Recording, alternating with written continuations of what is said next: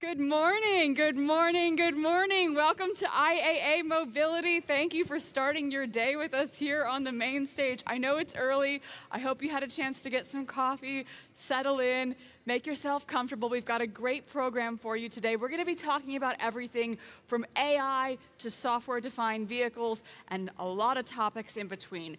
We are kicking things off today with one of our larger panels about diversity in mobility.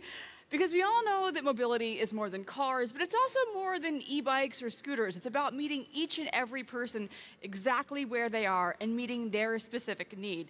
And to do that, we need to have a lot of different options. So I'm very pleased to bring up a diverse panel of interests and companies, and I'm going to introduce them all very briefly so that when they come out, they can just get right into their discussion. So today we will have on the stage Dr. Sandra Wolf, the CEO of Riese and Müller, that's an e-bike and cargo bike company, Peter Bosch, the CEO of Cariad, Florian Hüttel, the CEO of Opel Vauxhall, and Dr. Anna Schneemann, Vorstand DB Regio Straße. This panel is going to be moderated by Jürgen Klockner of Politico, Germany. Please give the entire panel a very warm welcome to the main stage.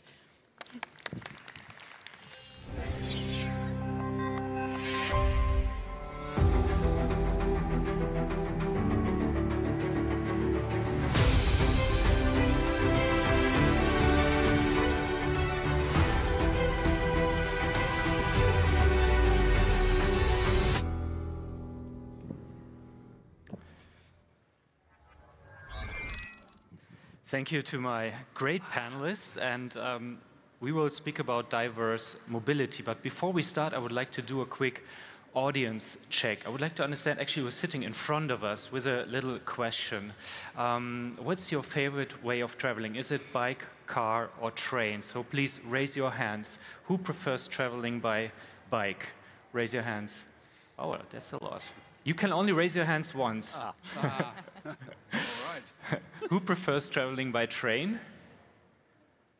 Okay, all right. And who prefers traveling by car? All right, okay, that's a fair share. We have a diverse audience and a diverse topic. Let's bring all that together. I would start with the most unpopular, sorry, Arne, way of traveling, at least in our audience, which is the train. I think we had the least hands up here. Arne, before we start, I raised my hand. Yes, okay, you count. Many more people, by the way. Before we start, I'd like to ask a question. Sorry for that, that's not connected to the topic, but probably many thinking about in that audience. Who will be the next CEO of Deutsche Bahn? What do you think? The honest answer is I have no idea. And I think even if I did have an idea, I probably wouldn't tell it today on stage. The thing is, the travel minister has announced that to publish the new strategy for Deutsche Bahn on September 22nd. And we're very excited to see what comes out of that. And ideally, he is going to present it in a package, like with the strategy combined with a new CEO nomination.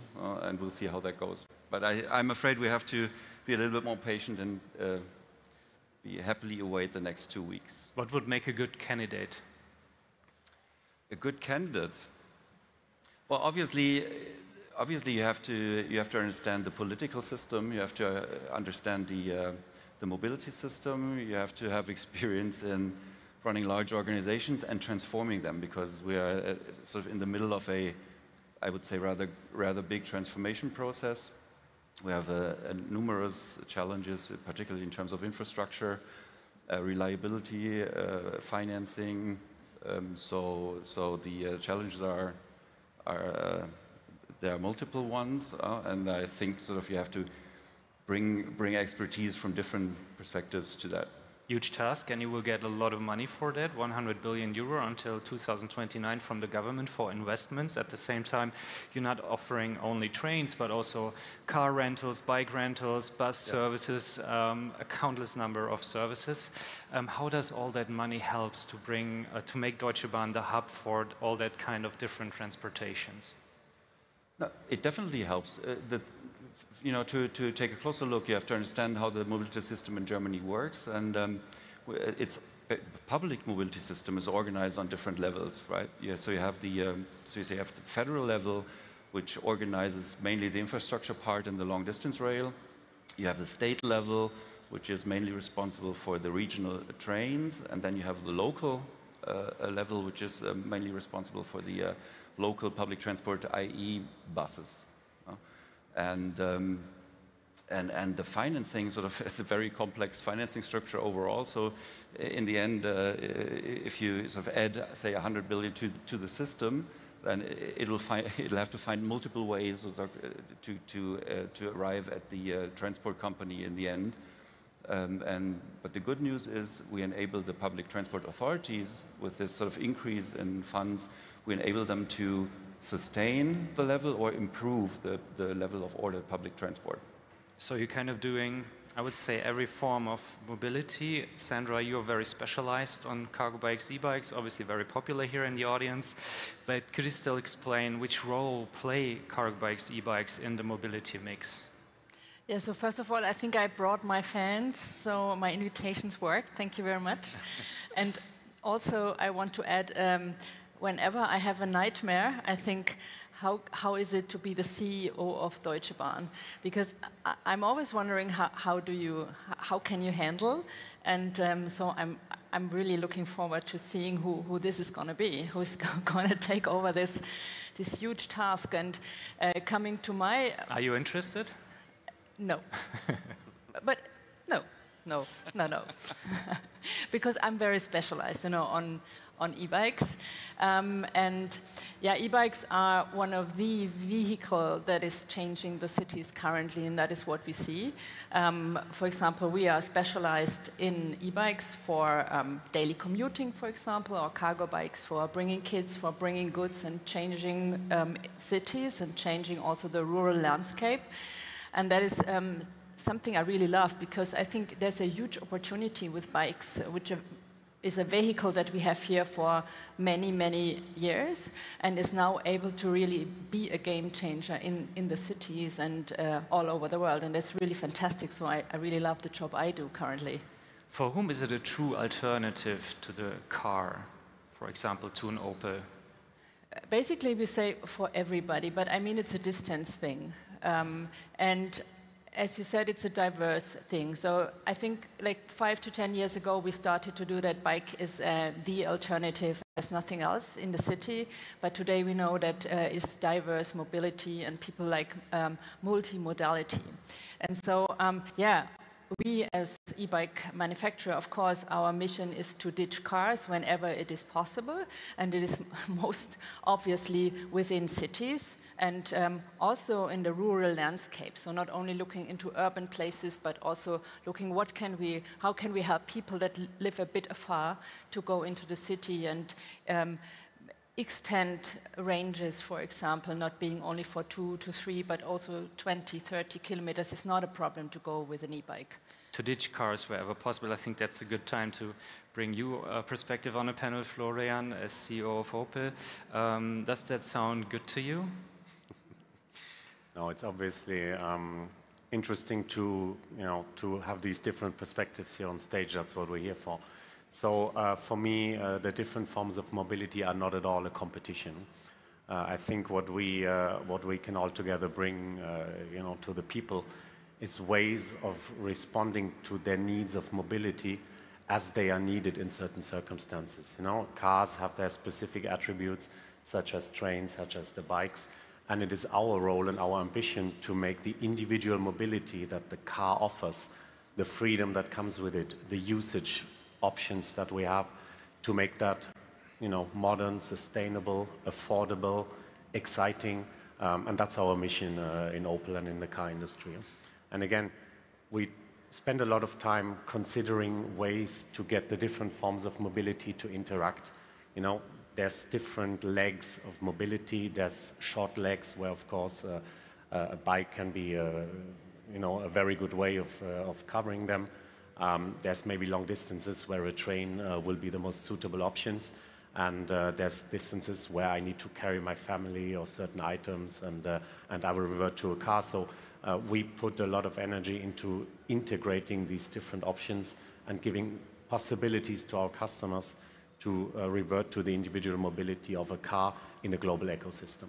But how do you imagine what is actually left for the car in a, I think, steady or even shrinking demand for cars, where other forms of mobility getting more popular, forms of mobilities we have on the panel. What is left for the car? Do you think at Opel how to redefine the role of a car in that multimodal forms? We see a lot of change in the usage of car lately, right? And we do see it, especially when it comes to ownership models and the electrification and the growth of technology, software applications in the car has certainly accelerated these transformation. Now, when we look at our customers that buy our electric cars, they no longer come to a dealership, write a check for the price of the car, and drive away with it and own it as their main form of transport. They will be much more interested in usage-based finance models, for example. They will lease or hire purchase the cars on a shorter period of time. Maybe they will renew the cars more often because they're interested in the latest technology. A lot of progress is being made right now. So we see this change in usage behavior. We see strong increase of subscription models, for example, or car share usage. There's plenty of things going on in the industry that allow access to individual mobility provided by a car to even new audiences. Peter, how can tech actually help to bring that different forms of mobility together? I think what we can all agree about is that mobility is a key human desire, right? And all modalities make sense and they complement each other. And on your question, what difference does tech make? I think all our forms of mobility became much more attractive through technology. I mean, the cargo bike made its career through electrification, right? The train journey, and I'm traveling by train a lot, with digital planning, ticketing, and so on, became much more comfortable. I think that's especially true for the automotive industry. Volkswagen Group has defined itself as a global automotive tech driver, and we see that technology makes driving much safer and much more comfortable, and also much more fun. If you look at the electric urban car family, which we presented here with the ID Polo, the ID Cross, they have advanced driving systems, for example, with emergency braking in the city, which makes driving in the city more comfortable. They offer an app store where you can enjoy your Spotify, your Netflix, your Teams in the car, and this makes mobility so much cooler also in the future in the car. I think in Hamburg you're piloting autonomous driving also as a sort of alternative to public transport, yes. Right? How is your experience with that? How does that work? So we strongly believe that the core technology of an automobile is driving, right? And driving moves in the direction of autonomous driving. That is true for the Moya shuttle, which we're piloting in Hamburg, and together with Uber we will do that in Los Angeles as well, which gives a full taxi robo-shuttle experience. So you can book your ride, and an operator could be Deutsche Bahn, for example. But also for the mass market, for your car, for my car, assisted technologies help us to relax whilst driving, to avoid accidents, for example. And this is a technology which we want to own ourselves, which we develop ourselves, and which we're bringing into all segments, all brands, and all markets. Let's look deeper into the different actors, into the different mode on its own. Arne, you're offering also autonomous cars, actually service in rural areas, piloting this. How is your demand? How is the demand on that? How does that so far is taken by the customer? It's still, to put it into perspective, it's still a pilot, still pilot projects, right? It's not scalable in the sense that like hundreds and thousands of people are using it every day, but we're in the process of learning how to implement it and how to run it properly.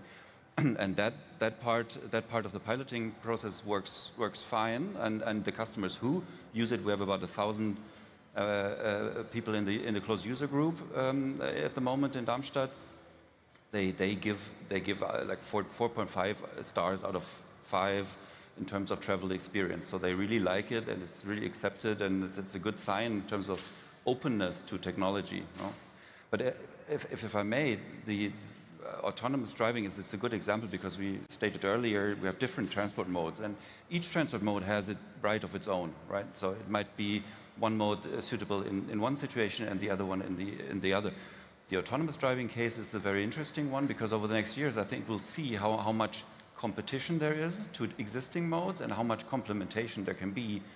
I would argue that if you take the robo-taxi example and you say, okay, this is simply say a taxi service which adds more traffic to the roads, particularly in the metropolitan areas, then you will have more congestion, more traffic jams, more time lost in a sense. So I would argue you probably need more integration into other modes of transport, particularly public transportation, to actually make best of use of that technology and not simply just adding one more mode of transport onto the already congested roads. So do you see Deutsche Bahn as a competitor to Uber and other taxi services? No, I think it's in the end it's about complementation, how different modes can complement each other, because mobility needs are diverse. So the mobility options should be diverse too, and I would argue for Germany as well as many other, say, developed countries, we already have a pretty diverse mobility system. So the main trigger is not have more diversity in the mobility of options, but rather more integration of the different options. Because in the end, to really make use of the different mobility options, we should integrate them better to create a seamless travel experience from door to door, which is essentially what most people want.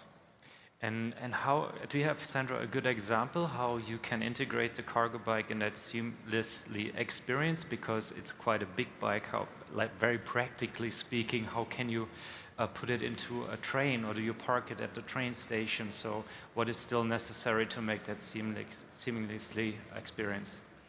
Yeah, I think it's very important what Arne said, that cycling is part of seamless traveling, because that's the big advantage of a car, that you usually go, if it's an individual owned car, you go from A to B without, maybe there's a traffic jam, but usually you go from A to B seamlessly. And this is what we have to go for, to say, okay, how do you want to travel? Maybe you want to go by train, but you want to go from your house to the station by bike. And maybe then you need, when you get somewhere, let's say you travel with your family to a northern island, you maybe want to have rather a cargo bike. So I think it's very important that exactly on the hubs we are having, we are developing a seamless experience so that the customer is never stuck. And we have two options. Either it is that you go with your own bike and then take it with the train, but I think there's a space issue. I don't know if we will really solve it in the future, but I think it's much more important to have hubs on train stations or even outside where you can like put your bike and then you have another option with a bike to go in Munich, wherever you are, to have a bike available. If you're traveling with your bike, if you're going on holidays, it's a different option than a train. Of course, you need to take it with you. But I think especially public transport and cycling is a very deep connection we need to really strengthen in the future. Or even car is the same. Like we as bike manufacturer or with our mode of transport, we have the opportunity to always be like for the extra mile, for the mile in urban areas. And I think what is important, and what also Arne said, it's not about bringing more vehicles into the city, but really changing cities and say where can we improve cities. And we are all here to improve the cities, not, I mean, we are here to make the best products, but we're also here to make the best cities with our products.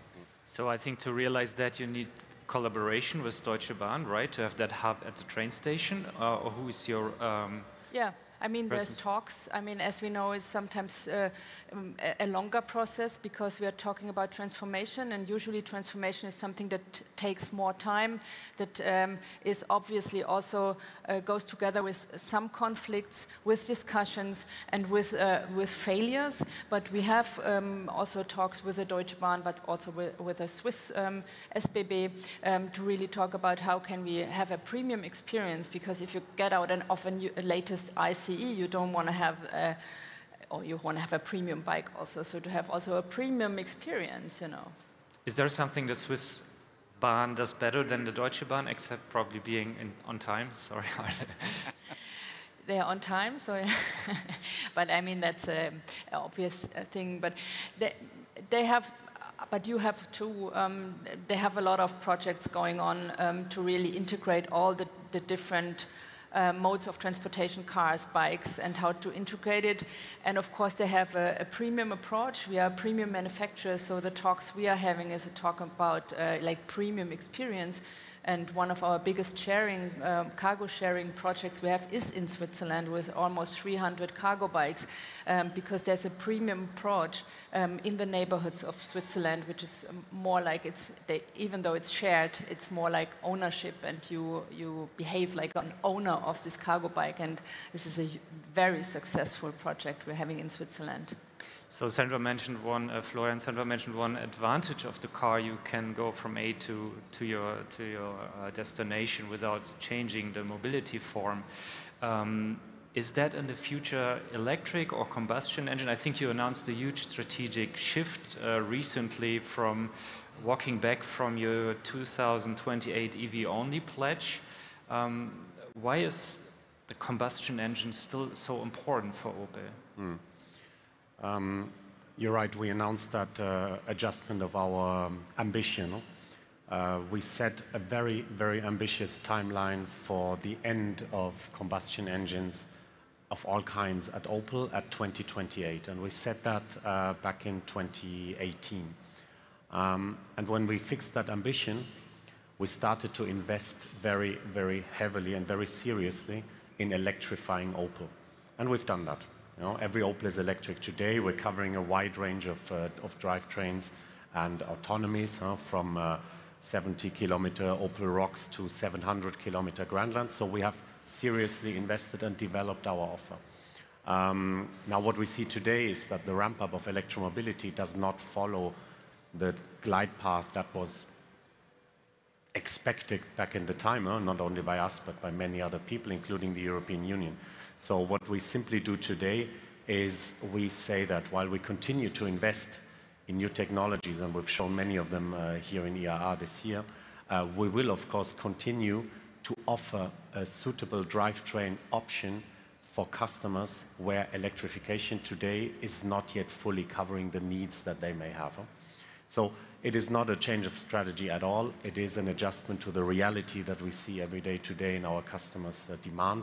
And at the same time, we are firmly convinced and committed to electromobility as the most sustainable way of individual mobility and the freedom that comes with it, and that has been enjoyed by so many people over so many years as the technology of the future. And when do you think is the time for just selling EVs? Is that 2035 when the European Union plans to ban the combustion engine, or is it even later?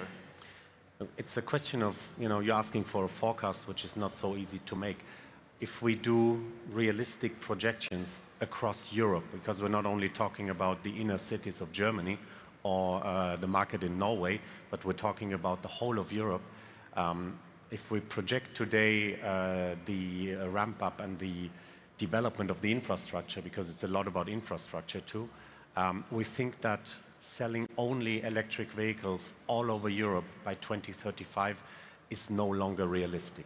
So we are obviously in the talks with the stakeholders to make sure that we don't set ourselves an ambition which is unattainable and does not follow the demand and the growing infrastructure all over Europe.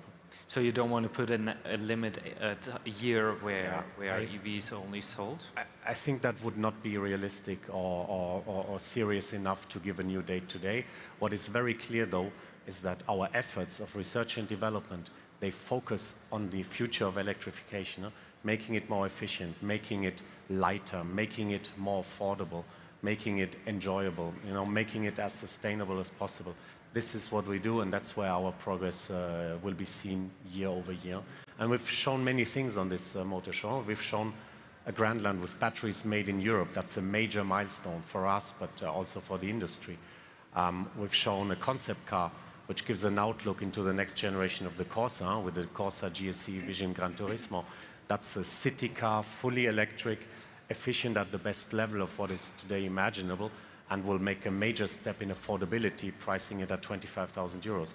So you see, we really move forward and go along our compass, which is making sustainable mobility affordable for many, many people, as we have always done.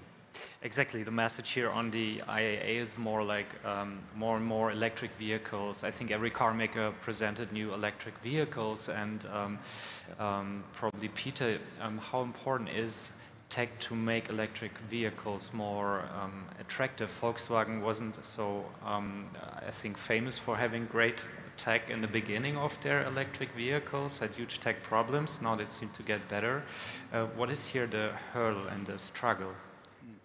So first of all, and I can only agree to you, Florian, what we see on IAA is an amazing portfolio of electric cars with amazing technology in there. Yeah? So the electric car is the future, and yes, exceptions to the rule should always be looked at, but this is the clear message from all manufacturers, and this is true for Opel, but it's true for Volkswagen, for Audi, for Porsche, so we're clearly committed.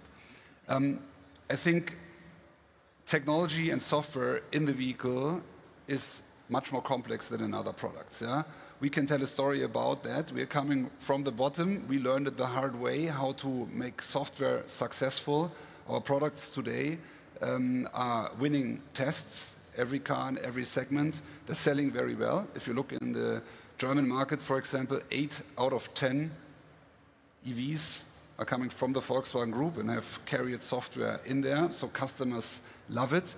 And this brings me to the next question we should discuss after the propulsion question. Is it combustion or EV? I think future is EV. The next big question is AI. How can artificial intelligence make our products much better? That's the tech revolution. That's not in front of us. We're in the middle of it. And to bring up the example that you proposed, autonomous driving will happen with AI. If you imagine a situation, you're driving through a small road, and just a very small ball comes in front of you. Typically, a camera would say, that's a small ball, you can just head on. But AI learns from millions of vehicles, from the data they've collected, and they've recognized the small ball is a football. This is an area where a school is close by. And from previous scenes that were fed into the AI to learn, AI knows a child could follow the ball, so don't drive through, don't slow down, better stop. Yeah?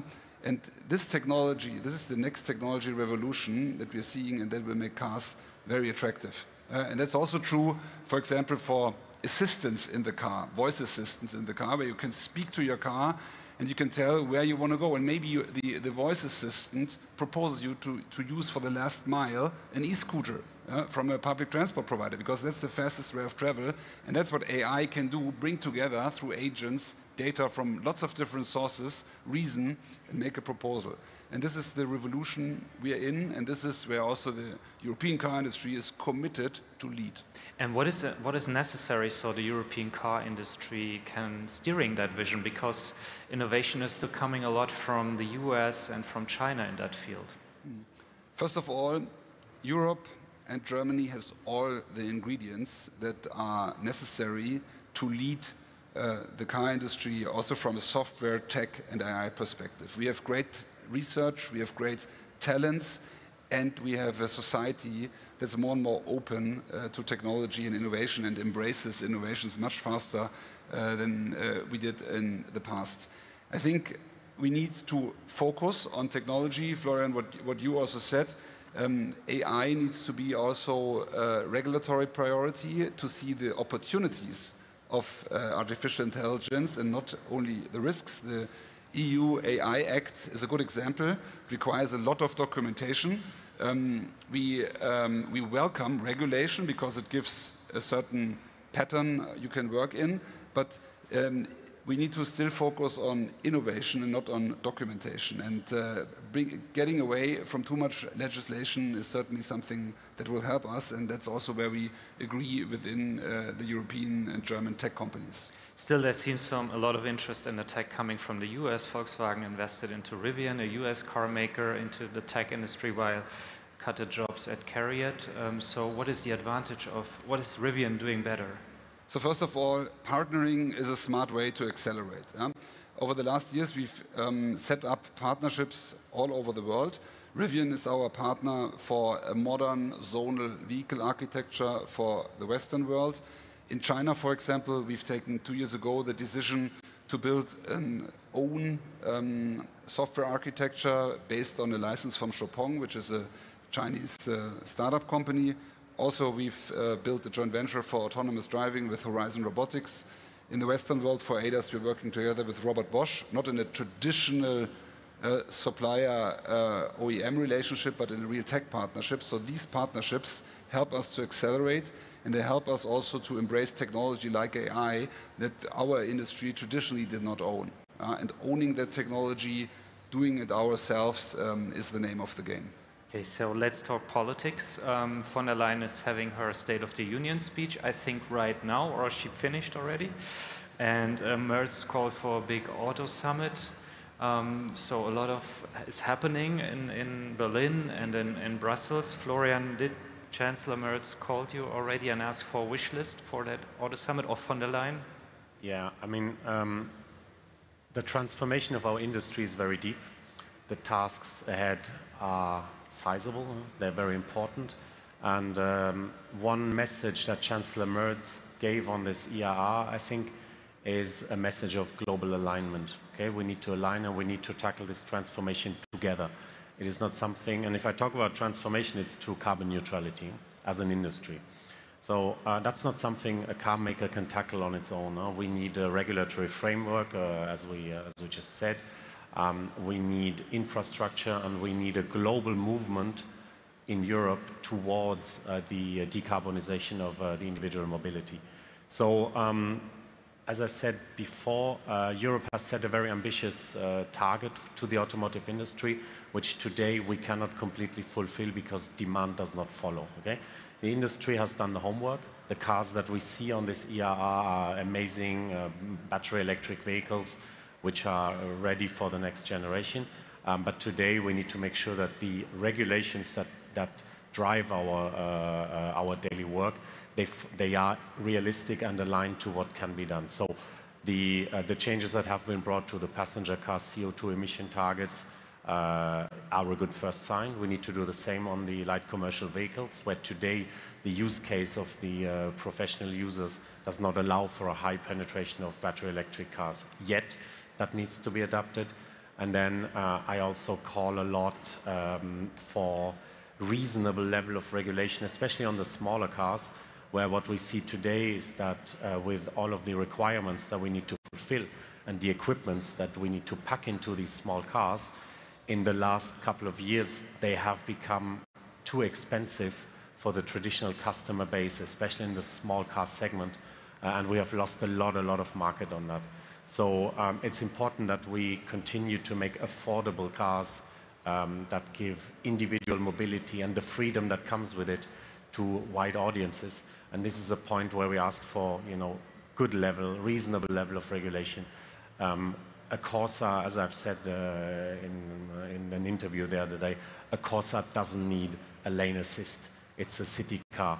If we decide to put a lane assist in that car, we want to, but we don't want to have to do it by cause of regulation everywhere. Okay? So we need to be in a reasonable state of regulation. That's one of our requests. Sorry for asking again on the combustion engine ban, but you mentioned Merz's speech yesterday, and how did you understand him? Some said he made a clear stance against the combustion engine ban. Some said he's not so decisive because he also struggles with his coalition partner, the Social Democrats, to push forward that idea in Brussels. So how did you understand him? Are you now more confident that the German government is against the combustion engine ban or not?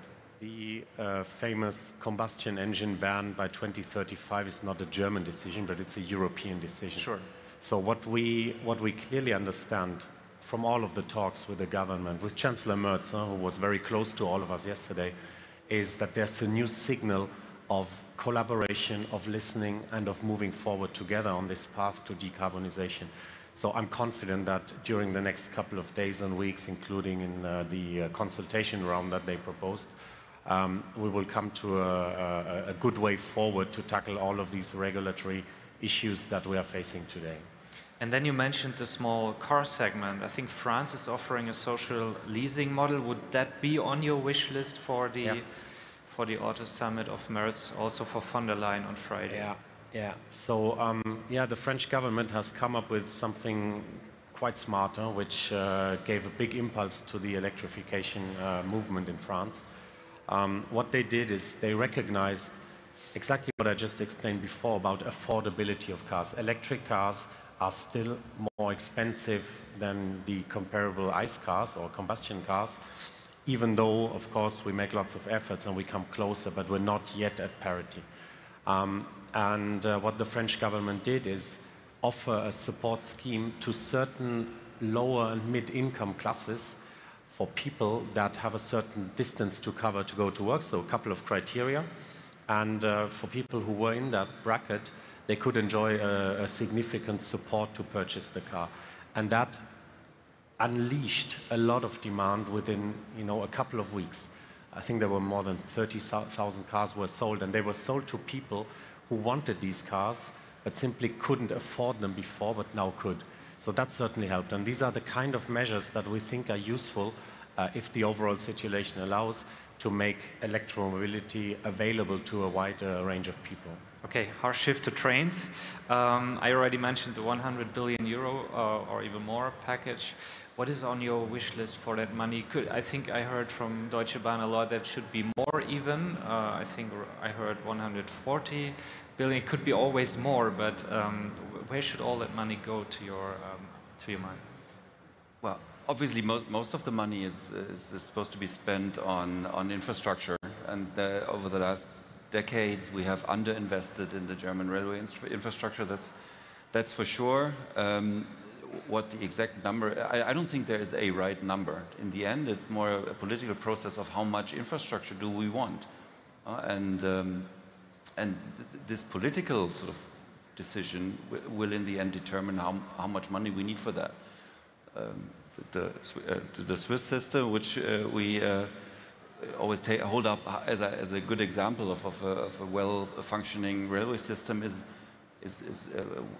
there's way more money going into that system than in Germany compared, practically on any basis. So I think we've turned in the right direction. We've stopped the underinvestment, and now we're beginning to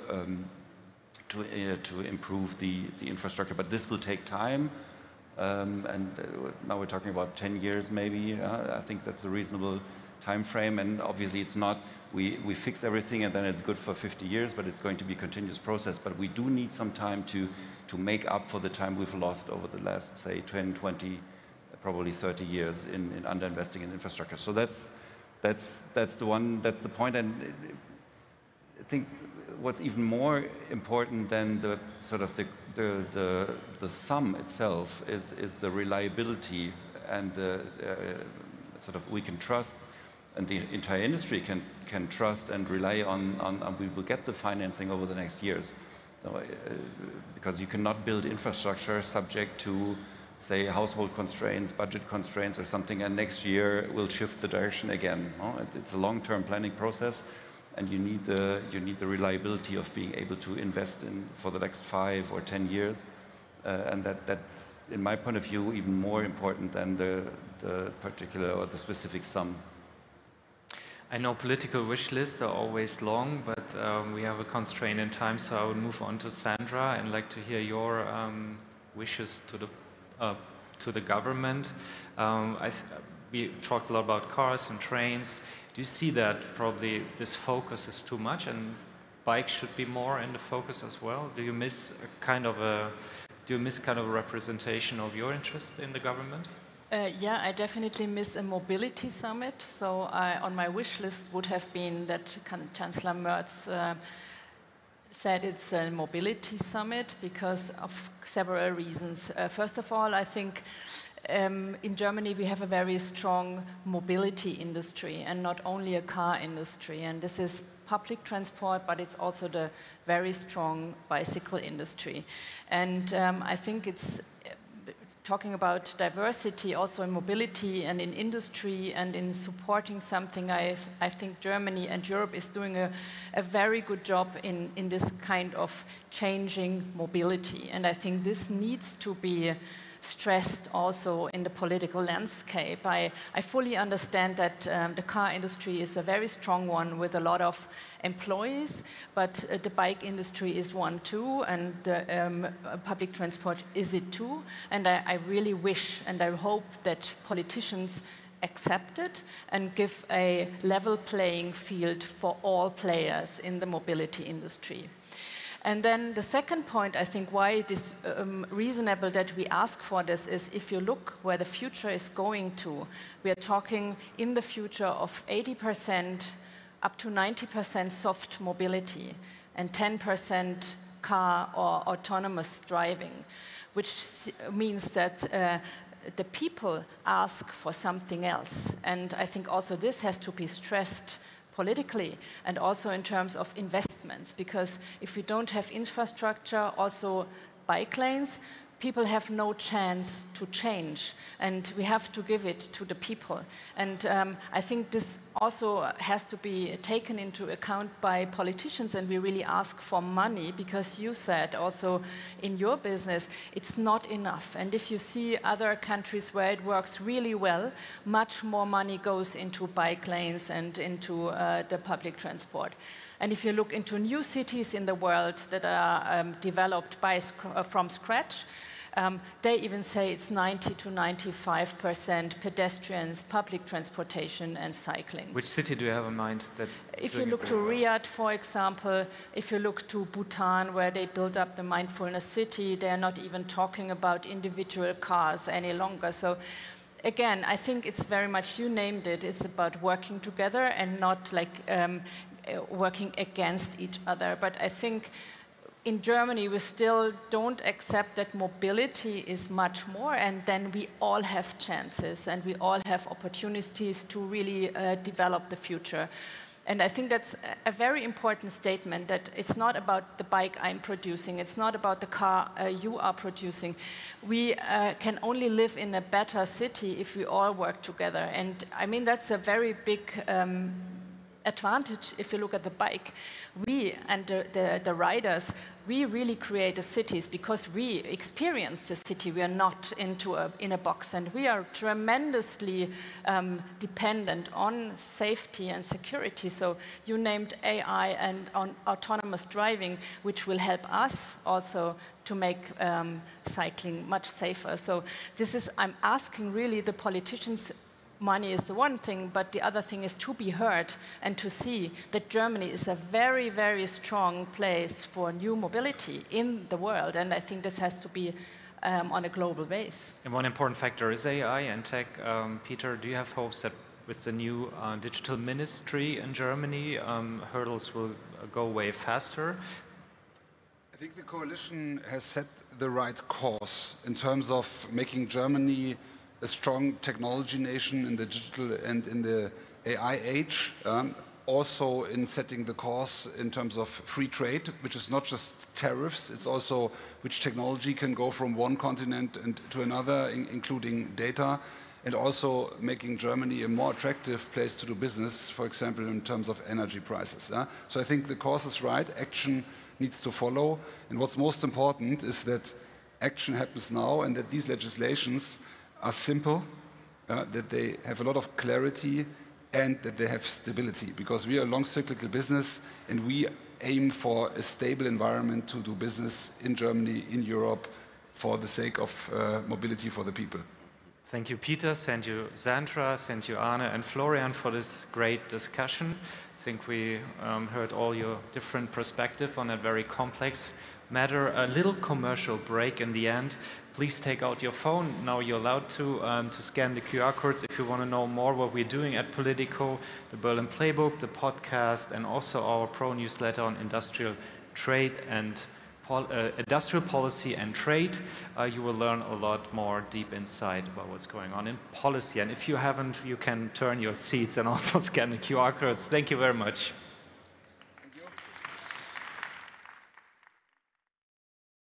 Okay, a big thank you to Jürgen and to Politico and to all of our panelists for sharing your thoughts on why diverse mobility is so important for us. Thank you all for coming. I know it's early in the morning. I appreciate you all being here. It's exciting to see the seats start filling up here on the main stage. We're moving along with our main stage program this morning. We're going to be talking about why local markets need global industry. And to have that discussion, we're going to bring up some big industry names in just a second. But first, we're going to sort the chairs, and we're going to get to know each other a little bit better. So if you're looking at your phone, if you're signing up for the political playbook, thank you for doing that. I also would like to invite you to rate the session and let us know how this session could better serve you or what you liked about it. You can use that QR code now to share your feedback with us. We'd really appreciate it. So while we're getting things set up, let's get to know each other a little better. Raise your hand if you work for an OEM. There's three of you. Welcome. Okay. The OEMs must have all done something really fun last night that they're not here at 10:15. What about suppliers? Okay, some of you. Software? What do the rest of you do? Were you just walking by and you were like, this looks cool? Welcome. We're happy to have you, whatever industry you work for. I think we're just about ready. We're just getting some water glasses up. My name is Sarah. I'll be your moderator today on the main stage. I don't work for an OEM or a supplier or software. I'm just here to try and connect the dots and fill the time while they fill the water glasses. So it's great to be here with you. Thanks for giving me your attention. Thanks for rating the session. We really appreciate having your feedback. And I think we're now ready to get started with our next session. So our next session explores why regional markets like Europe, China, and the USA rely on a globally interconnected automotive sector, not only for innovation and efficiency, but also for long-term economic stability. To have that discussion, I'm pleased to introduce the panelists. I'm going to introduce them all now, then we'll bring them up and get right to the discussion. So Sigrid de Vries, she's Director General at the European Automobile Manufacturers Association. Mark Winterhoff is the Interim Chief Executive Officer at Lucid. Nick Thomas, Assistant General Manager, Changan European Business Unit and UK Regional Director at Changan Europe. And this discussion will be moderated by Simon Schutz, the Head of Communication at VDA. Please give them all a warm welcome to the main stage.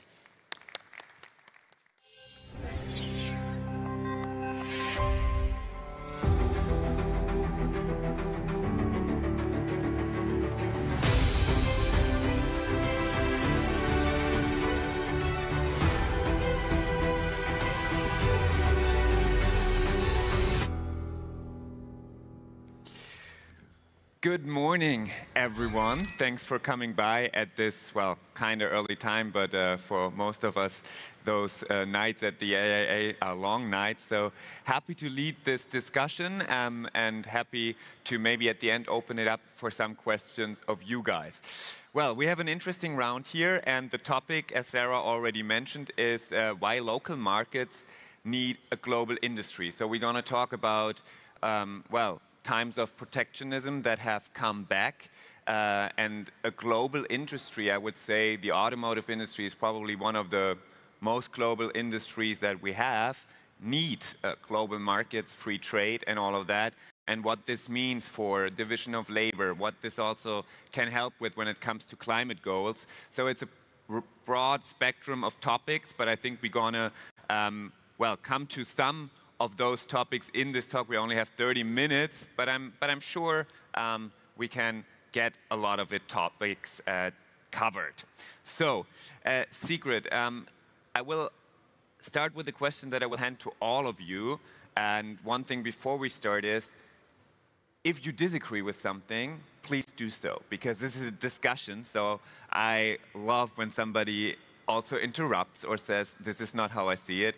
I'm also happy if you agree on things, but you know, for the audience, it's sometimes a little bit more interesting to also focus on the things where we might not agree. So we have a world with many crises and challenges. How much do you worry about this comeback of protectionism and all the challenges that come along with it, Sigrid? Well, hello everyone. Thank you for the invitation. It's great to be here and to talk about this very important topic, because I think it's indeed very topical. The automotive industry is very much globally oriented, globally laid out, and has been benefiting, I would say, a lot of globalization, a globalized world.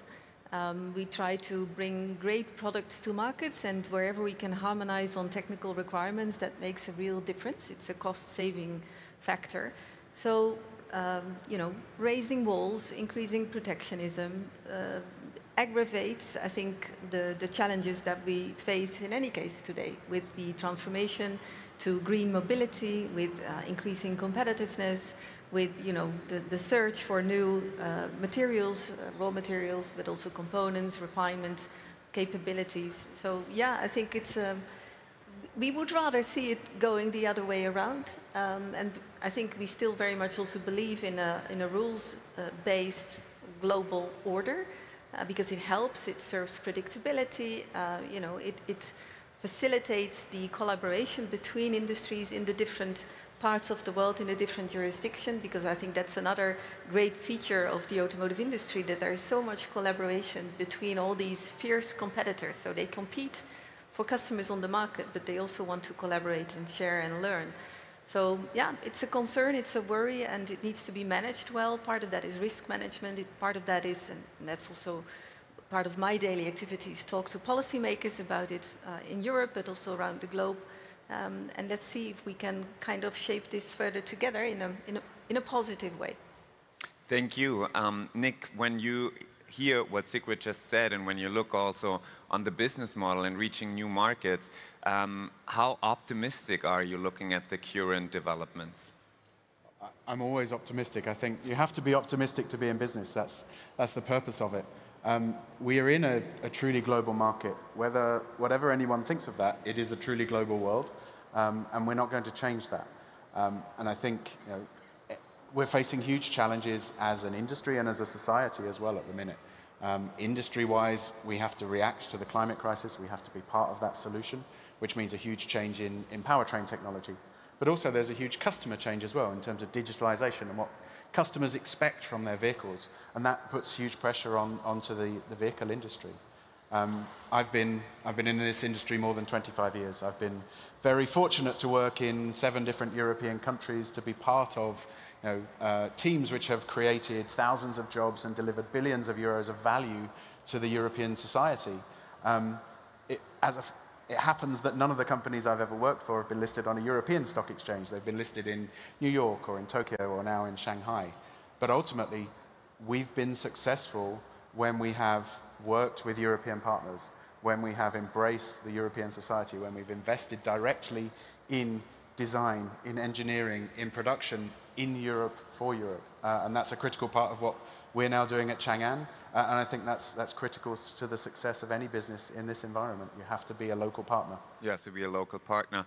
Mark, when you hear this and look at the current markets, I mean, we have the perspective a little bit of Europe, of China, of the US. This is why we took the panel this way it is.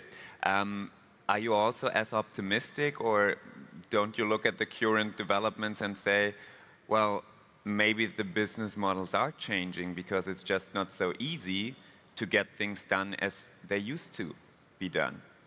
Well, that's definitely true. I mean, obviously, I also have to be an optimist, as Nick said.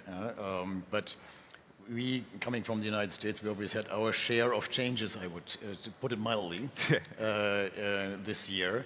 And with the global supply chain that we have, that many of the automotive manufacturers have throughout the world, and for us as well, despite the fact that we are, you know, building all of our cars in the United States, we still had a lot of, you know, things to deal with because our supply chains are global as well.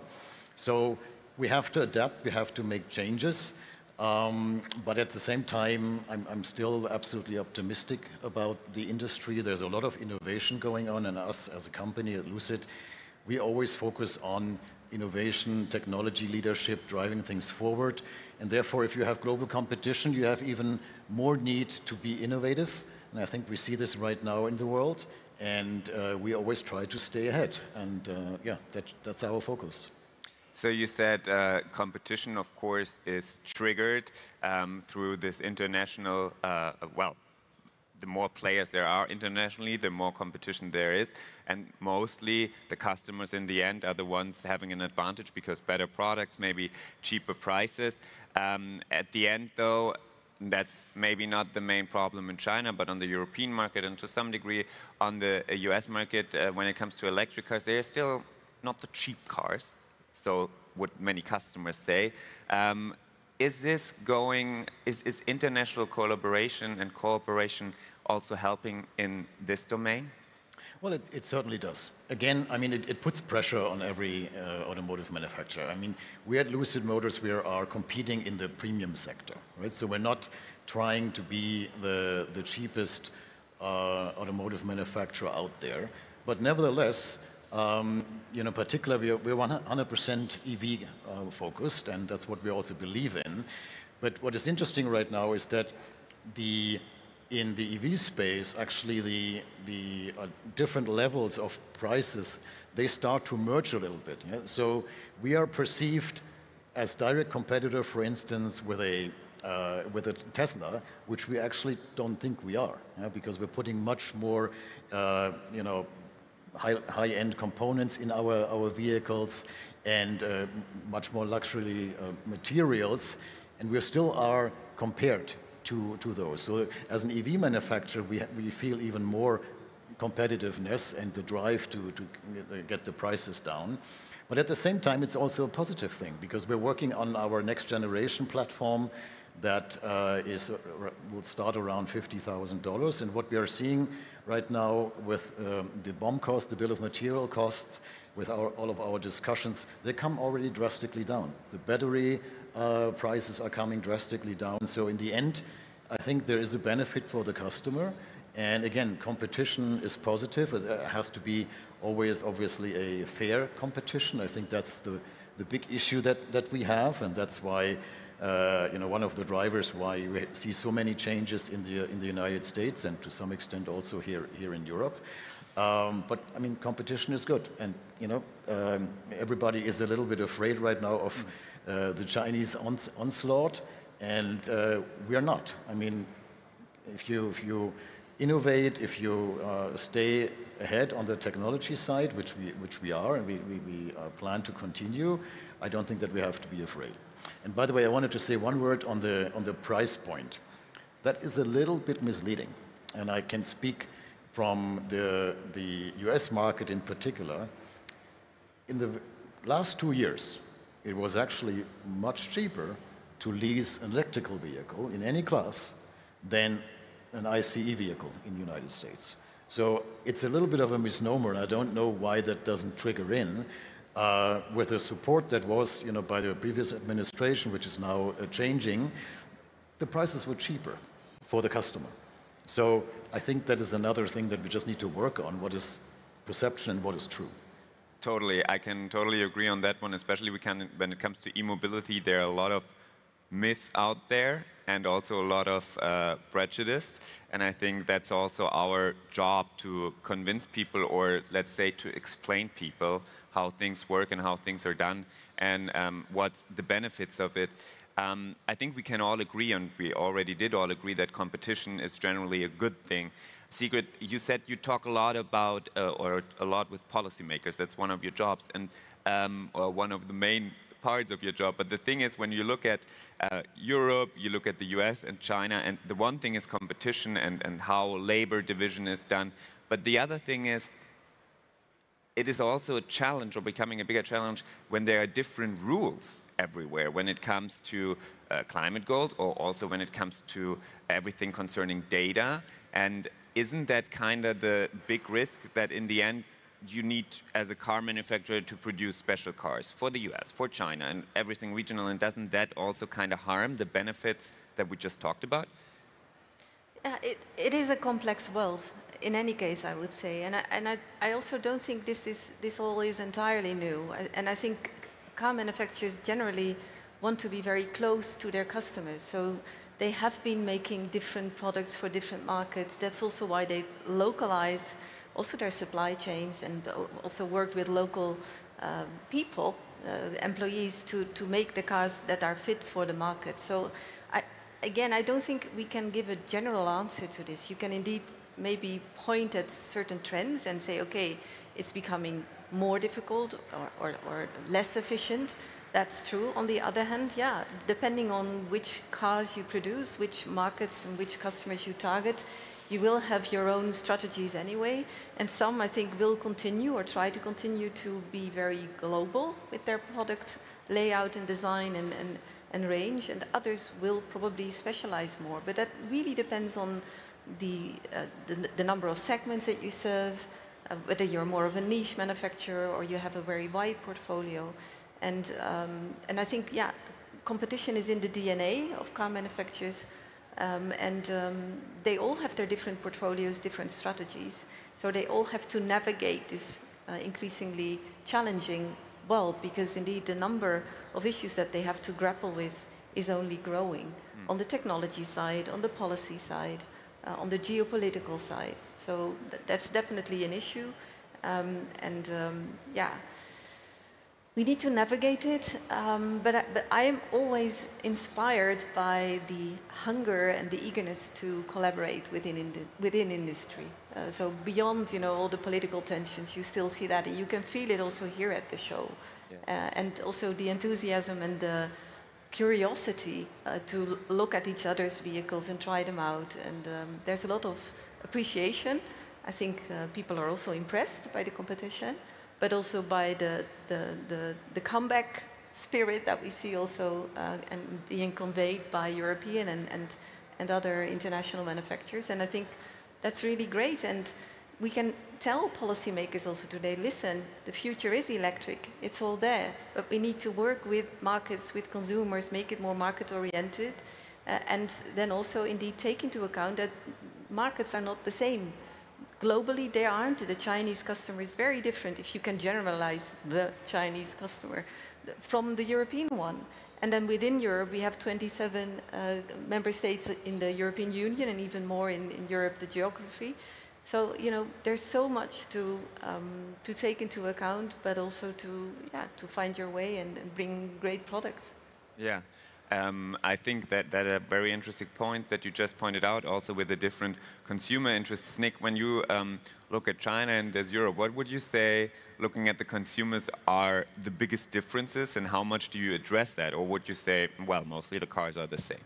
Well, I think actually I'd look at it the other way. Europe, for me, as Sigrid has said, is the most diverse market in the world. The customer.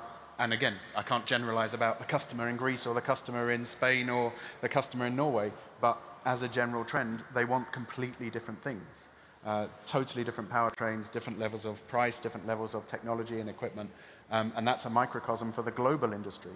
So in order to be successful in the European market, you actually have all of the tools that you need to go and be successful in the global market. And therefore, there's an opportunity for companies to be truly global, and to offer that product range. And if you can offer that product range, then you can potentially be successful in each of those markets.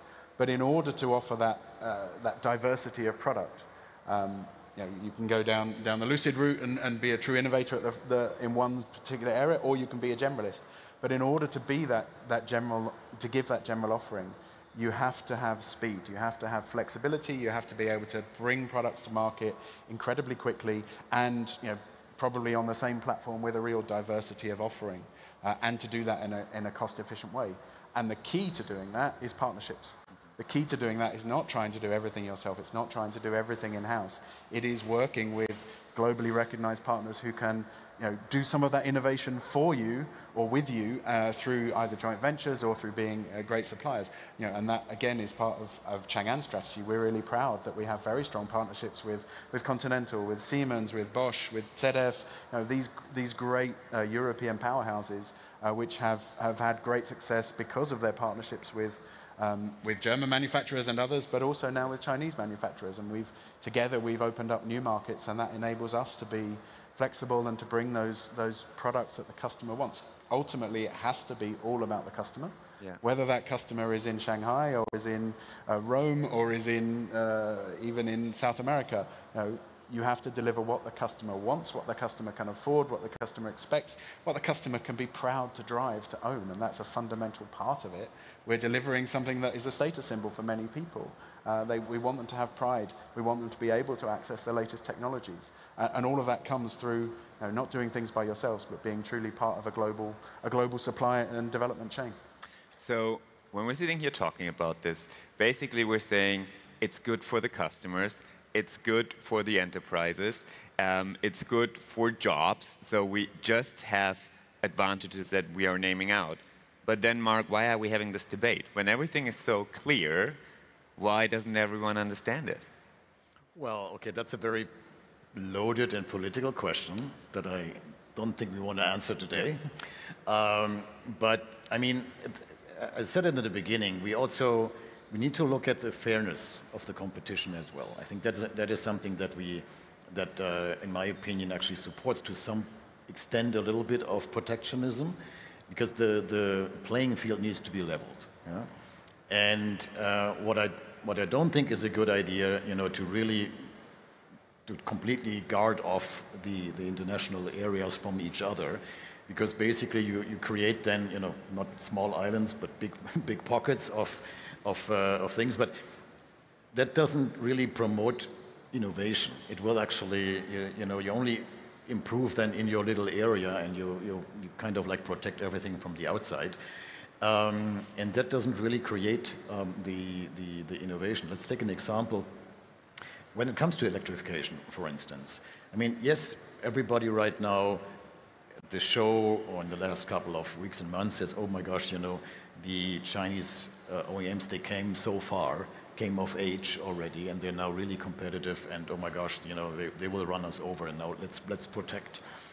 But I don't really believe that, because first of all, you can, and we have shown this ourselves, you can still be leader in that space, although there's obviously strong competition. At the same time, when I look around here at the show and look at the European competitors, they have started to recognize, oh, we have to do something. When I look at the products 2 years ago, they were far behind. But now, even when it comes to electrification, they start to take it serious and have invested in it.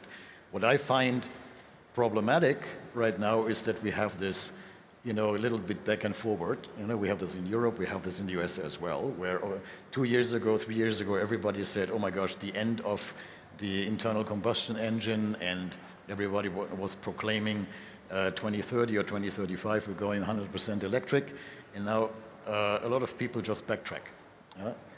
And I find that problematic. I understand it, absolutely, because they didn't do the investments that they had to do early enough, and therefore, they clearly saw, oh my, we're not really competitive. I think they're now catching up, but that is, my opinion, not the right way to really drive innovation. And we firmly believe that the future is fully electric, and I think that's where we should invest in, and not start to build V8 ICE engines again. The reason why maybe some of the customers say, I would like to have my big V8 again, is because maybe the vehicles were not attractive enough that they had offered from the electrification side. But that is now changing. I mean, they're really, really attractive vehicles, and I'm not advertising for our vehicles. There are many other good ones out there, but they're not only sustainable, but they're also incredibly fun to drive. So, as you can imagine, 100% electromobility, what we are doing, I'm a promoter for that, but I also think this is what we need to do and stay course. Sigrid, I think probably there were some parts of it there where you want to contradict, because I think when it comes to the investments of the European car manufacturers, they're pretty big, but when you look at the framework, the political framework, I think there has been missing a lot. So maybe the quotation is not that easy, right? No, and mobility is not easy, and it's not just one thing. People need different mobility options to go to work or to travel, and there's also the commercial vehicle side of things. So I think we're in the middle of this transformation now. We notice that it's difficult. Europe is different in terms of markets, but also in terms of layout. So not everybody has charging infrastructure at its disposal at their own home or at work. So there we need to make a lot of progress. The thing with this transformation is that it's not just about technology. It's about a whole system change. And that needs to work better, and it doesn't today. So I say it often because it's not a question of backtracking. It's a question of a reality check and making it work better than it does today. And back to topic of today, perhaps also, I think the independencies that we see, the dependencies that we see increasing are a real issue, and their globalized cooperation would still be good. I think on the software side, there is a risk, but that is probably more easy to manage than on the raw material and the battery side, yes, where you really need also your independence and your safety nets, and that needs to be built in the system, in the layout of our economies, our societies. And that's why it's not wise to prescribe a one technology way, but to keep options more open, and thereby also enabling people, consumers, to make that transition in all segments of the vehicles, but also of society, in all corners of, in our case, Europe. And that's where we're lacking, I think, joint action, and where we need more of it. So it's not about motivation or intent, but it's about the way we do it. It's about the method. And there we need to improve. And I think you can see it at the show. Everybody wants it to work. Let's make it happen together. Nick, yeah. I would pick up on that. I think it has to be about the customer. Of course it does.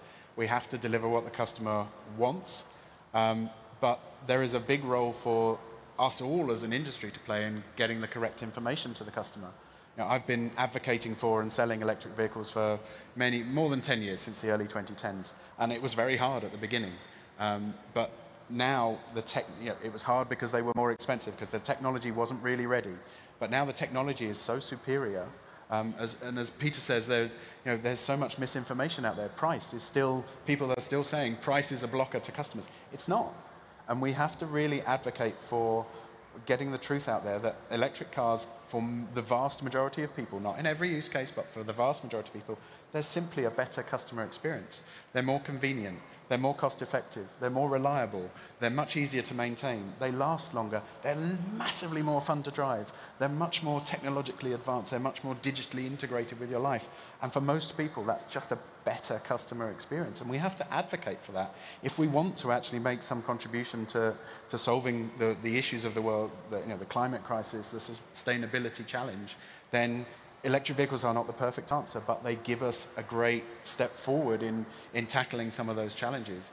And if we can all collectively advocate for them and explain to people how they are a better customer experience, how much more fun to drive they are, how much more convenient they are, and tackle some of the, there are still some residual issues, particularly in Germany, actually, with charging infrastructure and things like that. Many other countries have solved those, or are well on the way to solving those. If we can do that collectively, then we can deliver to the customer a much, much better experience. Thank you for that. Well, you really love electric mobility. I think one can say that, and you can really make people, I think, see the advantages of it. We're almost at the end of our time, but I want to close it with something that you just mentioned, and everybody has like 20 seconds for their final statement. But why would you say, when we come back to the topic of this panel, why global markets are so necessary and efficient, when you look at the climate crisis and us all wanting to solve it, why is this global collaboration so important? And I would start with you, and then we go all the way here. Well, it's global collaboration, but it's also global competition, which drives innovation, and that will help us to solve the problem. I would echo that. Innovation is the key. Competition drives innovation.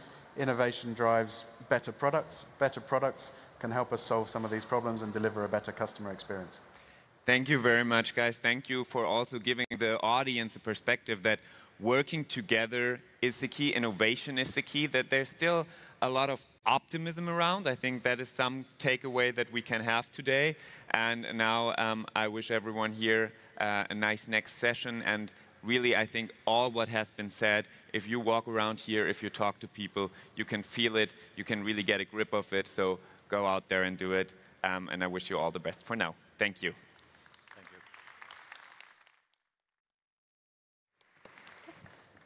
Well, thank you very much, Simon, and thank you to our panelists. That certainly left me feeling optimistic.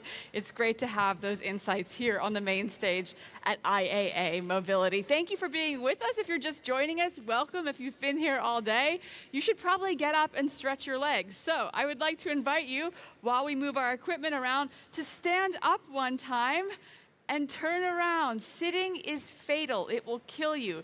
Stand up if you would like. Don't be embarrassed. I'm standing. You can stand with me. And there you go. You've got the right spirit. You're going to live a long life. Stretch yourself out. Turn to your neighbor and say hello. If you're from the same company, find someone you don't know. Just say good morning. Come on, Germany. We can do this. People are leaving. I have managed to drive people from the audience. This was not the intended effect. I apologize. Everyone sit down. Feel at home. You can look at your phone.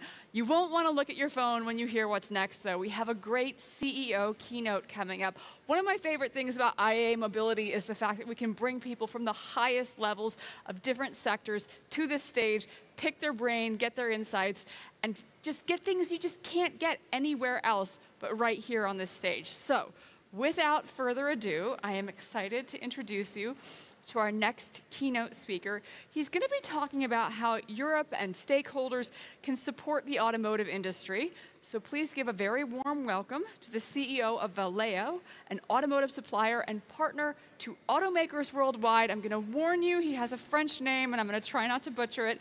Please welcome CEO Christophe Périllat.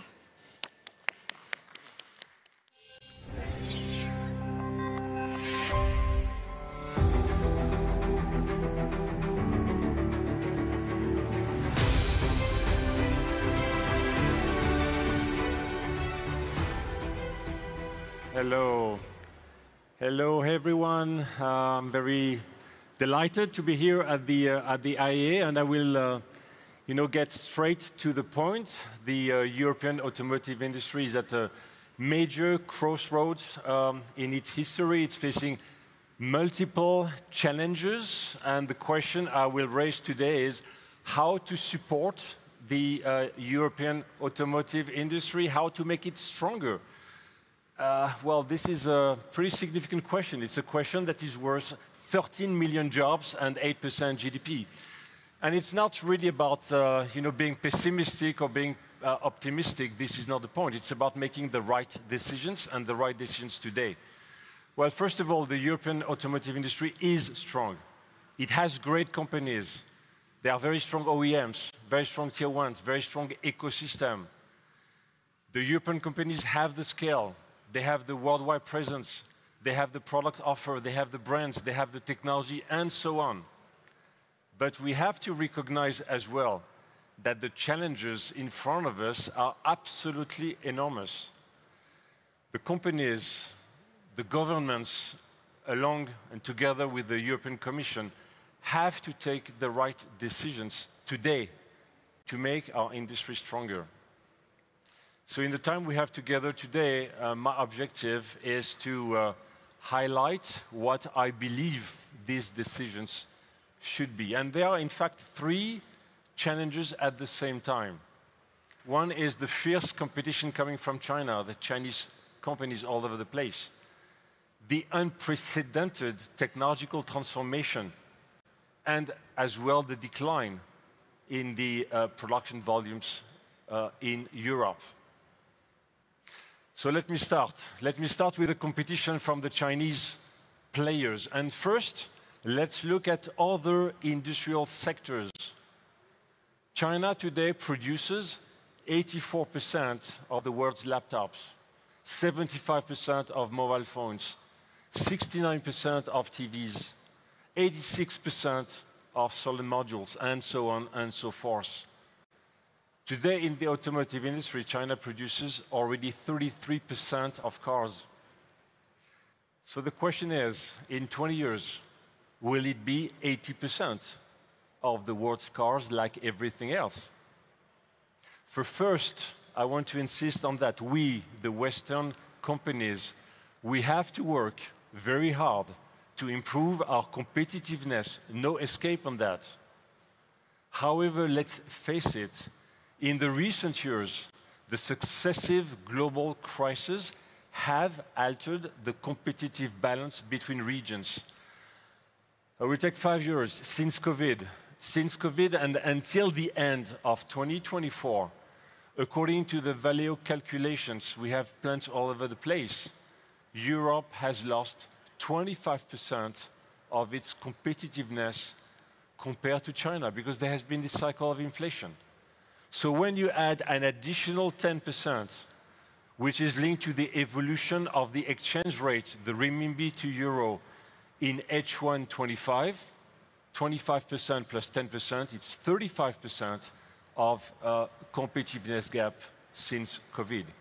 So Europe responded. Europe responded by imposing tariffs, as you know. My position is it's not the right solution because it's only protecting the automakers. It's not protecting the industry, the ecosystem. It's not protecting the tier ones. It's not protecting their suppliers.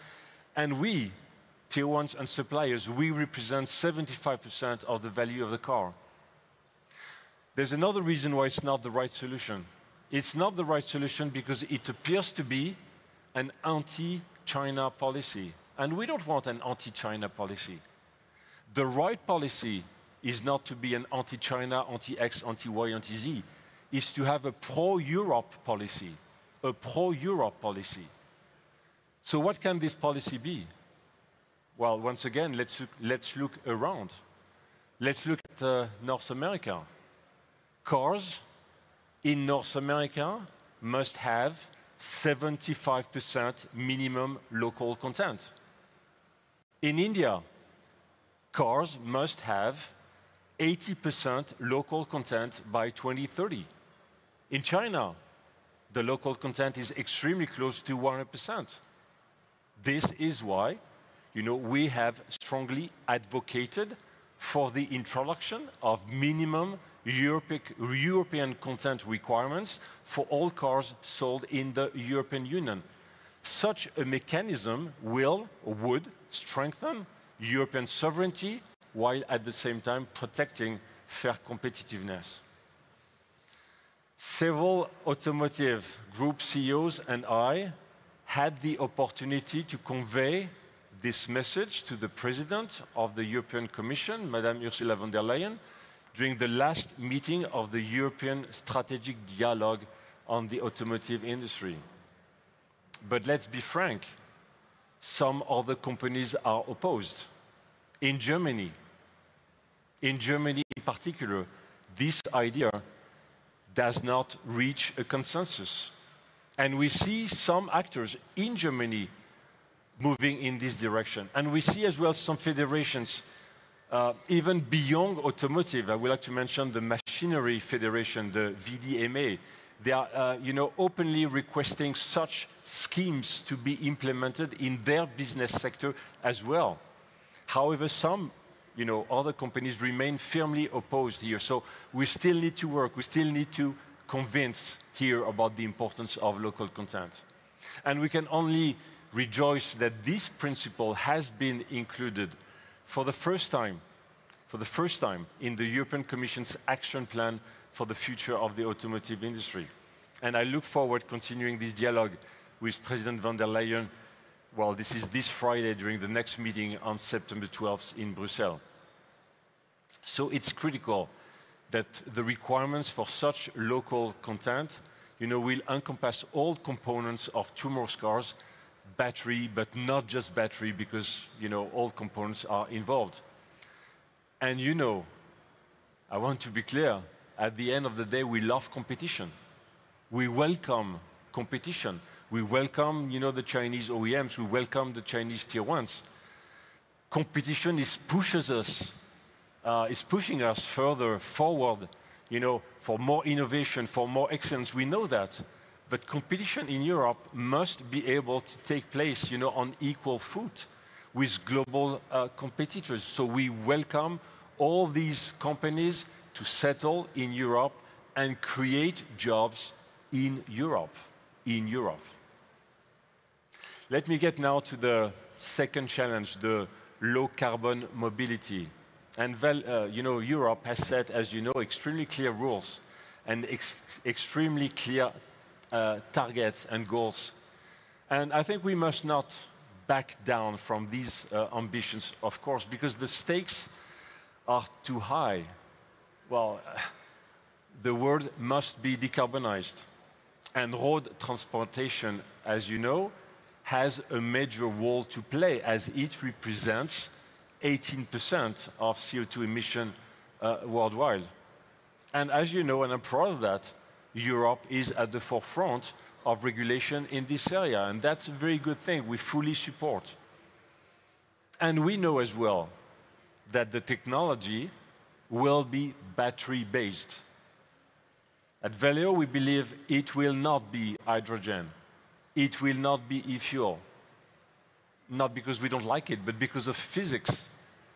A BEV car that would drive 100 kilometers with a given quantity of electricity would only drive 35 kilometers if it's an hydrogen car, or 20 kilometers as an e-fuel car with the same quantity of electricity. But there are several variants of battery-based cars, such as plug-in hybrid, such as range-extended EVs. They are battery-based cars.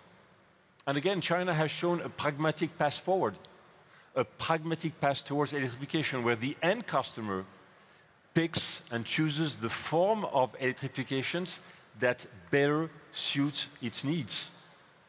The current sales, as you probably know, in China shows 32% BEV, 16% PHEV, and 7% range extender. So in total, battery-based electrified cars already represent more than 50% of current sales.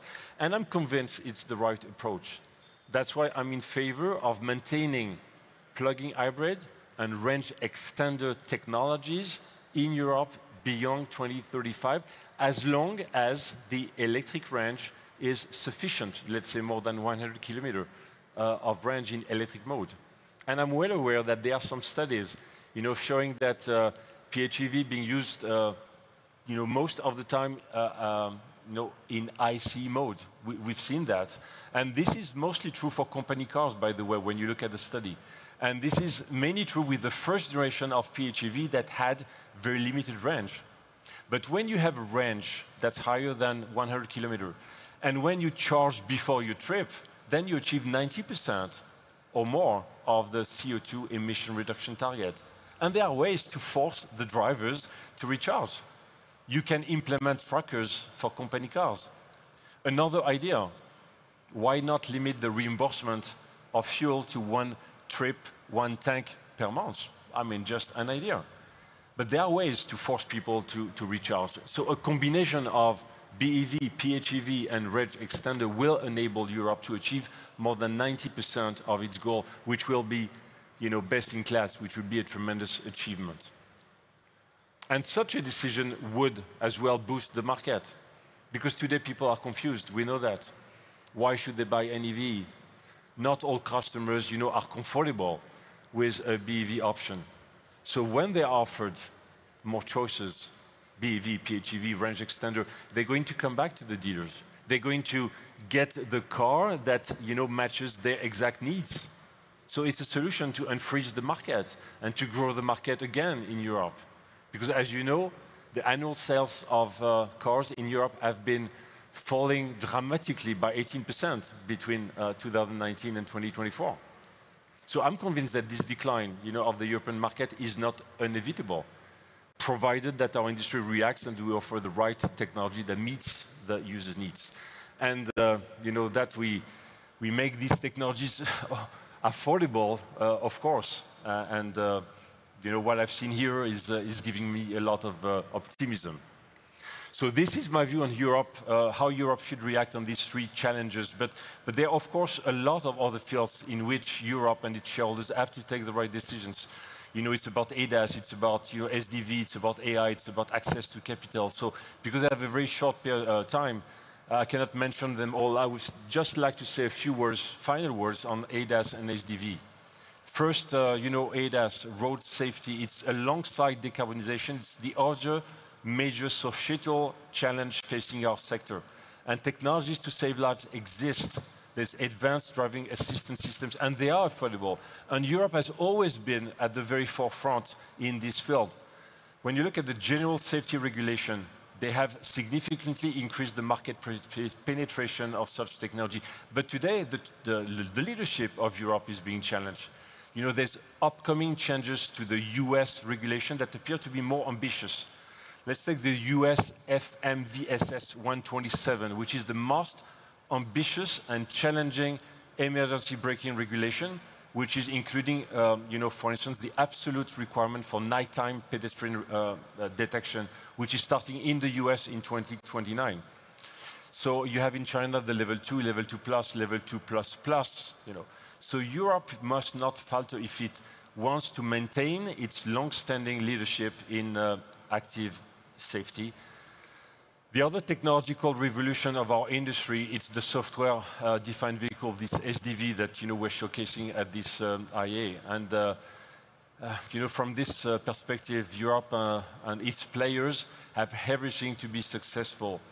The VD initiative on S-Score for the joint development of open source-based software, which Valeo has joined, is a good start, and we need to go further. There's a significant duplication of efforts today on the middleware stack. So OEMs, tier ones, need to collaborate more by building an open middleware stack that benefits from all the shared efforts in terms of robustness and as well in terms of reliability. So let's make sure that this united approach by Europe and its key players can play a role. So final words, conclusion.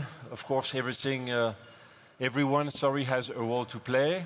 The public authorities have a very important role to play, but the companies, the automotive players also have a major role to play. It's our responsibility to do everything we can to remain competitive, to develop the best technologies at the best cost, as quickly as possible, with the best environmental benefit for the entire life cycle of cars. So this is what we strive to achieve every day at Valeo, and I'm absolutely certain that European players will remain extremely strong, provided that Europe makes the right decision.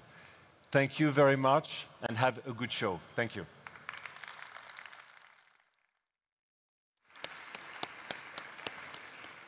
Thank you very much, Christophe. We appreciate that.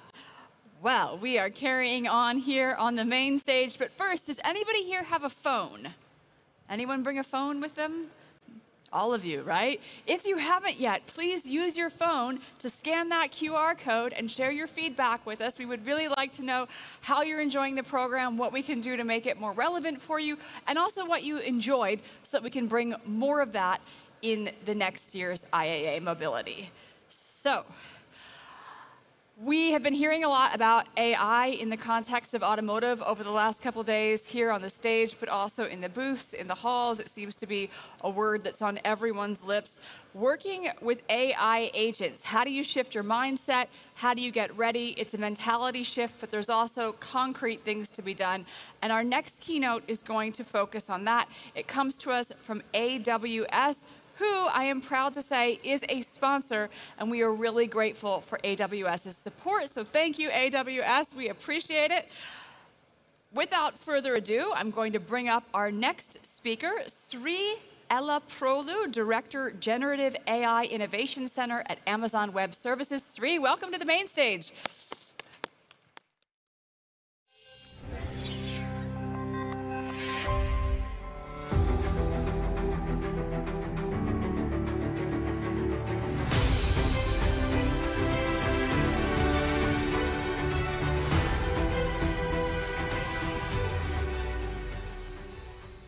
Good morning and welcome. My name is Sri Ilaprolu. I'm a director at AWS for Generative AI Innovation Center, and I'm excited to be here today. In this next 45 minutes, we'll talk a little bit about AI, agentic AI, and how that's able to transform what we're about to do in the automotive industry. But to give you a little bit of perspective, Generative AI Innovation Center at AWS, it's a global team of AI scientists, engineers, and strategists that work with our customers globally across all industries, all geographies. What that does is it gives us experience and perspectives that I thought I would share here so that it'll help us guide through the process.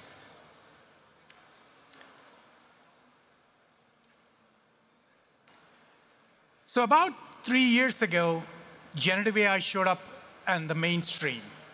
Right? Since then, we have seen innovation and adoption going at a pace that we have never seen any other technology transformation go through in history.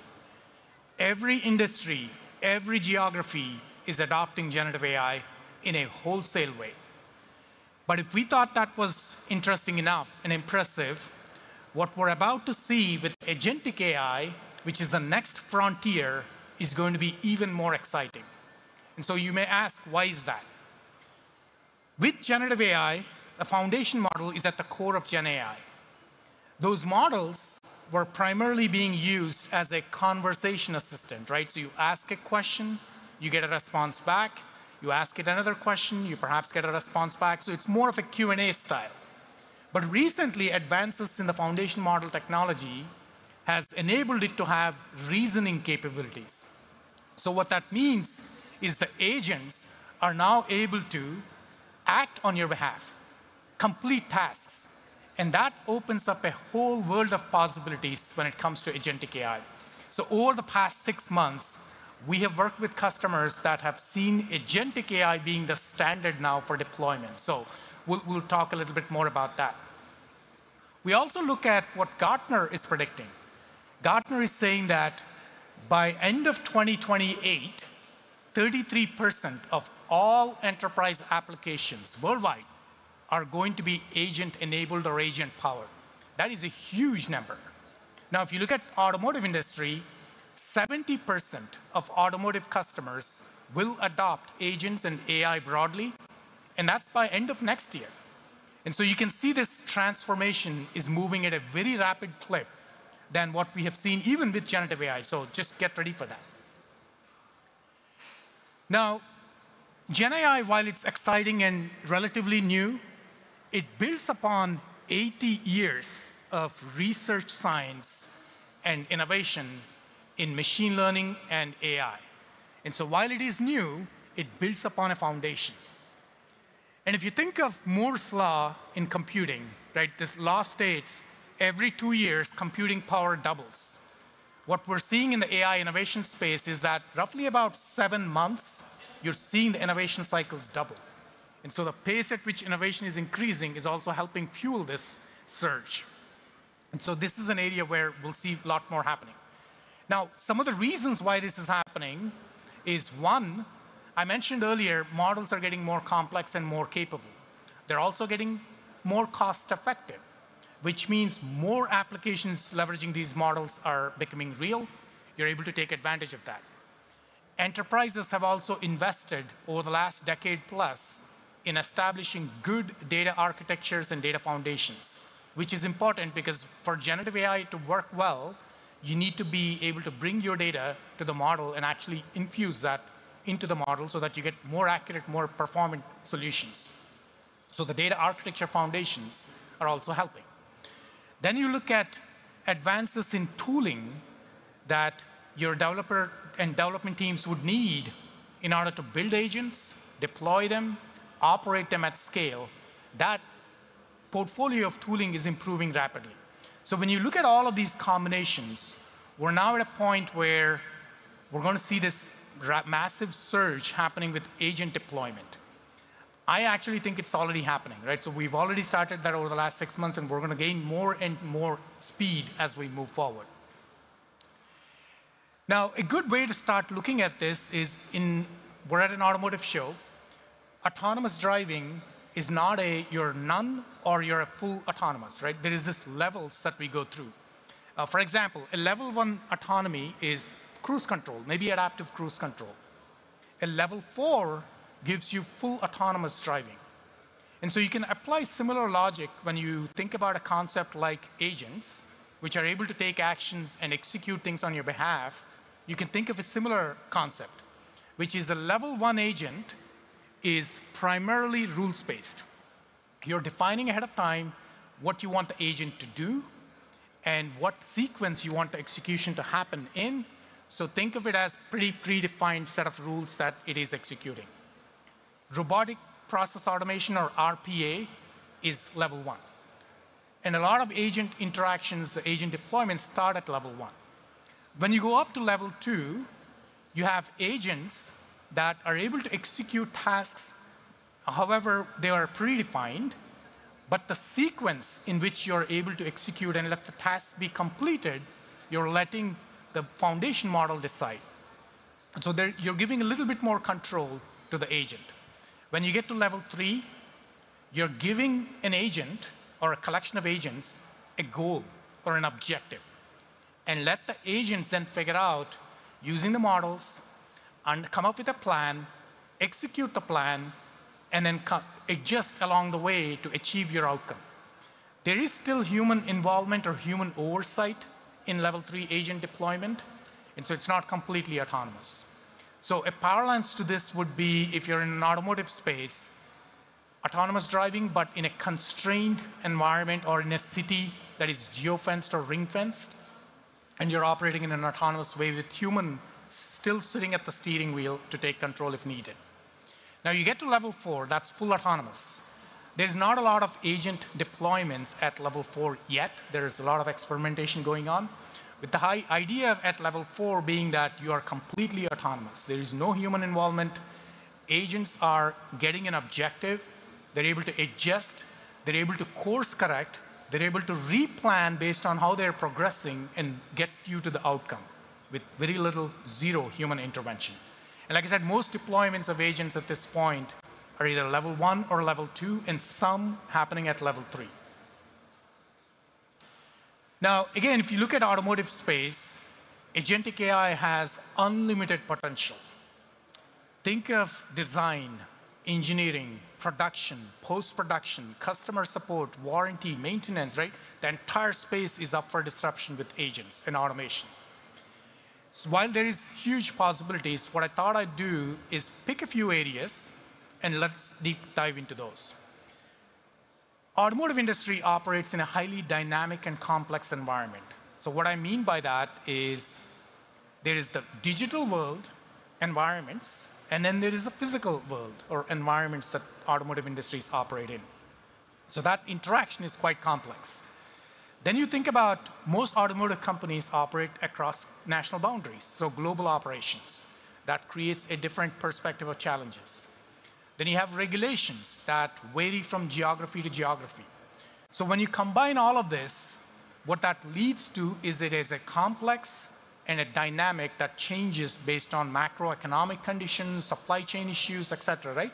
This is not a static environment. Agents are really good at adapting. I mentioned earlier, you are not pre-programming an agent. You're giving it a general direction, and the agent is using the reasoning logic within a foundation model to decide how it is going to get to that outcome. And so using that concept, a dynamic environment is ideally suited for agents. So we're seeing agents applied in that dynamic situation. For example, if supply chain disruptions are happening, price changes are happening, you can have agents react to those conditions real time, adjust the course so that your demand is still met at the price points that you still want to meet at, right? So that's a classic example. You could also look at agents in cloud computing.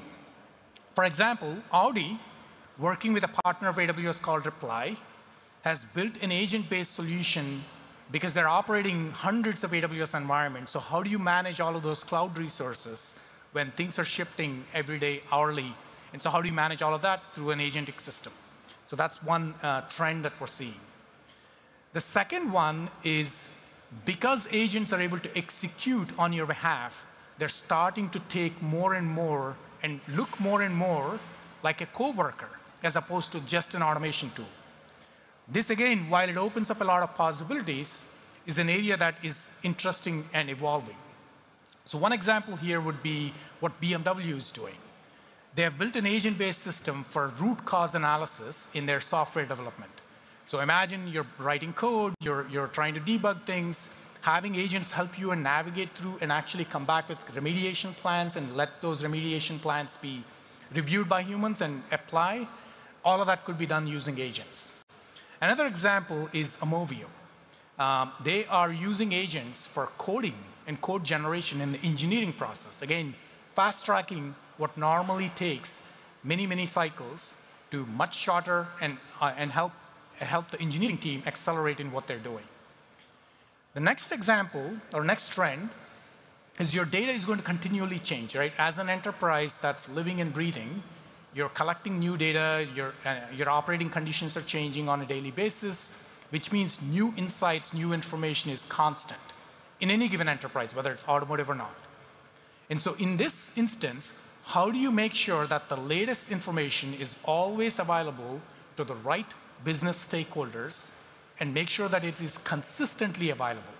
That's another area where agents can play a significant role.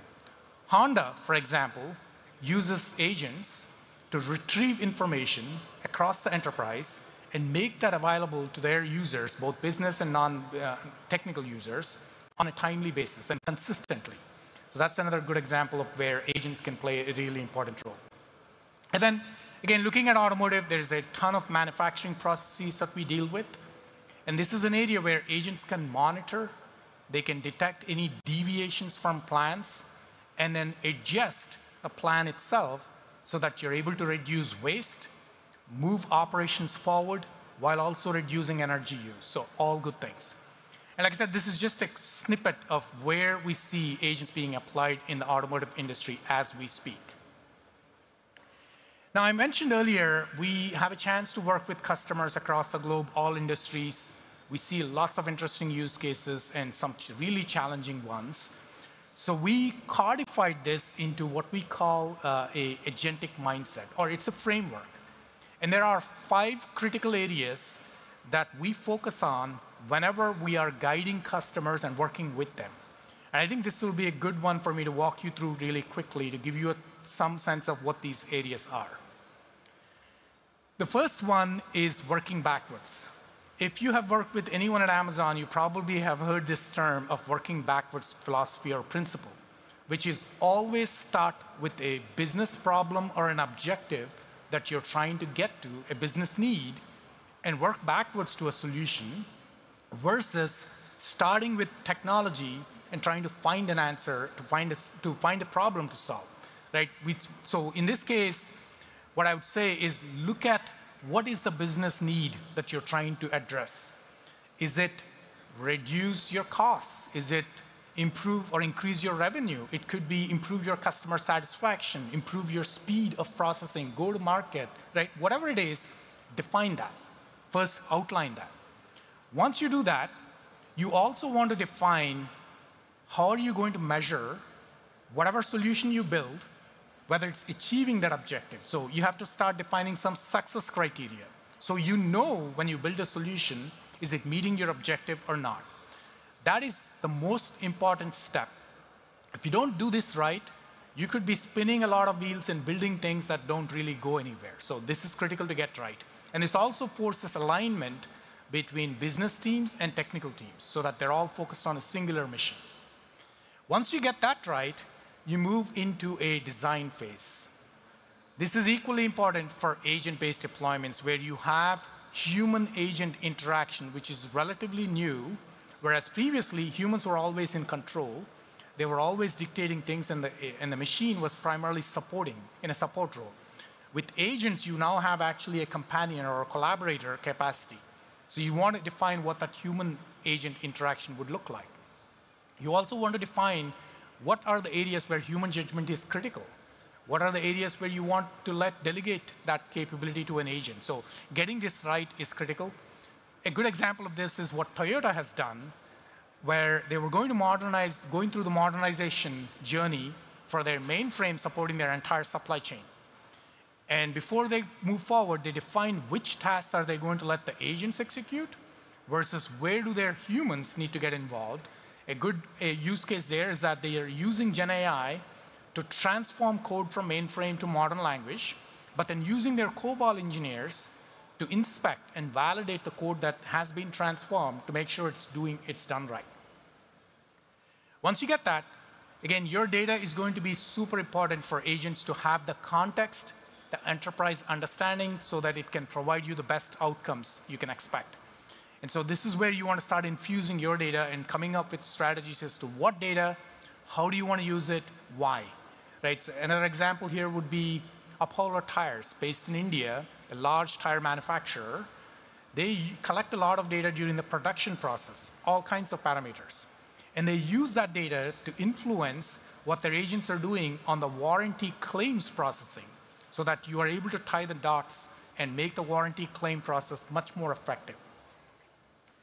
The next one is most companies, most organizations start with proof of concepts or pilots. That's natural when you're dealing with a new technology. And this is an area where you want to think about scale, think about eventually production mindset. How do you build that so that you're able to go into production and not have to redo the whole thing?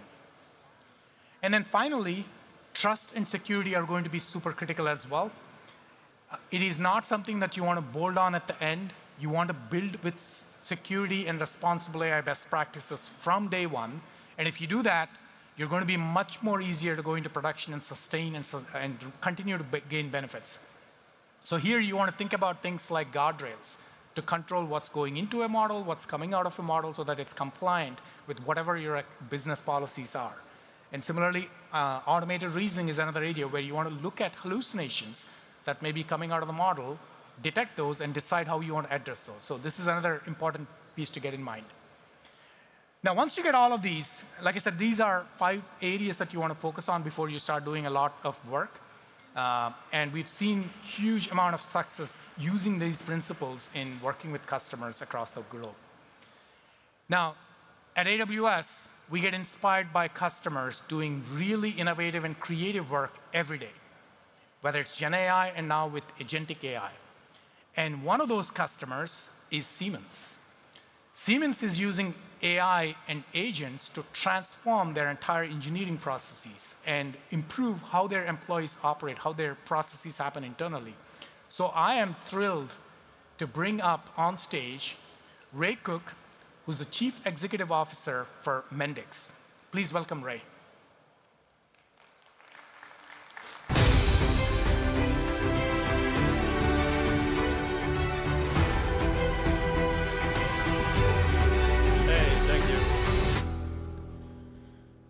All right, good morning, Munich. Let's see here, I gotta find the right place here, always a challenge. So good morning. I guess you figured out that I'm Ray. So good morning.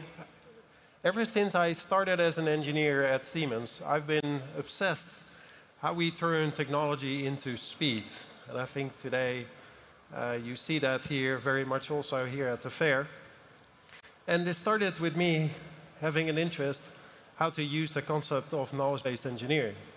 So for those of you that are from my generation, you might still remember knowledge-based engineering, which was really the first wave of investment in AI for product engineering. So hence today I'd like to talk to you about how the combination of Siemens and AWS is actually turning AI into your next competitive advantage. So you might say, hey, Ray, why this obsession for speed? Well, from my point of view, for the simple reason that the automotive market today is all about getting the right product out at the right time. And so in July of this year, actually it was a very interesting article from Reuters talking exactly about this, and specifically some learnings from taking a look at the Chinese automakers. And so a couple of things that they're mentioning. First of all, winners release good enough vehicles quickly with far fewer prototypes. lean more on simulations and artificial intelligence than real-world testing. And third, winners treat models, model launches more like the start than the end of development, and so therefore delivering frequent updates to the market. And so hence at Siemens, we've been diligently working on how do we actually enable our automotive customers to take advantage of our comprehensive digital twin to speed up their innovation. And yes, this is not just a story, this is actually real. And I'd like to show you in a short movie the progress that we already have made.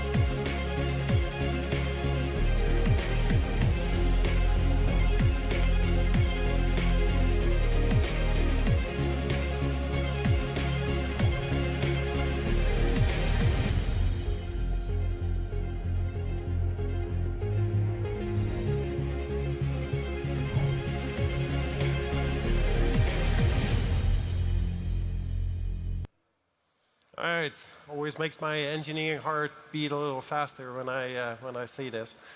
So while lots of good progress has been made, the question is, how do we advance from here?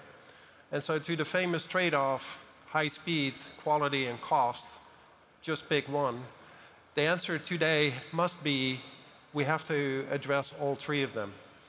But it's a challenge because today we're dealing, and I think we heard Sri talk about this as well, complexity within engineering processes that far outstrips what we've seen in the past. So across silicon, software, and mechanical, we see that the data and decision points we need to account for exponentially grow.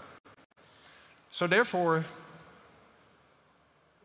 at Siemens, we really think about generative and agentic AI as the perfect pair to combine with your digital twin. And why? Well, the digital twin brings the rich and real data across the life cycle of a given product, and then combined with learning and generation of models and decision support from generative AI. And some great articles already have been published about this from the likes of McKinsey, describing how this combination will bring us the next level of efficiency, decision support, and economic value, of course. All right, so that sounds nice, but how do we address this at Siemens? So first, we're taking a holistic approach across infrastructure, so AI infrastructure in collaboration with AWS, AI embedding into our SaaS portfolio, and enterprise AI. So layer one is all about models, meaning foundation models, which understand, in this case, the language of engineering. Engineering in the context of full product lifecycle management. Layer two is about infusing generative AI across our product lines, taking full advantage of our industrial foundation model and the AWS AI services that you just heard Sri talk about. And layer three is about how do we enable businesses to actually build out their agentic and AI-based application portfolio with our latest acquisition of Altair, and obviously Mendix, our low-code application platform capability. So I'd like to kind of double-click on each layer as we go here. So first of all, let's talk about layer 1, foundation models. So if you look at the commercial available LLMs today, they speak the language of the internet. Text, video, images, etc. So therefore, at Siemens, we're actually building out an additional set of foundation models which understand the language of engineering. At the basis of this, Siemens Industrial Foundation Model is built on a vast amount of industrial data. And also by partnering with AWS, we actually make it possible to connect, for customers to connect their machine data, use powerful tools like Bedrock to SageMaker, about making smarter decisions about energy use, safety, and obviously production efficiency. So then level 2. So next we're using these industrial foundation models and AWS AI services to enhance our PLM product portfolio. In this example, you will see how the industrial foundation model has been trained on the language of 3D models, so geometry, and machining inside NX, which is our CAD and CAM solution. And so in this case, the CAM programmer is working in the 3D environment of NX, can select the geometry of a part, and the co-pilot actually produces the suggested machine strategy for the geometry in play. And so what we're seeing already with customers using this, saving up to 80% when it comes to computer-aided machining. And finally, at level 3, enabling customers to build out their enterprise AI capabilities beyond PLM and engineering, with data engineering, AI modeling, and enterprise application development capabilities.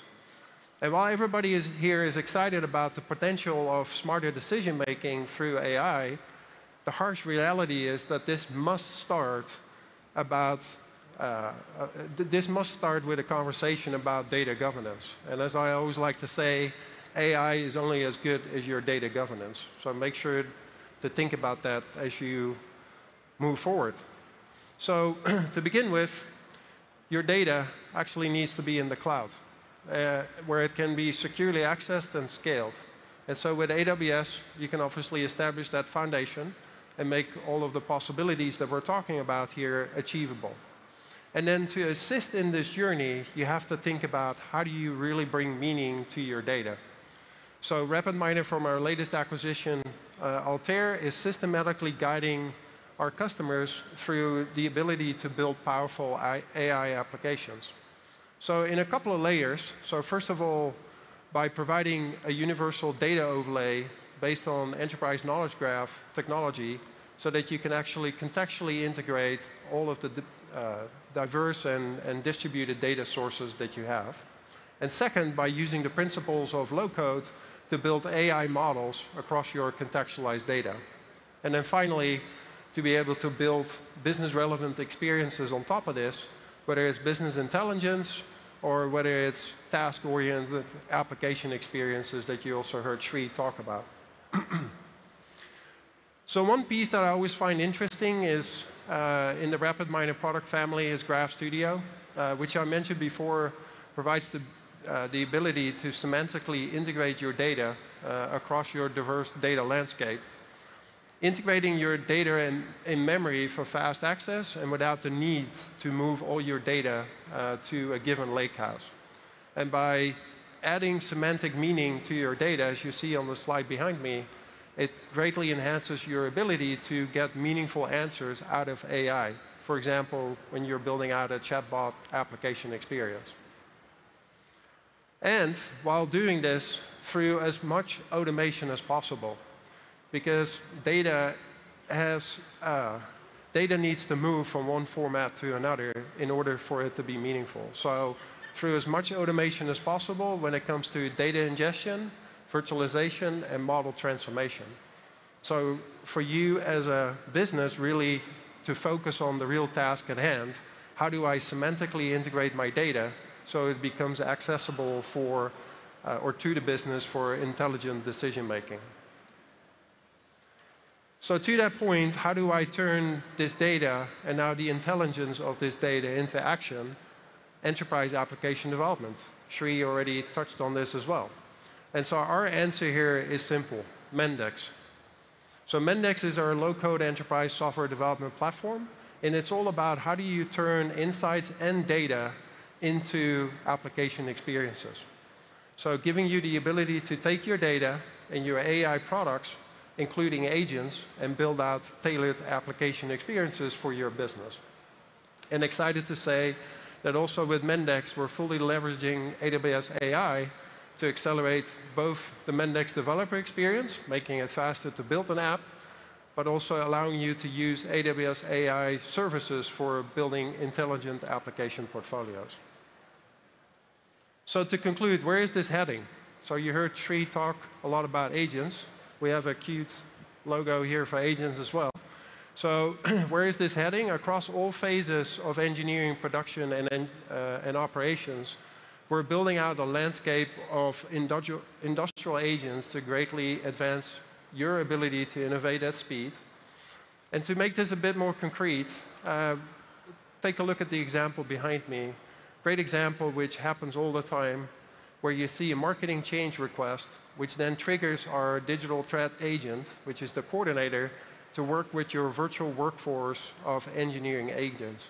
And obviously, like Sri was talking about, taking advantage of agentic autonomous workflows supported by standards like MCP and A2A. So to conclude, at Siemens, we're not just the #1 industrial software vendor, but also the #1 industrial automation provider, but also a global leader in industrial AI. And we have the experience, the technology, and the right partnerships, including AWS, to actually drive AI into meaningful application experiences. And I think this is interesting, as obviously one of the largest engineering and manufacturing organizations in the world, we also have the data, because ultimately this is also about how you turn data into meaningful insights. Finally, this is about partnerships, right? This is about partnerships between technology providers, but also you. And so therefore, I wanted to give a special call out here to our partnership with AWS, bringing you really that combined experience, full stack, right? So from infrastructure all the way to meaningful applications. And for me, going back to speed, this is all about so that you can take care of your digital transformation, you can focus on expanding your competitive advantage, and more importantly, speed. Thank you.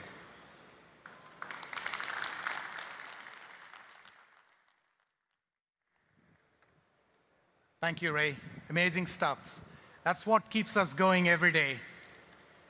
So when we look at the space of what our customers and partners are doing, our focus tends to be on bringing capabilities that enable that innovation to happen, that aha moment to happen. So we focus on combining rapid innovation and building on top of proven foundational security, reliability, and operational excellence principles. And that enables our customers to go build and do amazing things while still being flexible as the world is changing, as the business needs are evolving. So that's been our focus. When you look at agents, there are 4 areas, again, that we want to look at if you want to get best outcomes from these agents. #1 is the model selection. You will find that there's not a single model that's good for every single need, and I'm sure you've already found that out, but that's an area where you need model choice. The second area is the tools and frameworks. These are evolving. Frameworks are evolving almost weekly now. So you want flexibility in that layer as well. The third area is ability for you to deploy, operate, and maintain agentic workflows at scale. And then the fourth area is not every agent is going to be built in-house. You're going to be consuming agents from your collaborations, your partners, your software vendors. And so that interoperability in a heterogeneous world is critically important for you to discover what's available and actually leverage that in your operations. Now, again, I mentioned AWS. We meet and we strive to address diverse needs from customers across the globe. Even within a given industry or given enterprise, there are going to be diverse needs. So our approach has always been to bring the comprehensive set of capabilities for customers so that they can build whatever it is that is appropriate. And so I won't focus on every single layer, but I'll quickly touch on the bottom left, which is Amazon SageMaker AI. That is a capability that allows you to build, tune, deploy, and operate and govern models if you're starting to build your own models.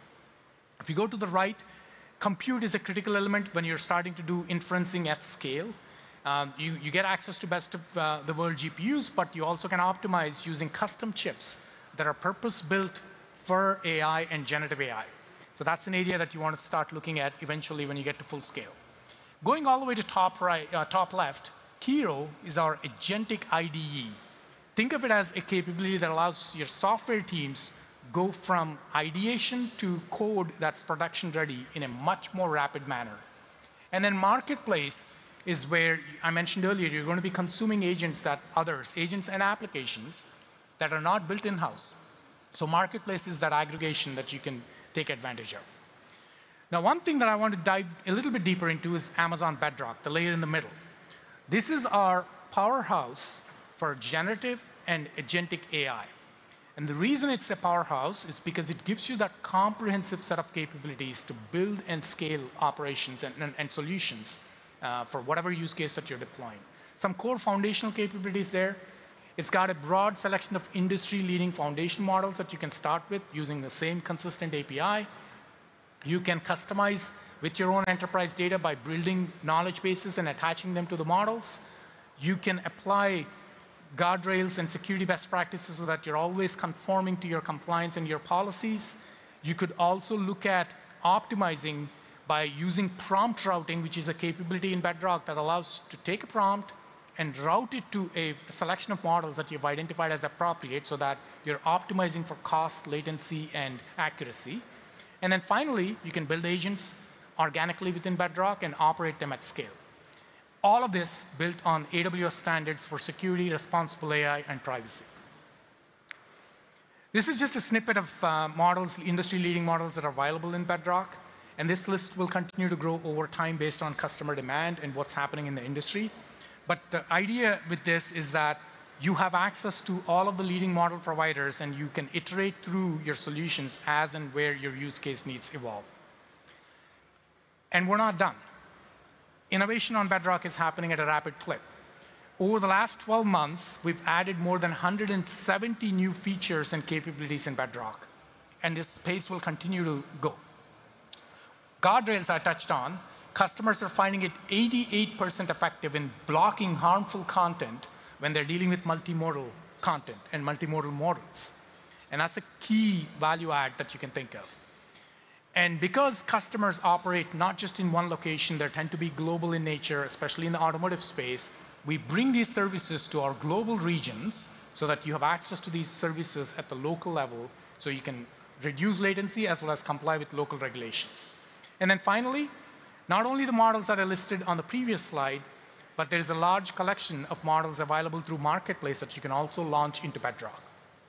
Now, all of that is good, but it is still hard to get agents into production. And this is firsthand experience that we have had, as well as our customers have had. And there are a number of reasons for that.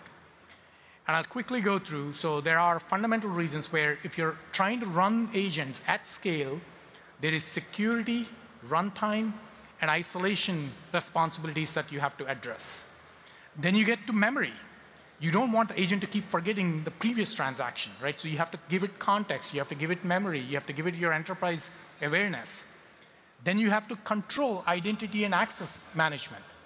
Because remember, these agents are going to access your data, your tooling, and act and take actions on your behalf. So you want to have a good identity management process. Then you look at tools that these agents will have access to in order to complete and execute tasks. How do you manage which tools they have access to? And then finally, whatever you do, you need a solid, deep auditability capability so that you can understand what's happening in these agents as they're executing, where they may be working well, where there may be opportunity to improve further. And so all of this is what we term as undifferentiated heavy lifting. What I mean by that is by your engineering teams focusing on addressing all of that, you're not really getting any business value out of it. So we took a look at this to try and address this comprehensively for our customers. And back in July of this year, we launched a new set of services called Agent Core. Agent Core is a collection of services that allow and address each one of those areas that I talked about. Runtime is a service that gives you a secure, isolated environment that scales up and scales down based on your agent use. Memory gives you ability to control short-term as well as long-term memory, and you can isolate that per use case.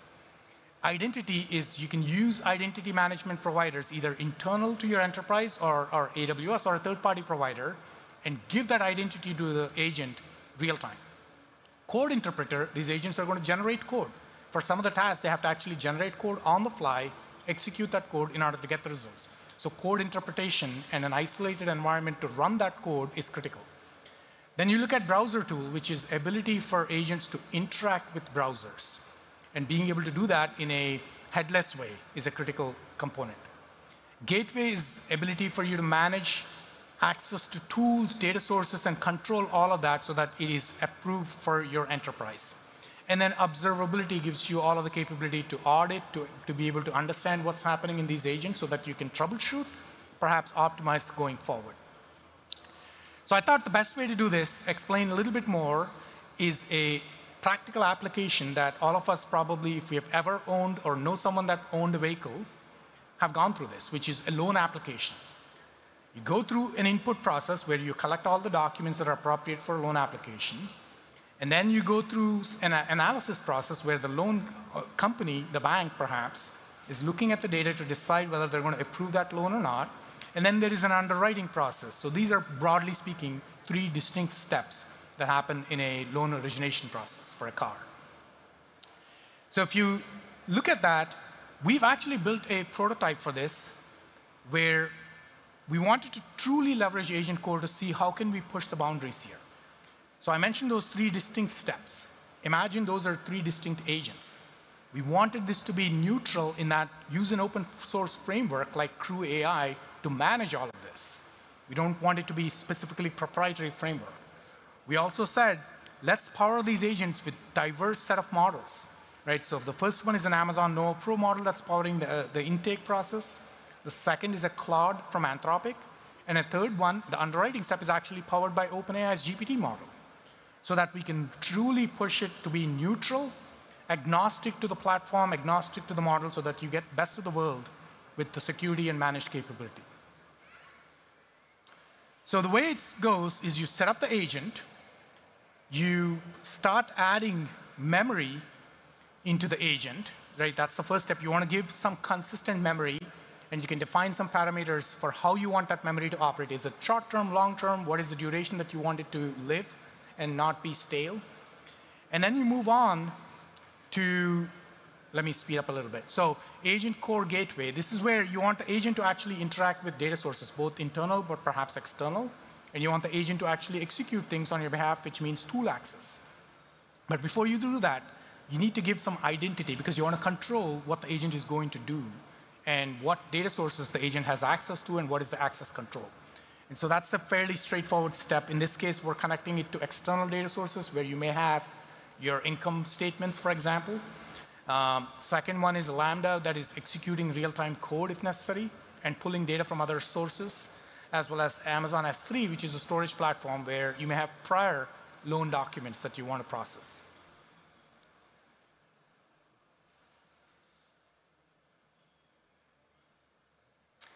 So again, I'll try to speed up. So the next one we're doing is Agent Code Interpreter, right? So we're going to generate some code here, because the underwriting process will involve looking at your debt-to-income ratios and deciding whether you as a customer, potential customer, are worthy the risk that the company would be willing to take. That involves some calculations. So that's where code generation, code interpretation allows you to generate that code and then execute that in a secure way and then discard that. And so that by attaching all these components, we just literally went from a prototype agent to now being able to run this at full scale, securely in production, and let it scale up as the demand goes up and let it scale down as it's done. That is as simple as that. Now you can imagine doing it at where you get to an enterprise that's deploying hundreds of agents. That's where finally the observability is critical, right? You want to understand how the agents are performing at scale, where perhaps there's room for improvement, where they may be deviating, so you want to be able to get insights into that so you can take corrective action, and that's what observability service with an agent core provides you that. Now, let me speed up a little bit more. That's agent core in a nutshell. There's a ton of capability that it brings and offloads from your team so that you actually focus on business value, right? Building agents to drive business impact, not building agents to deal with technology challenges. So that's how you should think about agent core, and where our customers are seeing immense value in leveraging that. Now, technology is great. There's complex set of capabilities that address every single need that you can imagine. But reality is most enterprises do not have in-house expertise when it comes to taking advantage of this technology. And that's really where the reason for why we launched the AWS Generative AI Innovation Center about 2.5 years ago. Variety of offerings in our bistros and food areas in halls A2 and A3, as well as B2 and B3. In addition to the beer garden in the atrium, today we are also opening our restaurant between the halls B2 and B3 on the first floor. Enjoy your meal. So that's the reason why we launched the program, bringing... Es ist Mittagszeit. Entdecken Sie die vielfältigen Angebote in unseren Bistros und Food Areas in den Hallen A2 und A3 sowie B2 und B3. Zusätzlich zum Biergarten im Atrium öffnen wir heute auch unser Restaurant zwischen Halle B2 und B3 im ersten Obergeschoss. Guten Appetit! All right, so just know that there is people expertise in addition to the technology services that we can bring to bear in order to help you succeed at what you're trying to do. And we've found really impressive results. We've had the opportunity to work with more than 100,000 enterprises globally across both automotive, but also all sorts of industries. And what we see happening is using that agentic framework that I talked about, using the technology services like Bedrock and Agent Core, we've been able to drive things into production at a much higher rate than industry average. What that ultimately translates to is business value, that the companies that are deploying are actually able to regain and get that value faster and in a more effective way. So with that, again, I want to thank you for your time this morning.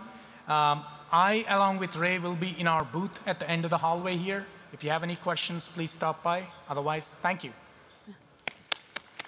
Sri, thank you, and I'm sorry about that announcement in the middle of your talk. It is lunchtime. We here on the main stage are not stopping, but for a short 8 minutes. When we come back at 12 o'clock, we have a very special guest. Does anybody here like motorsport?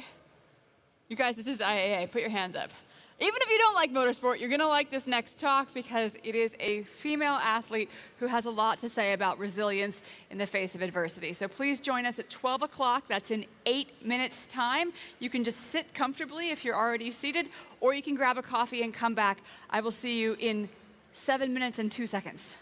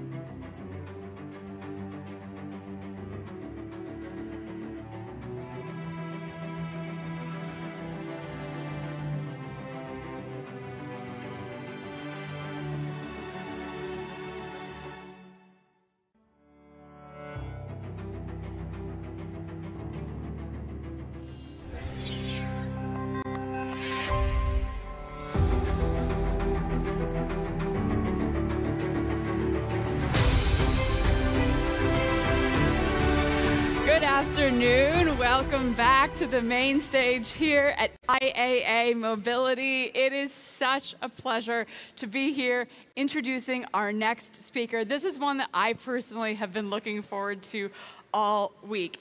She is a motorsport athlete who has competed in Indy, Formula 3, DTM, the FIA World Endurance Championship. She was the youngest race winner of the Ginetta Junior Championship. And did I mention she's only 24, quite a CV. We're going to hear a lot more about her career, her plans for the future, and her advice for all of us in just a minute. But first, I want to welcome her to the main stage to give a quick keynote. Sophia Floersch, welcome.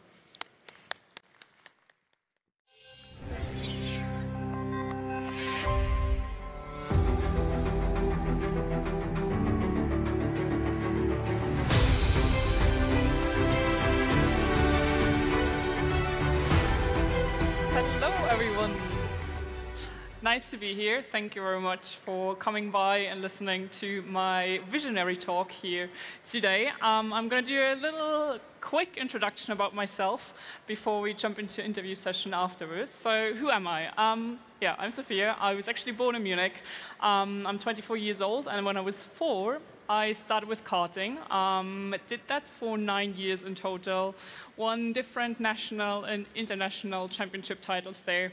When I was 14, I decided to switch into cars because my dream was always, since I was a really young girl, to actually reach Formula 1. So yeah, when I was 14, I jumped into cars, did Formula 4 for 2 years, did Formula 3. In 2018, I had a quite big crash, but came back to racing, did Formula 3 again, and also participated in the 24 Hours of Le Mans 3 times. I was part of the Alpine F1 Junior program for the past 2 years, which made it possible for me to be back in Formula 3, which is racing on the same weekends like F1.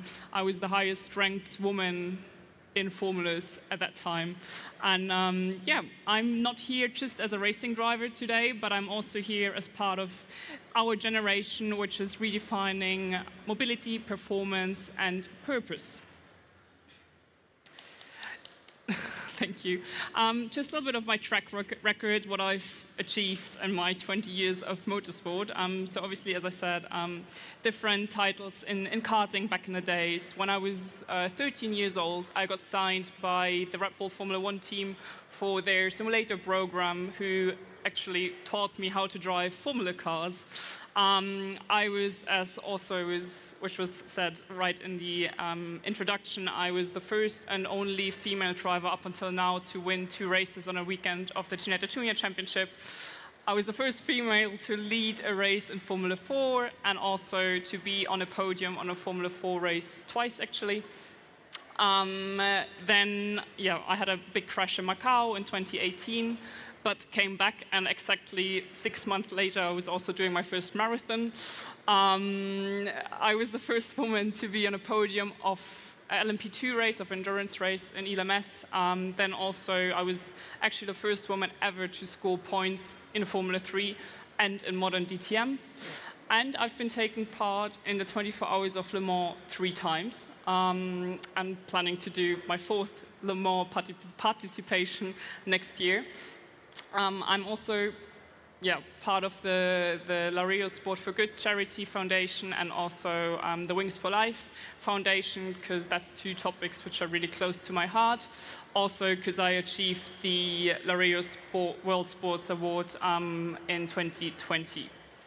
And if you are bored at home ever and you have RTL Plus in Germany, you should watch #RaceGirl. That's my old documentation, which is over 90 minutes long and shows the beauty of racing. And I really love it, so I hope you'll watch it back home. I'm a racing driver, and everything I do in my life is because of that sport. So I've done Abitur, I finished school, I graduated, but for me it was always clear that that's my life and that that's what makes me happiest. So everything I do is actually to fund the sport, because many people don't know, even up until you reach F1, you have to pay. It doesn't matter what gender you are, it doesn't matter if you're male or female, if you're, I don't know, from Germany or from America, you have to pay. And those amounts which you have to bring are quite big. So if you don't have it from your family background, you need sponsors, you need partners. And obviously, with it comes a lot of social media, a lot of events you attend. And yeah, these are, let's say, the big hurdles in the sport. And that's the reality I face and race against. So just a quick overview. You know, normally, if you have, let's say, no money issues, you do the season with the best team, you spend a lot of days in the car, you have like top drivers, have around 20 to 30 test days in each category they do per year to prepare themselves. I don't have that. I've never had it, even in karting. I maybe have 2 to 4 days per year, which are the official ones. But in the end, you know, on paper, you get compared to each other. And I always bring the example of tennis. Imagine if Sinner, for example, would just train half of the amount of Alcaraz, he would never be on the same level and perform the same way. And that's a little bit the same in our sport, you know, because in the end, it's sport. But still, because of this experience of never having, let's say, the best material, I'm super quick on worn tires. I'm really quick in races. I know that I'm strong in overtaking. And also back in Formula 3 the last 2 years, I was quite often the overtaker of the race, which is quite funny when you're 30 drivers, 29 men, and just 1 woman, which was me. So in motorsport, and that's the beauty of the sport, actually, you are alone in the car. You are one athlete fighting against all other drivers.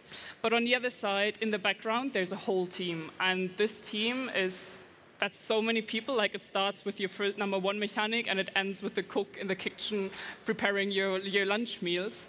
And in every single category in motorsport, probably 85% of the success is actually dependent on the team. Then, especially in endurance racing, 10% of it is strategy, because you need to have the right and clever people, engineers behind you, having the right ideas and the right strategy calls. And then 5% is the pilot. Because nowadays, you know, also I started when I was 4 years old. Like, all of us young drivers, let's say, we have so much experience and so much track time, actually, throughout our career, that like we're all really good. We're all really quick, and it comes down to really small details in the end.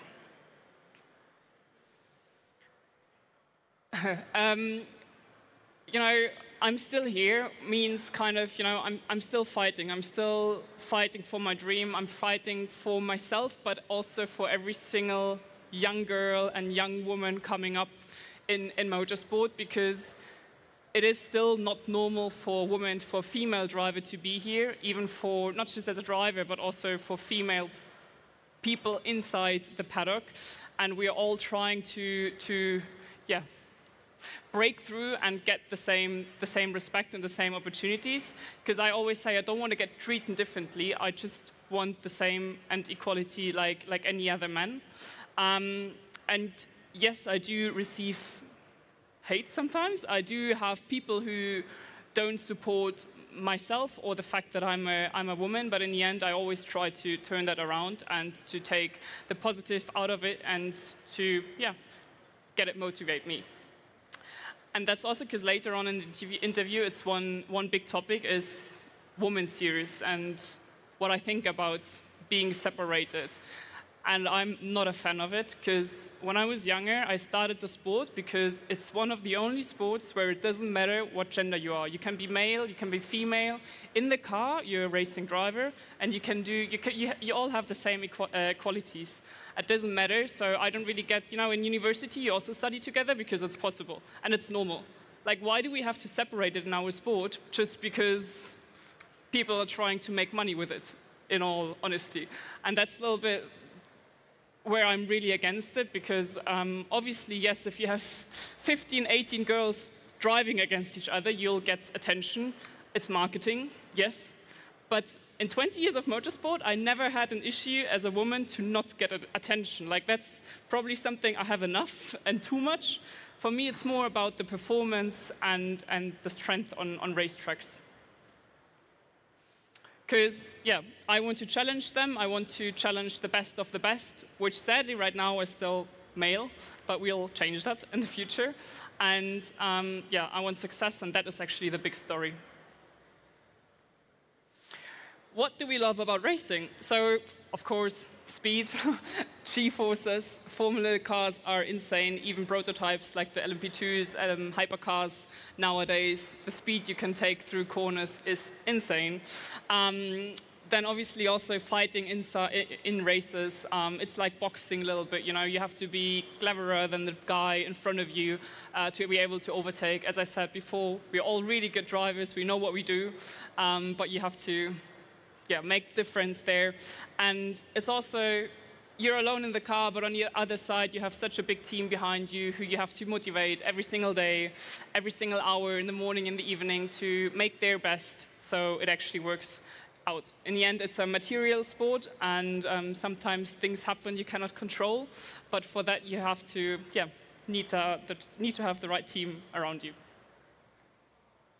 That's one picture of the Laureus Awards some years ago, which is kind of the Oscar in sports. It was a really, really nice evening.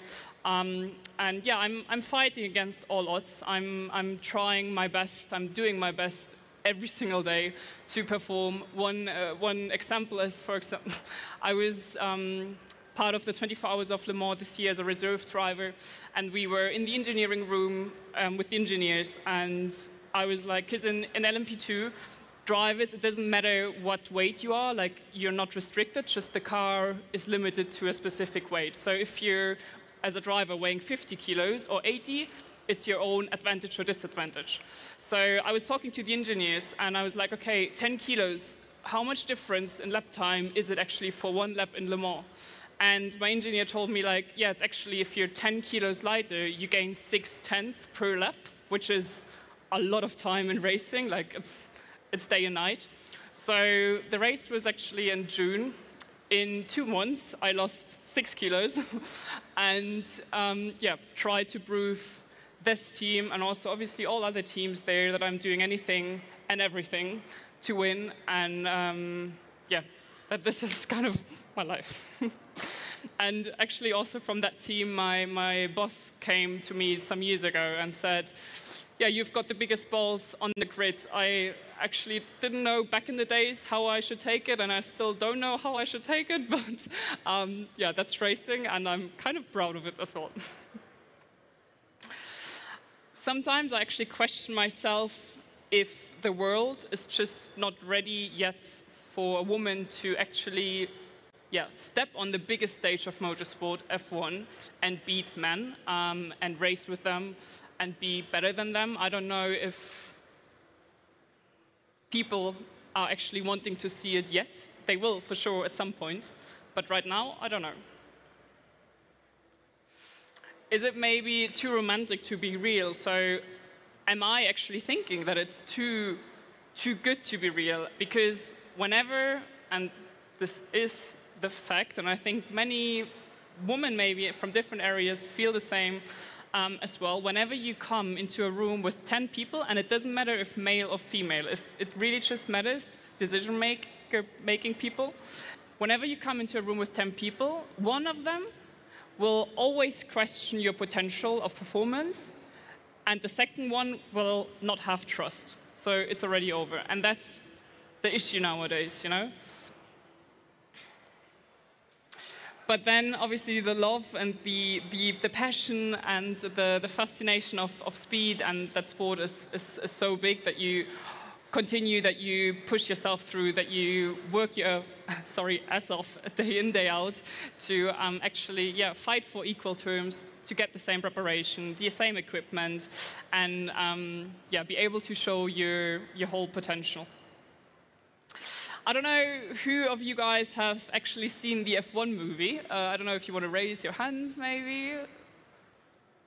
That's not so many. I expected more. So for everyone who didn't see it, you should go watch it.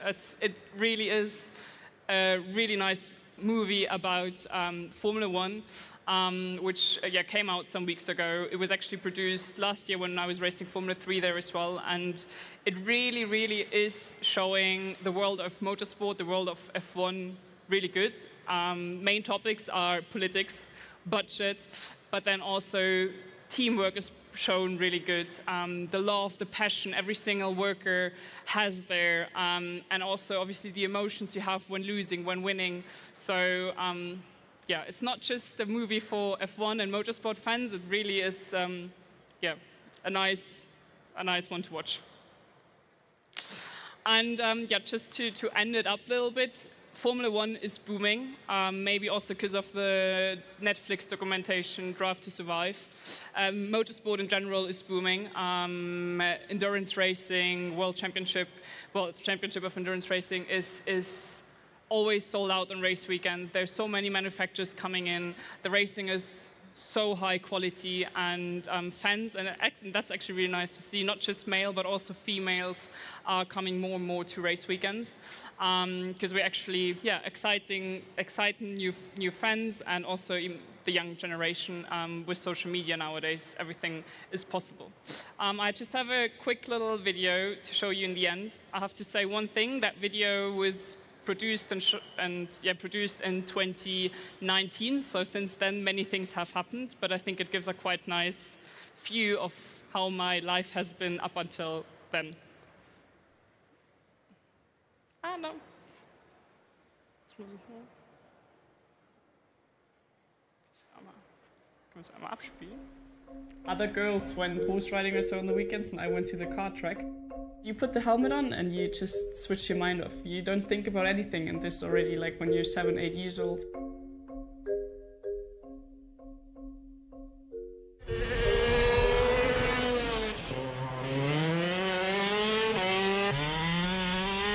As a girl, you really like stand out. She's got it and she's done it. Look at you. Go, girl. Have some of that, lads. We're off.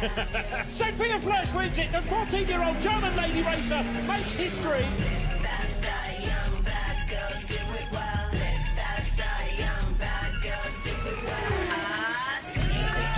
Sophia Floersch. There's so much politics. Sophia Floersch in her best grid position. So close to the wall. Showing great promise indeed. Every sport you have setbacks. The 17-year-old race car driver that made headlines around the world. Very lucky to be alive. In England, when I was racing, one dad of a driver came to me and was like, "Why do you actually do this? You're never gonna make it to F1. You're a girl." Of course, this gets to your mind and you start thinking about it. Not everyone wants a woman to be there.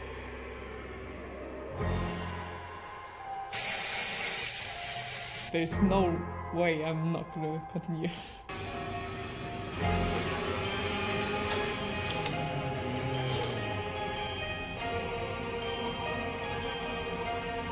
I'm in F3 now, and it's just 2 more steps and then I could be there.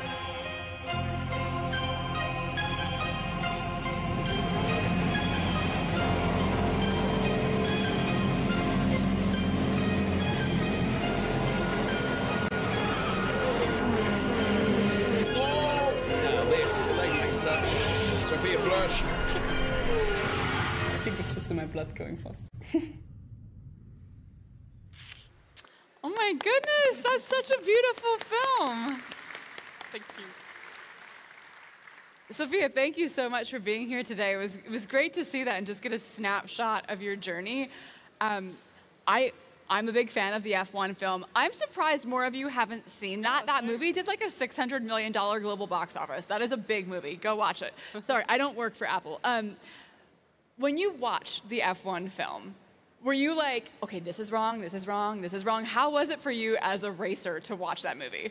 Obviously, it's a movie, so there's always, you know, it's always a little bit more dramatic than in real life, maybe. But I feel like even the racing scenes, they're really real, and you can really feel that Lewis Hamilton was behind it, saying them or guiding them what's like right and wrong, what's actually true and not so true. So even as a racing driver, it's it's a really nice movie to watch, also because it really shows the beauty of the sport and also the challenges you have. So yeah, it's a highly recommended movie to watch. Well, I look forward to watching the movie about your life. Yeah. And in the meantime, while we wait for Apple to get on that, let's take a deep dive into your past, because you were saying you started doing this when you're 4. Yeah. So I'm doing some math. I'm like, that's 2 decades of experience. That's wild at your age. At 16, you were in Formula 4. You became the first woman on a podium. And then you had this horrible accident in Macau, which we saw some clips of. That was 2 weeks before your 18th birthday. And then you were honored with this enormous award in 2020, Comeback of the Year.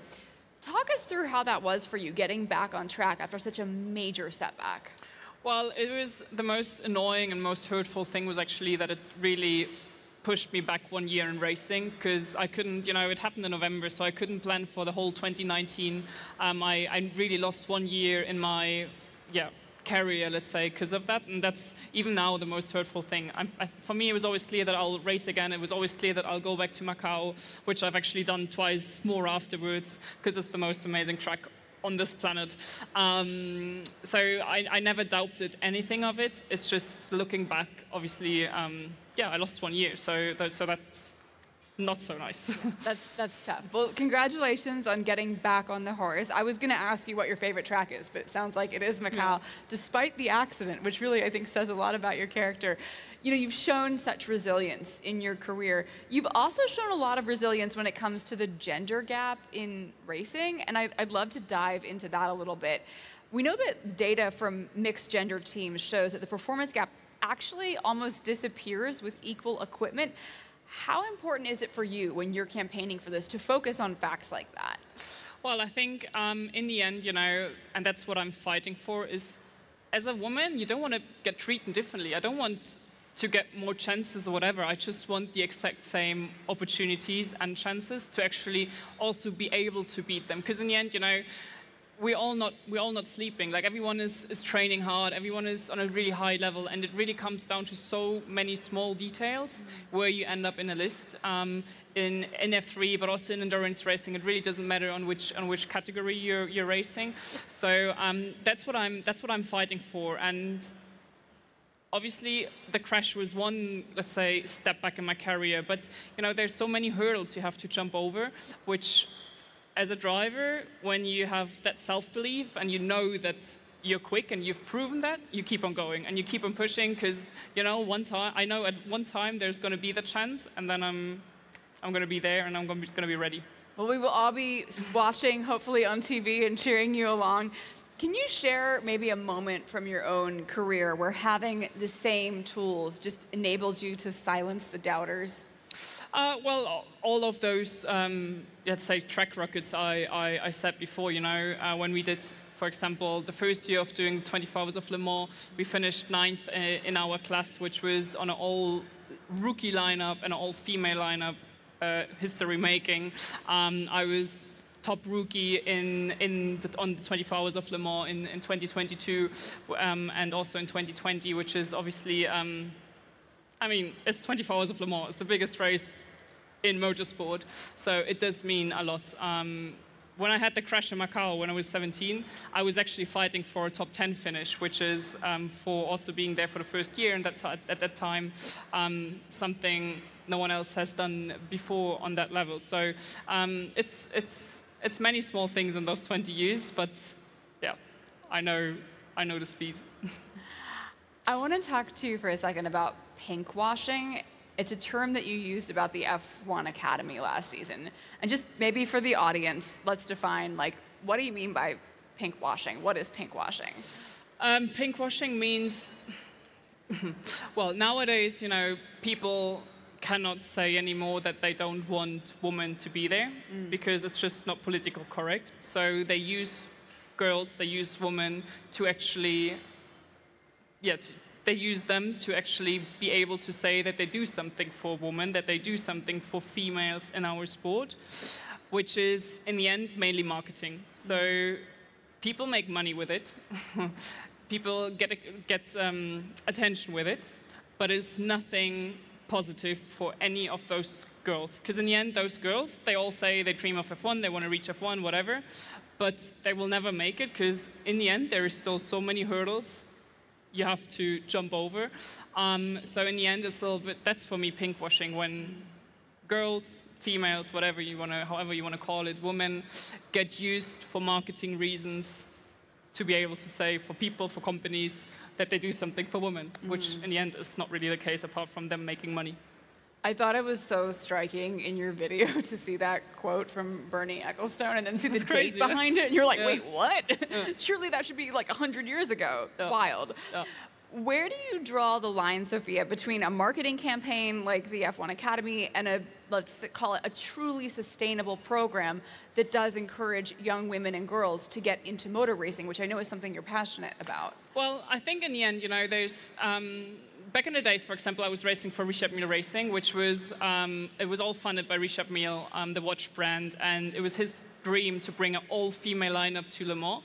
And you know what, they took a lot of money in their hands to support 3 women to make it to the biggest stage of racing, 24 Hours of Le Mans. But we raced, you know, and that's the difference. We raced with the best of the best, and we won and we lost against the best of the best, which are, sadly, nowadays still men. But that's where I want to be, and that's, I think, also the fair chances which need to be given more from companies, from manufacturers, and so on.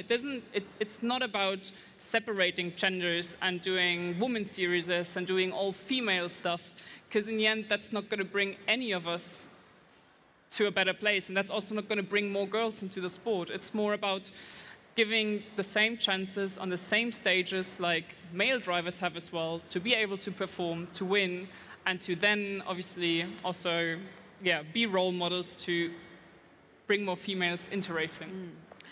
We know from market research that over 40% of new Formula One fans are women, but only 2% of all FIA licensed race car drivers are female. Why is the interest from female fans, which is real, like I can attest in my own life, my bougiest housewife friends are all watching this Netflix show about race car driving? I'm like, what? What is going on? Who are you? Why is this not translating into the track? Why aren't we seeing it?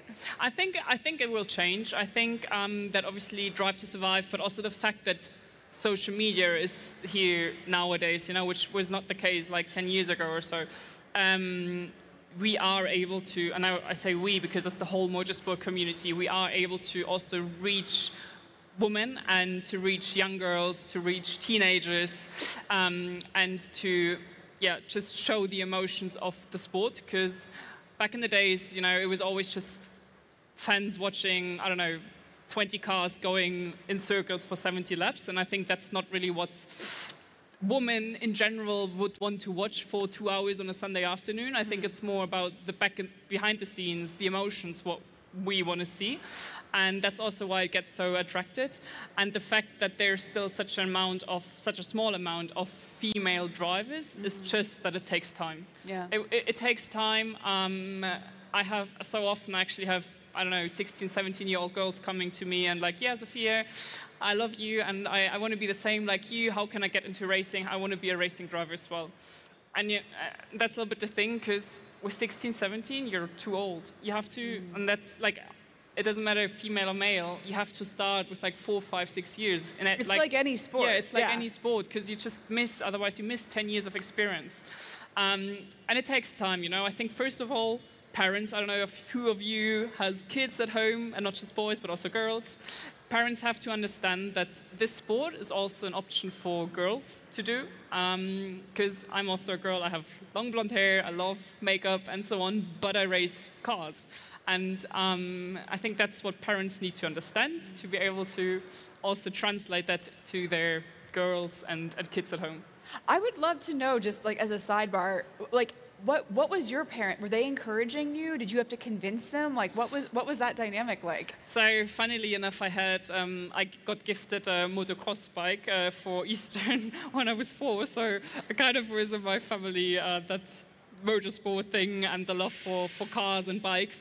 And that's kind of how I got into motorsport in general, and then just tried out karting, and I don't know, I enjoyed it. It was always my life and my hobby back in the days. At some point I got my job, and I'm super proud to to be here today. Well, I'm conscious that we're coming to the end of our time with you. I know I could talk to you for the rest of the day. Maybe to wrap things up, what would you say to a young girl or a young girl's parents who's watching right now, who is hearing these facts, understanding the hurdles, but still dreams of being a race car driver? What's your most important, unfiltered message?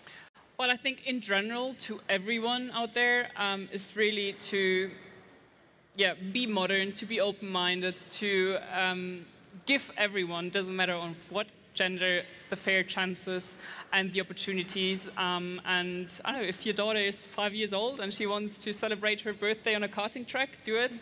And maybe she's going to be, I don't know, a Formula 1 driver or rally driver or something else in the future. So you never know. And I think, the sport is beautiful and it's booming and it's growing and there's many exciting things coming up. Well, I am looking forward to the Sophia Floersch F1 movie. Yeah, I will be the first in line to buy a ticket. Sophia Floersch, thank you for being with us Thanks so at much. IAA Mobility. Thanks.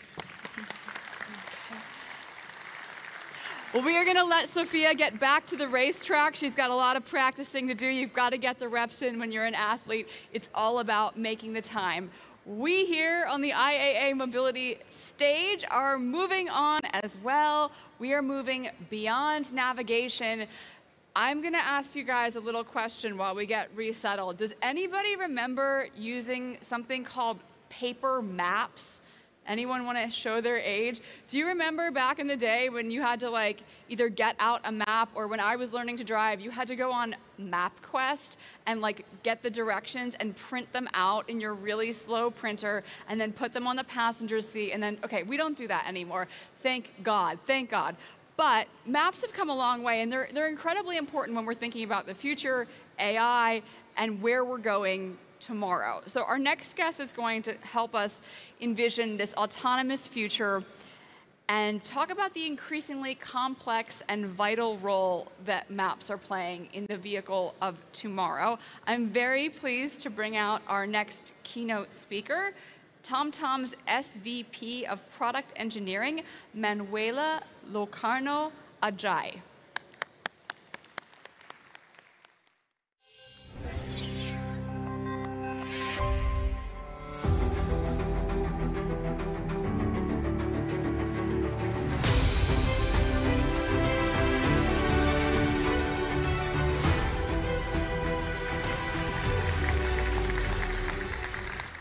Hello, everyone. Welcome. I'm Manuela Locarno Ajay. At TomTom, I sit on the management board and I run our product and engineering organization. I'm pleased to be here at IAA Mobility to talk to you about something that has been changing faster than ever, maps. Today, I want to take you beyond the traditional idea of navigation into a world where maps are intelligent, dynamic, and foundational to the future of driving. In fact, maps are no longer simple tools that help us going from location A to location B. They are intelligent systems. They're shaping how we drive, how vehicles operate, and how entire industries move. And we've all been seeing the mobility industry evolving very rapidly. Connectivity, automation, electrification, these are not buzzwords. These are new challenges that are changing our vehicles, the infrastructure, and the user experience. And of course, with new challenges, we have new opportunities to build different solutions, solutions that are not just smarter, but also more adaptable, scalable, and deeply contextual. At TomTom, we've been known for a long time as pioneer in navigation. And today, we are able to enter into the autonomous driving new era because location intelligence and location data is more critical than ever. In fact, it's no longer enough for a vehicle to know its location. It needs to understand what's around it, ahead, and how the environment is changing in real time. And this is exactly where TomTom's legacy and innovation intersect. I joined TomTom about 2 years ago. I was drawn to the company's unique position and approach to the future of driving. At TomTom, also, we're very well known as an independent commercial map maker.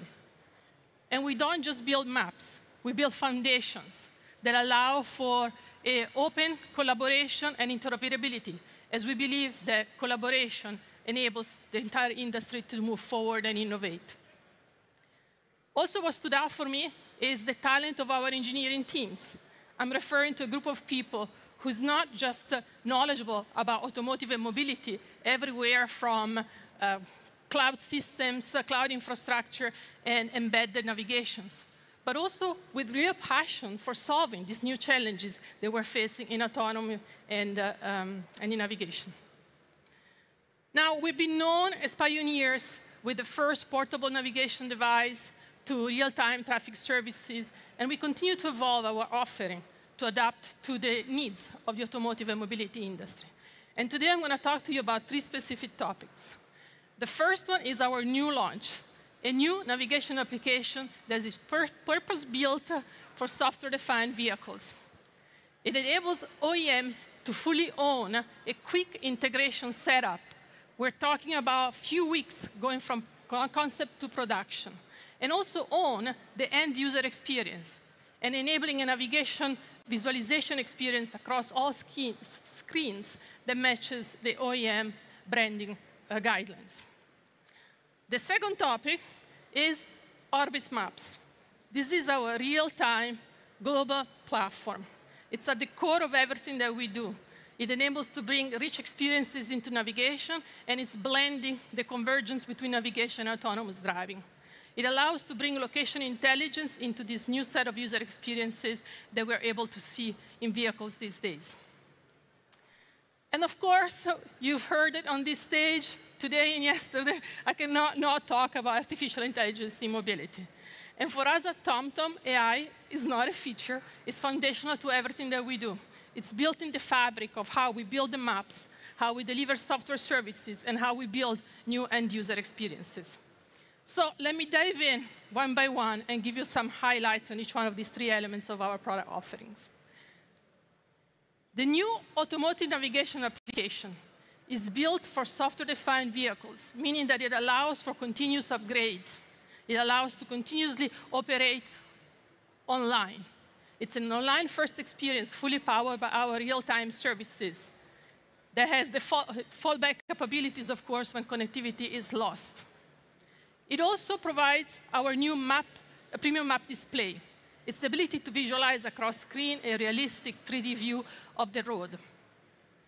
And it comes with a set of libraries that allows the OEMs to be independent, to accelerate their time to go to market, their time to go to production. Those libraries allow for quick integration and also become a canvas for differentiation, as the UI of this application allows the OEMs to follow their own branding principles, their own design guidelines, and really make the application fit in the overall experience of the vehicle. Now, we've seen, generally speaking, taking a car to the road is no longer a process that requires stitching together disparate components. It's actually a new process that requires for fully integrated and scalable solutions. And this is exactly what we aim to achieve with this new navigation application. Now, for us as TomTom, it's a big milestone. In fact, we are no longer a component provider, a component supplier to the industry. We rather operate as strategic software partners. And that takes me to the second topic, Orbis Maps. This is a unique blend of open and proprietary data, conceived and designed to support both navigation and the human driver and autonomy with autonomous driving systems. The infrastructure that brings Orbis to life is a living infrastructure. It ingests hundreds of millions of signals continuously, everywhere from sensor pings to user interactions to changes on the road. And this is how we are able to then bring together end-user experiences that are much richer than before. Now, as a company, we've had the ambition to build a living map for a very long time, but only the recent developments in technology and AI are allowing us to do that. Orbis is on the road today, and we have millions of cars benefiting from Orbis, both in navigation and autonomy. And then, of course, the third element. As I said, Orbis is only possible because of the recent advancements. And I want to talk about AI not so much as the next wave of innovation, but as something that is completely redefining what's possible. A TomTom is built in the fabric of everything that we do, from how we build maps, to how we deliver software services, and to how we enable new end-user experiences. So in map making, as I mentioned, Orbis maps ingesting millions of signals continuously. It's built on an infrastructure that has capabilities that are making the map intelligent. I'll give you a couple of examples. We've built change detection systems.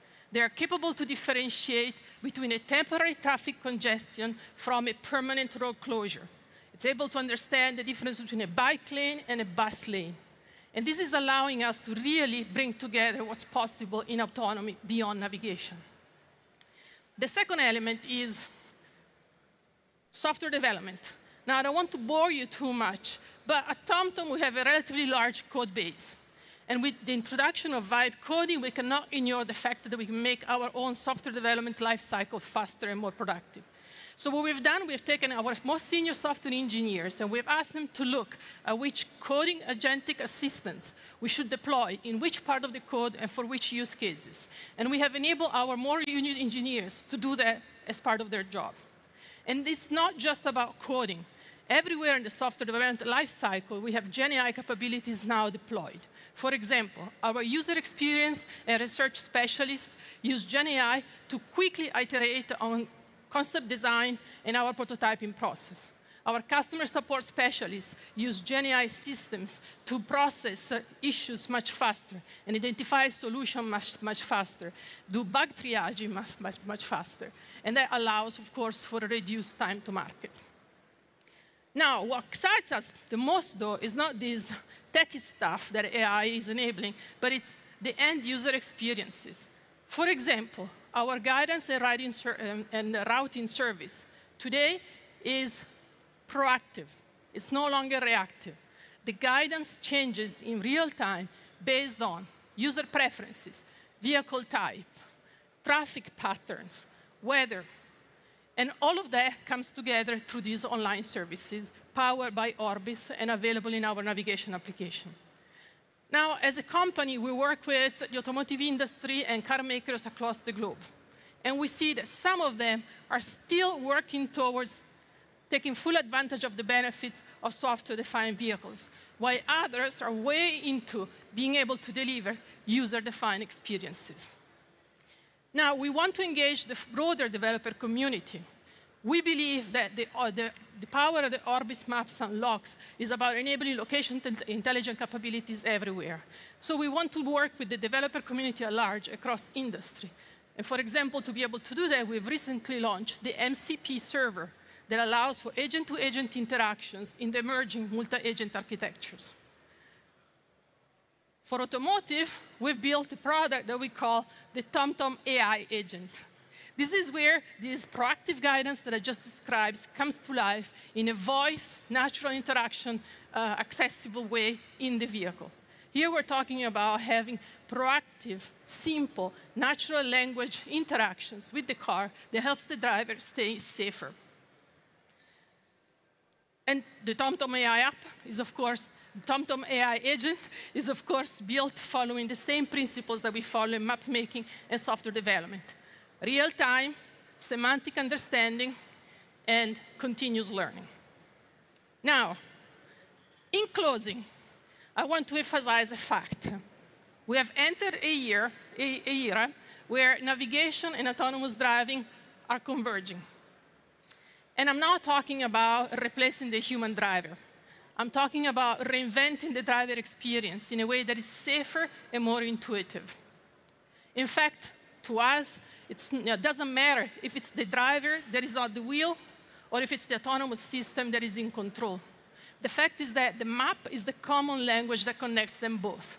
And with Orbis Map, that language is no longer static. It's adaptable, predictable, and of course, intelligent. Now, what I just shared is not a vision for 2030. This is what we're doing today.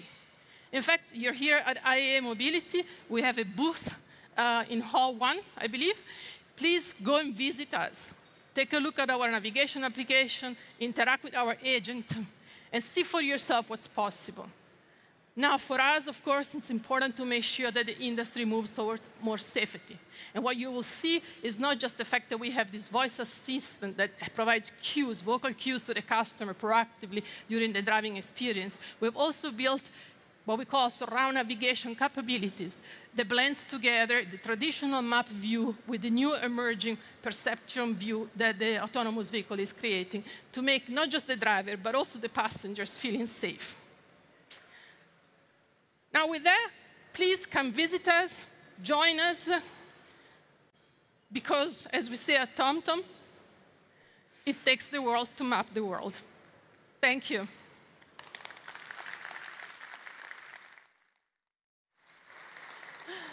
Manuela, thank you so much. We appreciate that talk. And I personally am so grateful for TomTom because I do not miss the days of having to use a paper map at all.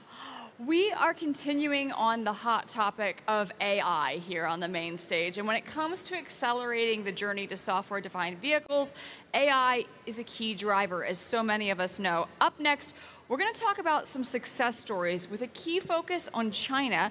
It'll highlight how AI adaptation can accelerate feature delivery and also market responsiveness. So, to do this, I'm very pleased to introduce our next set of keynote speakers.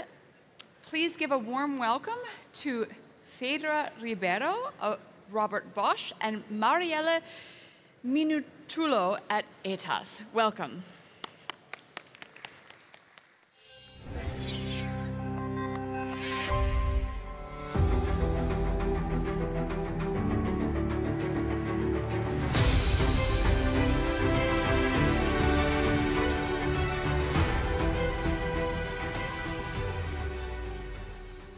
Hello and good afternoon. This is my 12th IAA Mobility. In some years, we think the industry will take over the world. Other years, we think the world will take over the industry and there won't be any more IAAs. So I'm very pleased to see that here we are again. And one of the things that this industry has is resilience. Marielle and myself want to share with you some thoughts on how to succeed in this new world of AI and software-defined vehicles. At Robert Bosch, we have found our recipe. And we will share with you today, as we believe open source, open communication is the way forward. So there are 4 key success factors for succeeding in this world of new mobility, enhanced mobility, and disrupted mobility. Thinking local to win global is key. Standardized solutions that we created over the last 20 years, unfortunately, no longer apply. Geopolitics played a trick on us. Partnerships are key. Nobody can do it alone. And by partnerships, I mean real risk and reward sharing and real co-innovation. And then a part that Marielle will speak to in more detail, this essential shift towards SDV is no longer a hype, is reality, and AI is no longer just an idea, it drives around you. So I will take some seconds to tell you how we have and are continuously navigating this transformational journey, ensuring that collaboration and in-house alliances are made to succeed to the success of the end user, that the industry doesn't reinvent the wheel more than once, and that we all can be competitive and flexible, ensuring that relationships endure across time. And with that, I will hand over and ask you, Marielle, how are we doing this AI deployment in the field? Yes, thank you, Fedra, and welcome also from my side. So AI is the key for transformation from our perspective, and there are 4 different angles, as you can see here, that we are basing this on. One is the end-to-end stack that enables us to give a human-like driving feeling to the end customer. The foundation models that are context-aware and self-learning, and also the ecosystem partnerships. So data, hardware, regulation, but also the software, it all has to be part of the ecosystem and the strong in-house partnerships in this case that we are showing today. And last but not least, a modular and scalable AI concept. So balance the cost and the performance, but most of all, the rollout speed. And we've brought an example with us today. We're moving into the most complex situation that an autonomous driving vehicle can face, an urban village. You can see pedestrians, you can see scooters, you see surprising situations. The video is done in China, as you can assume here, but I can assure I've done the drive this week in Munich. We had the same situation or similar situations, trucks unloading in the middle of the street. And what we're showing here is our level 2++ system 2.0, which really enables a human-like driving feeling. And this is because we are using an end-to-end AI model, which is enabled by all the human driving behavior that we feed into the system. So here we have created a self-driving system that is safe and secure, but really gives you the feeling that this is your wife, your husband, your friend driving. It's not a system driving. And how did we do that? This is continuous investment in maintaining and building up the right platforms and have a sustainable roadmap.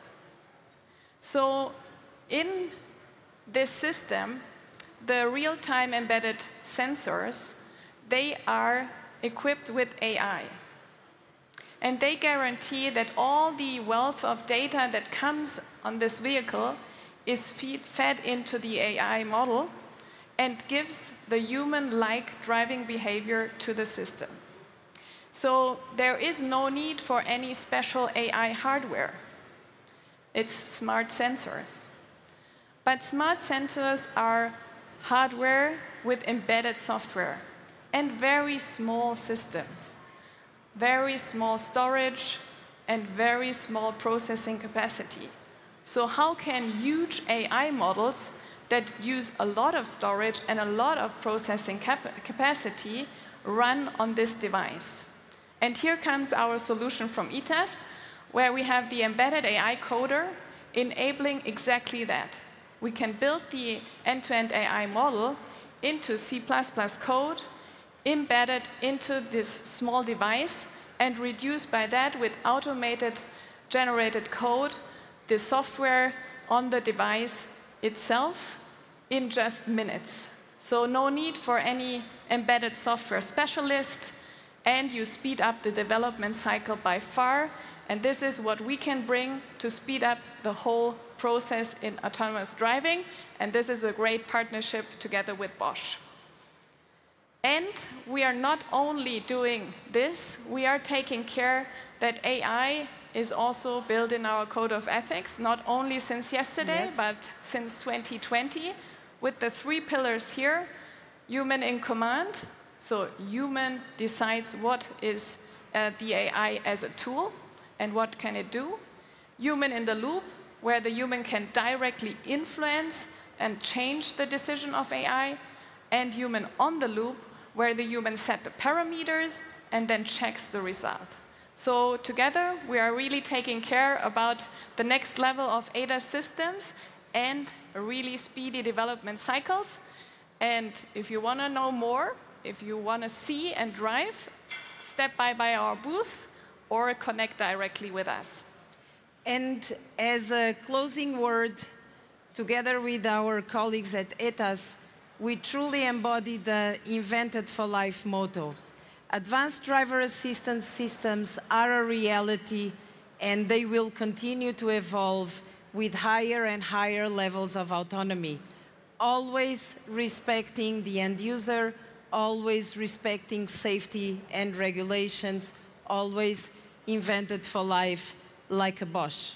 And with that, as Mariella said, we can always visit us, ask questions to our colleagues, and we thank you very much for your attention. Thank you. Thank you.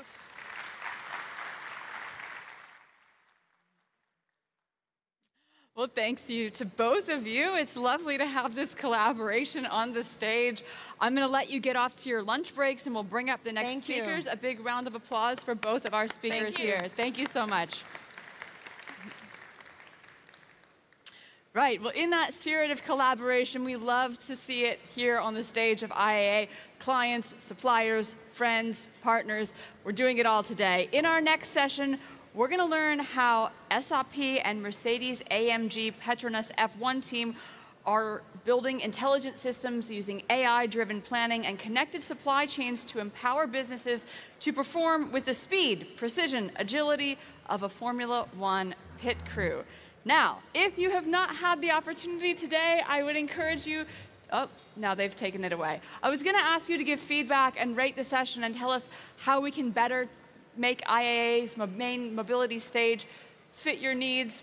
They'll put that QR code back up a little later in the day, and we really encourage you to give feedback because it does help us to make the best possible stage program. But since we've already thrown their names on the wall, let's go ahead and bring them out. Please welcome André Bechtold, President, SAP Industries and Experience. He's going to kick off this presentation today.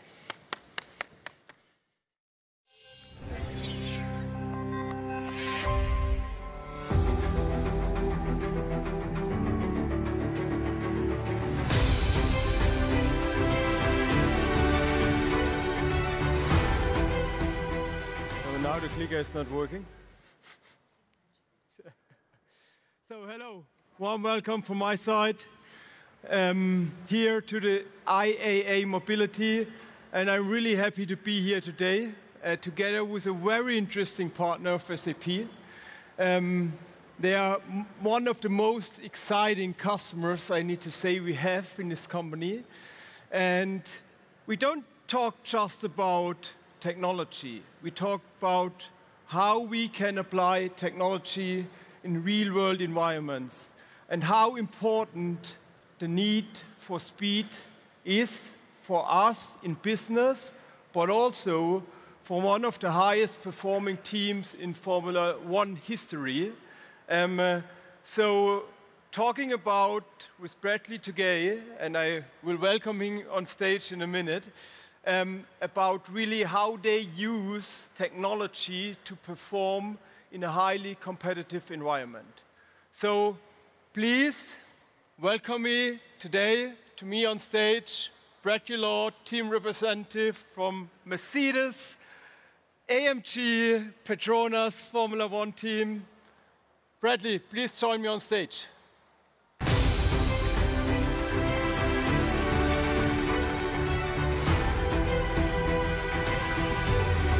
Good to see you, Bradley. Great to see you. Thank you. Fresh from the racetrack in Monza. Really happy to have you here. Thank you very much. Great to be here. Thank you for the warm welcome. Really cool. Really cool. Let us sit down and have a little bit a discussion about the topic I already mentioned. So, first of all, I think maybe after this, you will hire me as also a part of your Formula One team, because I'm very interested to get a driver's license for Formula One. Unfortunately, I will not maybe fit in this car. We might need to do a bit of a training program and start with something a bit less powerful and work our way up to it, yeah. But let us go a little bit deeper what I just mentioned. Really the need for speed, using technology in your environment, a highly competitive environment, but also how we adapt co-innovation with you in this highly competitive environment and like high-performing sports, which we can then really play back and use also for businesses. So I would say let's get started. Lights out and way to go. There you go. So Bradley, first question. Formula One is one of the most innovative sports in the world. And in 2021, I think it was in 2021, that's right, yeah. The Formula One cost cap was introduced. So, which limits how much teams can spend each season, which is super hard. Yeah, $140 million on technical spend and the engineers to make the racing car as well. So it sounds like a lot of money, but it's a very real constraint in our world. Yeah, it's heavy. So, Bradley, how does the Mercedes-AMG Petronas Formula One, you really should think about a new name, honestly. Honestly, it's the favorite moment of every season of Drive to Survive, is our drivers not being able to say the name of the team properly, and it comes into every single set of outtakes. So, yeah, it's one of those things that we just need to get our heads around. So, again, coming back to the question. So, how get a team the balance between need to develop new technologies with the cost cap, and how will the partnership also with SAP pay off? Yeah, no, absolutely. Great opportunity to talk about it. So the cost cap, as you said, Andre, was introduced in 2021. It really was a seismic shift in how we operated as a Formula One team. Not that we didn't have budgets before, not that we weren't having to operate to a fixed sort of set of financial parameters, but the fact that since 2021, the FIA, so the governing body, could deem us to be in compliance or not with that set of regulations meant that we had to completely restructure how we worked as a team, how we track stock, inventory of componentry that we've made, what is going on the race car and what isn't going on the race car, and predictively analyze where we will land at the end of the season in terms of that spend. So always necessary for budget planning, but now doing that right or wrong could be the difference between, at the worst case, being kicked out of the championship and losing the results, or at least suffering sanction and penalties. So it upped the stakes for us hugely and was really the kickoff point for a huge transformation process inside the team. Now, where we're working with SAP is to drive efficiency within that spend. Every team now has the same maximum financial resource. So what makes the difference on track is, of course, how fast we go, but the hidden race is how can we drive efficiency in how we're spending our budget, how we're planning our cash flows and our outgoings, how we are structuring working with our supply chain and our production operation, the hidden race behind the scenes, to bring as much performance to track as possible. And if we're losing that in inefficiencies, if we're making too many parts that we don't race, for example, or we have too many engineers working on projects that don't come to fruition, all of that will ultimately not just cost us in money spent, but also cost us in on-track performance. And so what SAP are helping us to do, and where our partnership makes us stronger, is providing the digital backbone of our team, and then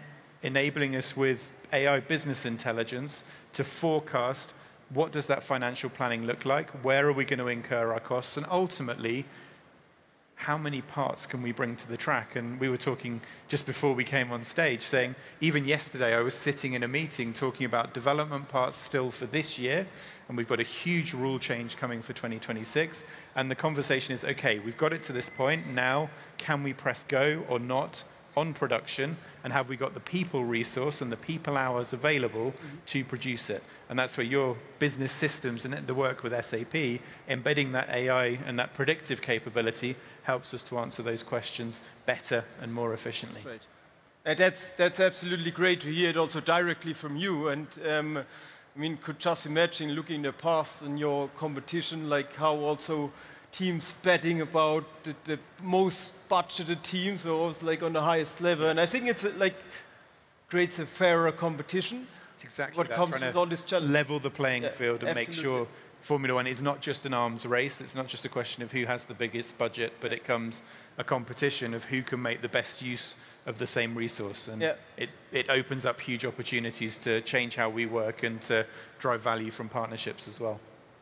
And you just mentioned it. I think it's also important to understand the complexity, how these processes are interconnected, and like HR planning, supply chain planning, then the financial management, the integrated business planning, but also then like using technology to all the during the race, on the track, analytics and all the things. And I just like give you one idea how powerful this is. So together we are analyzing 1.5 terabytes of sensor data per race weekend. This is really from tire pressure to engine temperature, really down to the millisecond. And this data fuels real-time decision during the race day that really shaves milliseconds and then of lap time, and then also is a kind of decision we win or lose. Unfortunately, maybe next year we need to even improve this. We need a few more milliseconds. Yes, a few more milliseconds, exactly. But if I tell you also here in the audience that really exactly the same data-driven mindset is transforming how cars are built in the huge OEMs, in the manufacturing, in the smart factories of our customers, but also here of the companies in the audience. And thinking about really how a robotic arm of an assembly line is really fitted with sensor data to monitor vibration, temperature, torque, like a Formula One car. And the system detects a small vibration change, and which is normally invisible to human eye. I also assume, like in a Formula One car, a lot of things happening on the track nobody sees. It's just like maybe the driver feels it already and gives it back, but most of the time it's invisible. And there we see the value of data and also connected devices to the backend system and do the right analytics, because instead of waiting now for scheduled maintenance, the system triggers already a just-in-time repair. And the result is pretty easy. I mean, you can avoid maybe a 12 hours downtime in your production line, which helps you to save in that day more than 1 million euros caused by this downtime, and the line is moving. So this predictive maintenance powered by real-time data is really the same principle that helps win races. It's now also helping us and our customer to build better cars and faster. So I want to go a little bit into the topic of AI before I ask you also the next question. So it's no secret that SAP's business AI helps unlock value across every part for your business, everywhere. And we at SAP, we have taken it further. We infused a system of collaborative AI agents that work seamlessly across all business functions, across SAP solutions, like you mentioned, like from finance to supply chain, HR, and beyond. And to tackle really the complex challenges you have nowadays in business, like the fast changes in the business environment, supply chain disruptions, new events like tariffs. So we really need to tackle these complex challenges, and with AI we are able to do this and really connect the silos and drive through cross-enterprise efficiency. And there, Joule is our super orchestrator. So it's a kind of a conductor that intelligently connects and manages AI across your organization. Before I ask you the next question, I have also prepared, or the team prepared, a little video which should give the audience a glimpse of what that looks like in action for Mercedes. So please run the clip. Welcome to the desert. Your good friends and partners of Mercedes, SAP, have come up with a series of brilliant challenges to bring F1's cost cap and your competitive spirit to life. Speedboat is too expensive. SAP's AI co-pilot, Joule, is waiting to give you a hand and to assist you in your transport choices. Talk to me, Joule. How much budget do I have? Oh wait, there it is. Stop the bus. It's a race to the finish. Valtteri can be Valtteri. Oh my lord! Budget to perfection. Thank you, Joule.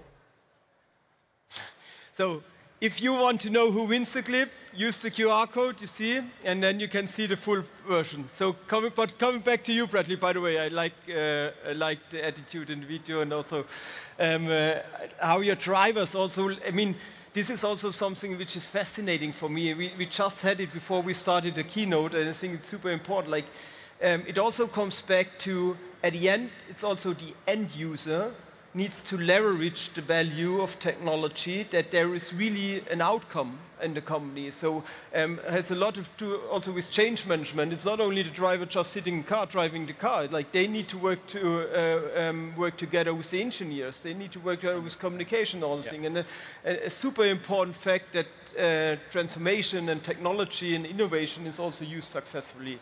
But coming back, how do you see the use of AI evolving in Formula One racing in the coming years? So whatever technology trends or innovations do you believe will have the most significant impact on motorsports and like teams like you and Mercedes in the next decade?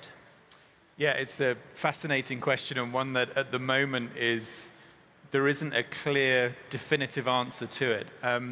I think it's fair to say that Formula One is always going to remain and will always be, to be successful, a competition between humans and a competition between people, be they the people designing the car, be they the people driving the car, be they the people changing the tires of the car in pit stops as well. So keeping that human element of competition is essential to any sport.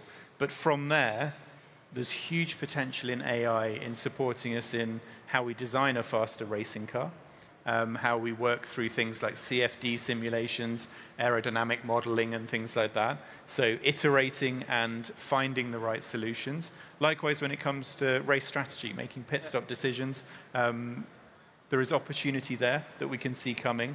But as I talked about earlier, I think the biggest opportunity is that Formula One is a sport that is about building the fastest car and putting the fastest driver in that car to beat everyone else. But that speed of that car only reflects the efficiency of the business and the organization you have behind it. So the biggest opportunity for transformation is going to be automating tasks and taking things away from people in order for us to unlock the power of our people even better than we're able to today. Because we can't just grow, because we have a cost cap limiting our ability to do that. So it's going to be automating reporting. We talked a little bit about sustainability reporting, for example, and the requirements we have there. We have, through the cost cap, double accounting requirements. We have the FIA cost cap accounts, and we have, obviously, the real-world financial accounting that is just as important but needs to run in parallel. Absolutely. And the ability to automate those processes, to bring predictive intelligence to them, and to make them run faster, those will be some of the efficiencies that we will find in our business operations, in our supply chain as well, that will allow us to unlock the potential of our people even more and become an even leaner and more focused racing team, because the AI will be supporting us with the other tasks that potentially could lead to a dilution of effort or a distraction. Yeah. And I mean, you mentioned already a lot of use cases where you already leverage the technology. Do you have some kind, maybe share with the audience, one like very current example, how you use data maybe also during the race on the racetrack to improve the performance? I mean, it's really simple. The car isn't allowed to leave the garage unless we have data. Okay. So the engine cannot be run, it cannot be monitored, we cannot check reliability unless the data is running. So that's like basis component number one, tells you how important that live telemetry data is. But then it is how we run the entire race weekend. You know, the car is sending hundreds of channels of pure and derived data back every time it's fired up in the garage, every time it runs around the track. We're analyzing temperatures, obviously, and pressures of key reliability systems. We are on the performance side, using pressure sensors and the pitos, so the aerodynamic sensors on the cars. We're deriving channels and combining sets of data such that we can be analyzing the handling balance and see, has the driver got too much understeer, have they got too much oversteer, and what change, and then predictively suggesting what changes we can make to combat that. We're analyzing tire degradation in order to assess exactly when should we be making a pit stop. We're monitoring fuel consumption. If we've saved a bit more, we can burn that fuel off for extra performance, or ask the drivers to change their driving style. So the guy behind the wheel is having to lift 200 meters before a corner to save some fuel, coast into the braking point. So it's impossible today to conceive of Formula One without just a constant flow of data from the cars and also from all the other cars that allows us to do our performance analytics and predictive performance as well. So it is completely integral to everything we do. I mean, it's so fascinating also listening to you, because I mean, these are all the things you always also, we from SAP, when we talk to customers or try to explain the value of the portfolio, relies to me, because this is like how everything is integrated, and data is like the secret sauce on how to use this data for multiple like outside-in data, like weather data, like car data, you have like financial data, and it's really, really interesting and important. And I think that's also the topic the partnership emphasized, really the potential to create a new blueprint for also automotive industry, not only for automotive industry, also for a lot of other industries. And we talked about this also briefly, like, can you share like any specific examples, maybe how innovations we develop together, and so you develop as a team, in this partnership could be applied in the business world? So it's also, your world is also a business world, but more in the broader automotive industry. Yeah, of course. I think we talk about Formula One as the fastest laboratory in the world. You can see that in, for example, the concept car on the Mercedes stand over in one of the other halls, the AMG GTXX, a world record-beating electric vehicle that has F1 know-how and technology in there. But it's just as true for the sort of systems that we work on as well. We want to push your technology to the very limits. And for us to be able to innovate, it needs the right technology and the right database to explore new areas and make informed decisions. And that's where SAP comes in as that foundation and intelligent basis for our innovations to take place, and helping to guide that process as well. So your tech, the stack that we use, the way in which we work, underpins every decision we make about innovation, green lighting what we can do and what we can't. And ultimately those innovations are the ones that then also trickle down into many other areas, be it sustainable fuels, be it more sustainable materials and carbon fiber on the cars, but it's all underpinned by and not possible without the foundation that we get through our partnership with SAP. Amazing, and thank you for this great partnership, Bradley. As we're coming to the end, first of all, I want to wish you good luck for the rest of the season and the championship. Maybe you can pass Verstappen, George. We need to. George is chasing Verstappen, and we've got our eyes very firmly set, not on P1, sadly, this year, but P2. And we're in a dogfight with Ferrari and with Red Bull for that. So it's going to be intense. We are all rooting for you. Thank you very much. So as I close out today, I'd like to leave you with 3 key thoughts. So one, really leverage AI agents to transform workflows and drive the innovation you need in your business. And with Joule, we talked about it. Business user really can automate complex processes, orchestrate tasks really across their solutions, and unlock then really the insights simply by describing their goals via natural language. And instead of navigating the transactions or writing code, 100 of millions of users will accelerate decision-making through Joule and also the agentic AI. So this will boost productivity and really reimagine what is possible. Second, drive continuous innovation through collaboration like we do it, and connect really the teams. Break down the silos, let the ideas flow, solution to scale, and really organizations need to adapt more quickly than ever before.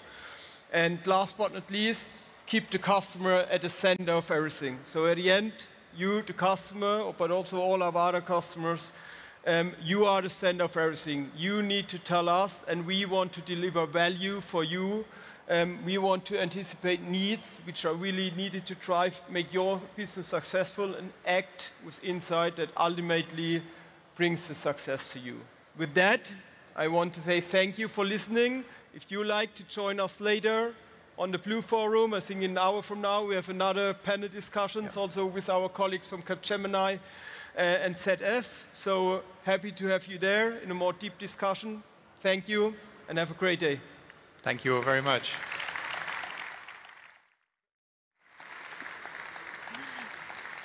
Well, a big thank you from me as well. Andre and Bradley, great to have you here. Great to see the collaboration. If you enjoyed this talk, use the QR code and let us know. If there's something you'd like to see that we haven't provided today, you can also give your feedback there. So, on the main stage, we're going to take a really short break until 2 o'clock. That's 40 minutes from now. And then we will be back talking about the role of AI in automotive with some friends from Google. So I hope you'll join us at 2 o'clock as we continue the main stage program. Enjoy your lunch.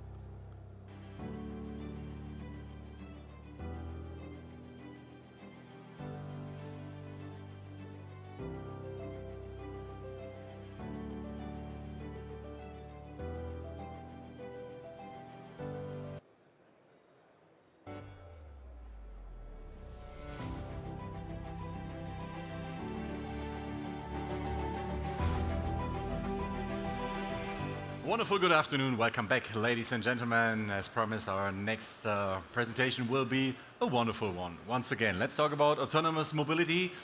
I'm not sure if you maybe already tried a robotaxi. Who did so? A robotaxi? Yeah? So what was the feeling sitting in a robotaxi without any driver? Safer than with your wife? No, just kidding. So let's find out more. Let's find out if the future is already here or not, what comes next, and welcome our next speaker. He is the Executive Vice President, Autonomous Vehicles at Mobileye, and we're happy to have him here today, Johan Jungwirth.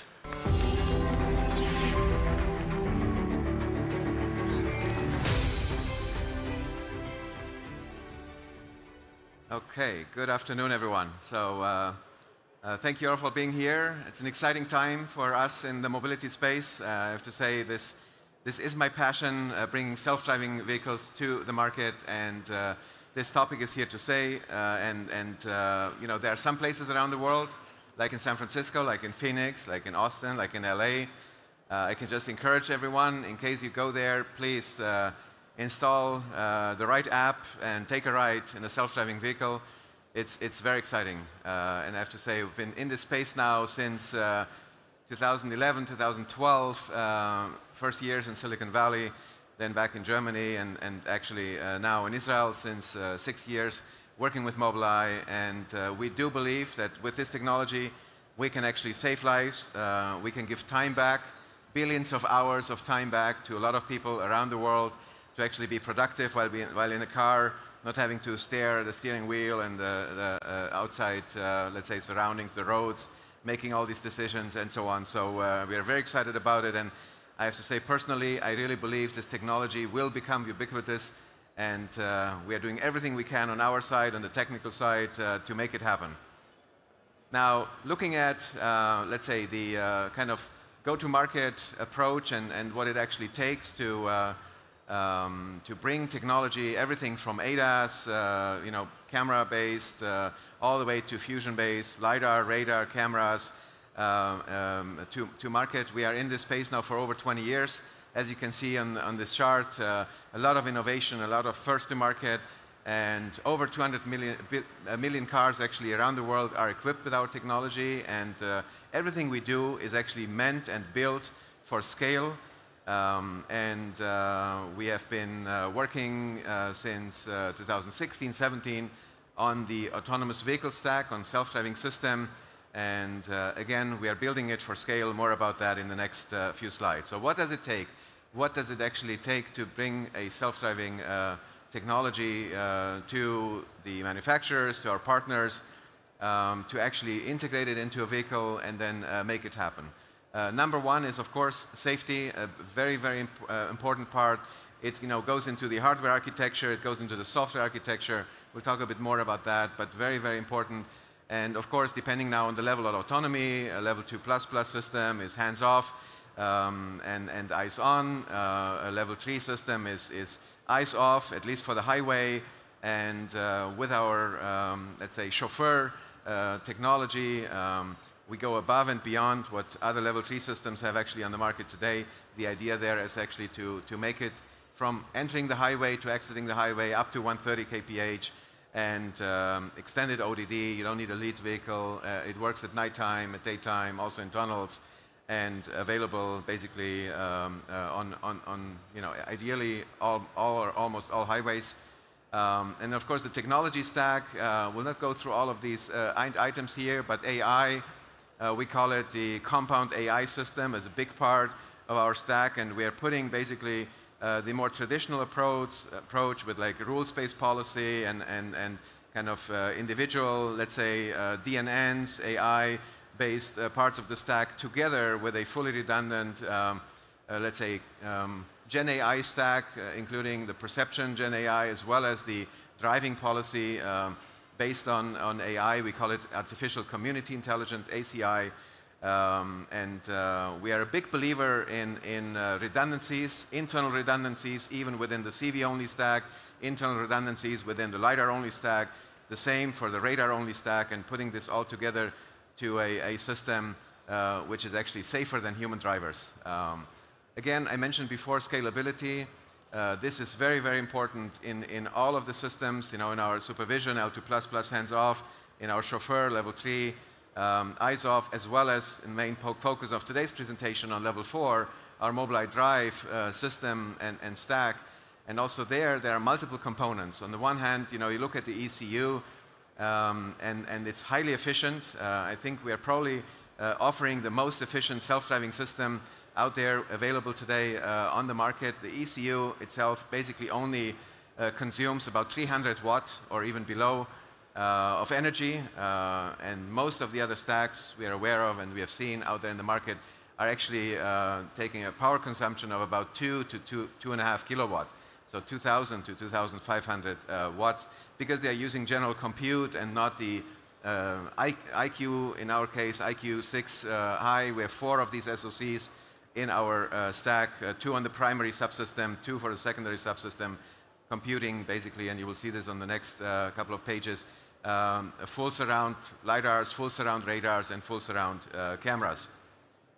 In terms of productization, of course, the goal is to bring this to market very, very quickly. And as we see it here, in terms of, let's say, the technology part, a few more elements. On the one hand, the mapping is a very important part, also enabling scalability.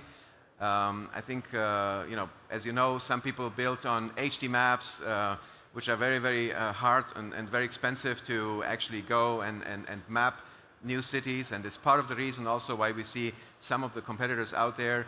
It's taking very, very long time to go from like one city to the next. And by the time you are done mapping and creating an HD map, it's already outdated because some new construction came up and changes were made and new traffic lights installed and so on. Our approach here is with a crowdsourced mapping. We have millions of vehicles out there in the meantime, over 6 million vehicles, sending us about 70 million kilometers of road data per day, which are being used to fully automatically create and generate these SD+, we call it REM, Road Experience Management Maps. RSS, a very important part. So for each of these, individual sensing states, CV only, LiDAR only, radar only, having an RSS stack, we call it responsibility sensitive safety. So again, combining, with these heavy Gen AI-based technologies, part of the stack, with actually a rules-based envelope, like a safety envelope around the decision-making, and how basically this robotaxi or robo-shuttle basically makes decisions protected within RSS. In terms of the ACI, Artificial Community Intelligence, this is quite a new method based on self-play on how you can actually generate a driving policy stack based on AI, on Gen AI, and not rules-based. And this is actually part of, let's say, this redundant approach in terms of having multiple subsystems in multiple ways, how you actually reach basically higher safety levels with combining these different redundancies. And then, of course, the sensing side, we have invested heavily, not just in camera systems, but also in radars. Our imaging radars technology, 1,536 virtual channels on the front sector radar, and then the side and the rear radars, 384 virtual points. So you can imagine radar technology, which is very robust, no moving parts, you don't need a cleaning solution, and you have a very, very rich point cloud, and basically for a full surround radar-only sensing state.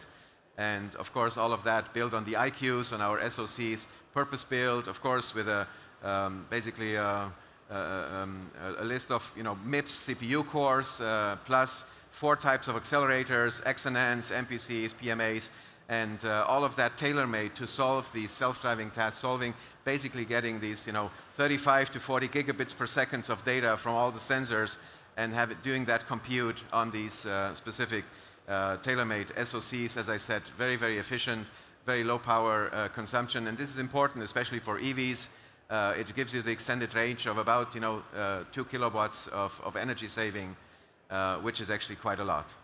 Now looking at our landscape, how we bring the self-driving technology to the market, we are of course the technology provider, the self-driving system for level 4, and we're working with OEM partners, with automotive brands, Volkswagen has been our primary strategic partner, first to market with the ID. Bus. And in case you have not been at our booth in B1, please stop by. Beautiful ID. Bus. This is actually the production intent vehicle. It's a longer wheelbase vehicle, larger battery for extended range, and a nice interior with 4 seats, a Moya, a vehicle which can be used for ride-hailing and ride-pooling, and some space for luggages inside and some space for luggages in the rear.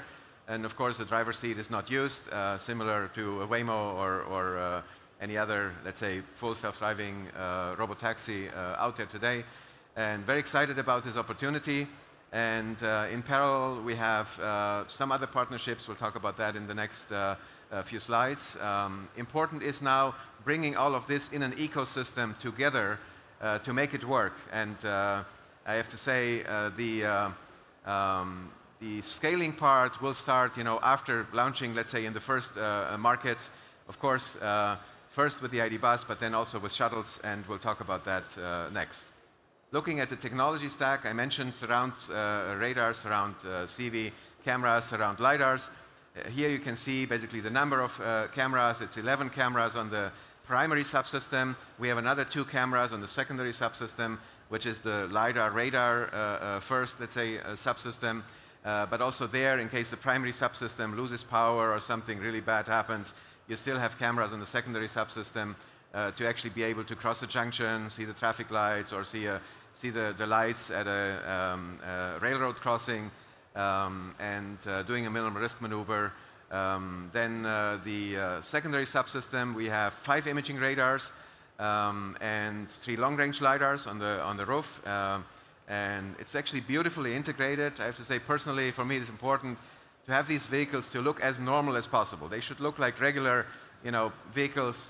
As a pedestrian, you shouldn't, or even another road user, as a driver in a car or in a motorcycle or scooter, you shouldn't necessarily, see it from the outside that this is an autonomous vehicle. We want everyone else to react and respect, basically, self-driving vehicles the same way as they do if it's driven by a human driver. And yeah, the design is really nice, as you can see it also in this image. A really flat roof unit with the long-range lidars and the 2 front corner cameras. Some cameras are behind the windshield, cleaned by the wipers. All of the cameras and all of the lidars have also a cleaning solution, and are therefore also usable. The vehicle is usable in rain, in snow, under different weather conditions. Very important. Now, with Volkswagen, of course, as a primary strategic partner, our main, let's say, objective is now bring these vehicles to market, go driverless before the end of next year, so during 2026, which is actually around the corner, and then start basically with the first deployments in the US and in Europe. Very important is this big collaboration which Volkswagen announced with Uber in LA. It's a huge market. It's a very important market in the US. And then going to Hamburg and coming to other cities in Europe. Holon is our shuttle partner. So the first shuttle for about 10 to 12 people is a Holon shuttle. They have actually been also here at IAA 2 years ago, at CES this year, and now actually they are driving around. We have 2 of these shuttles in Israel. I'm spending quite a lot of time in these cars. I've been actually in the Drive 64, our Mobileye Drive equipped ID. Bus vehicles the last few nights, every night, yesterday night as well, and the nights before. And just before I came here last week in the Holon shuttle in Israel, in Jerusalem, very exciting product as well. And we are really looking forward to bring both of these, basically one maybe more for the private sector, the other one more for the public sector as public transportation.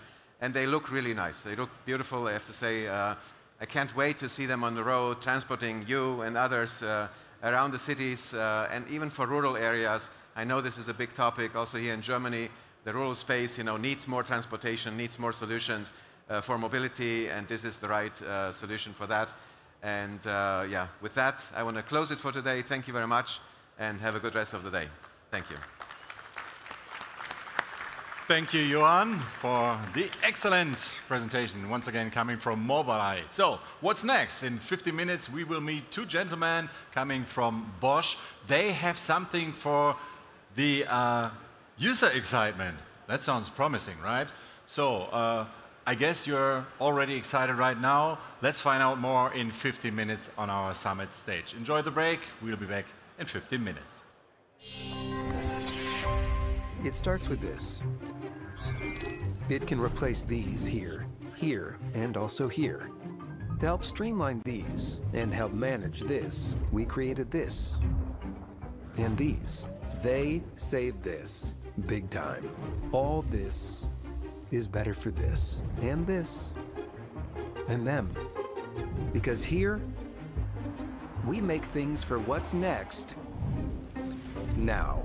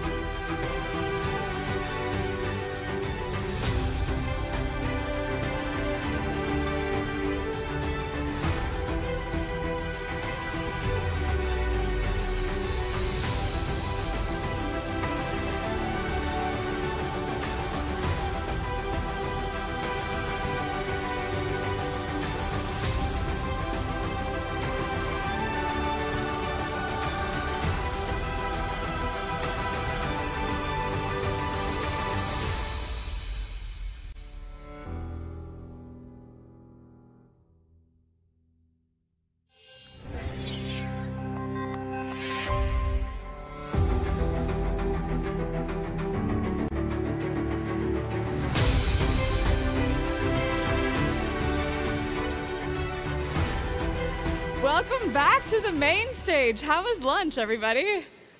Good. Yeah, some of you had lunch. Some of us backstage didn't, but it's coming, I hear. Hint, hint. I am so happy to be here with you today, this afternoon, and to see such a full house because we're talking about a really important topic, AI in automotive. And I've got two experts here to help break it down. I'm going to bring up the first one, and then he's going to bring his partner up to really get into the nitty-gritty. We're talking about a keynote led by Patrick Brady. He's the VP Engineering Android Automotive at Google, and he'll be introducing his colleague Steve in just a minute. Please give a very warm welcome to Patrick.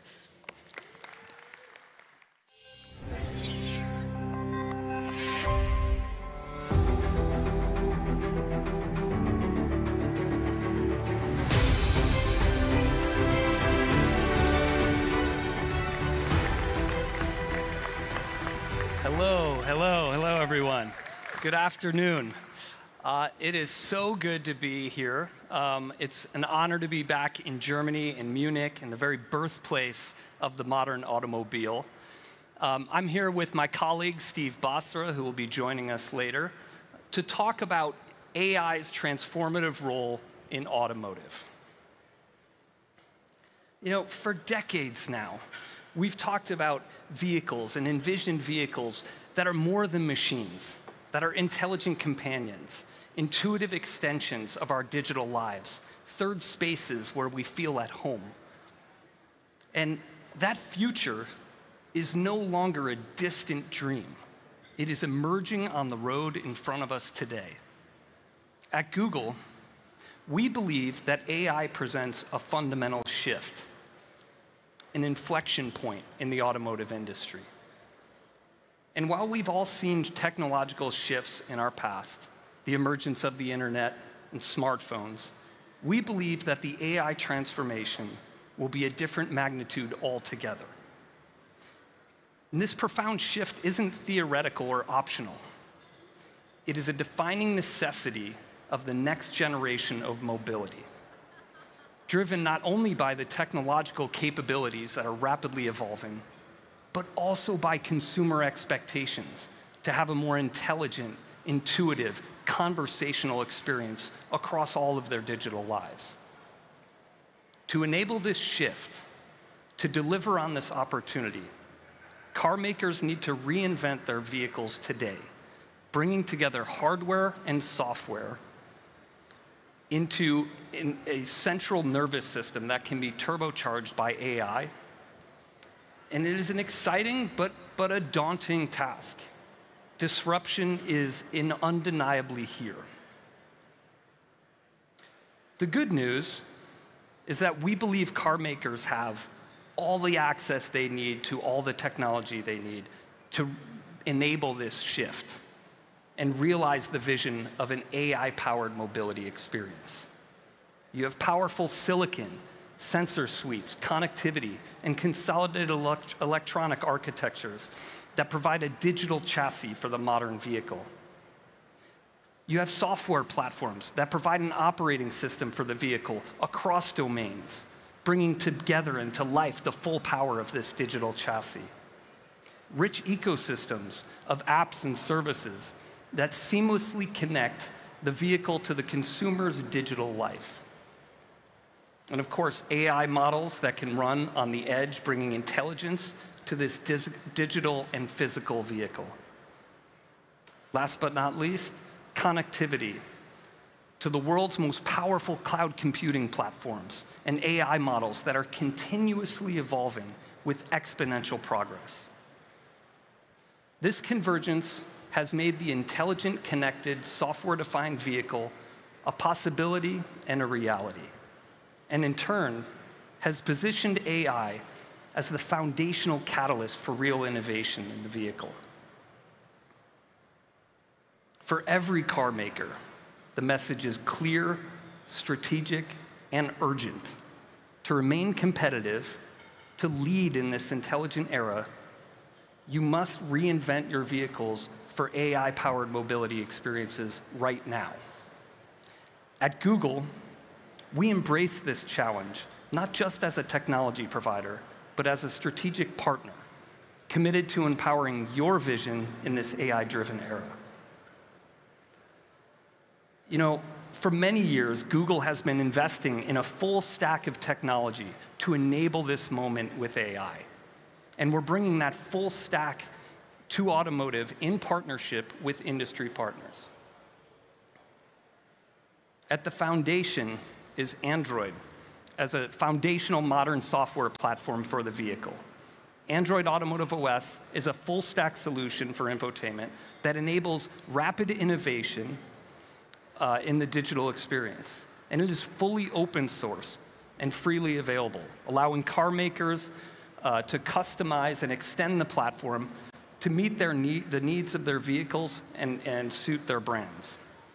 Today, it is one of the industry's leading choices for infotainment, with 12 out of the top 15 car brands adopting Android Automotive OS for their future in-vehicle infotainment. But you know, a modern infotainment experience is not enough to enable the AI-powered vehicle. So we've been working with some industry partners to take Android Automotive OS beyond infotainment as a platform for the entire software-defined vehicle across domains. We're really excited about the progress, and we're excited to share more coming soon. We believe Android Automotive OS is essential as a foundation for the AI-powered vehicle because it provides a consistent digital interface to the physical vehicle systems, whether it's cabin control, body control, cameras, and more. And it also provides a platform for rich applications, connected services, AI models, and AI-powered assistants. And this platformized connectivity between the physical and digital worlds is the foundation on which AI-powered innovation can really thrive. Now, we've also been working on AI for many, many years now, over a decade. And you might say that AI is really in our DNA.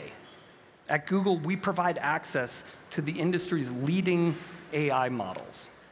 And we've all seen this incredible acceleration in recent years.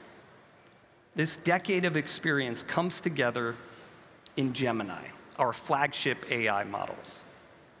Gemini models were built from the ground up to be truly multimodal, understanding text, audio, imagery, and video. They enable understanding, conversation, content creation, and increasingly agentic capabilities across a wide variety of use cases. Now, Gemini is not really one model. It is a family of models that are each optimized for different points on the Pareto frontier of cost and capability thresholds. Indeed, this model family defines that Pareto frontier today. And these models don't just run on the cloud. Our advanced Gemini Nano and our Open Gemma models are optimized to run efficiently on the edge, including in the vehicle, bringing understanding on board for enhanced latency, reliability, and privacy. We develop a range of different models for different use cases because we believe the most powerful AI experiences will be realized through hybrid architectures that bring the best of multimodal on-device and cloud models together in a single experience.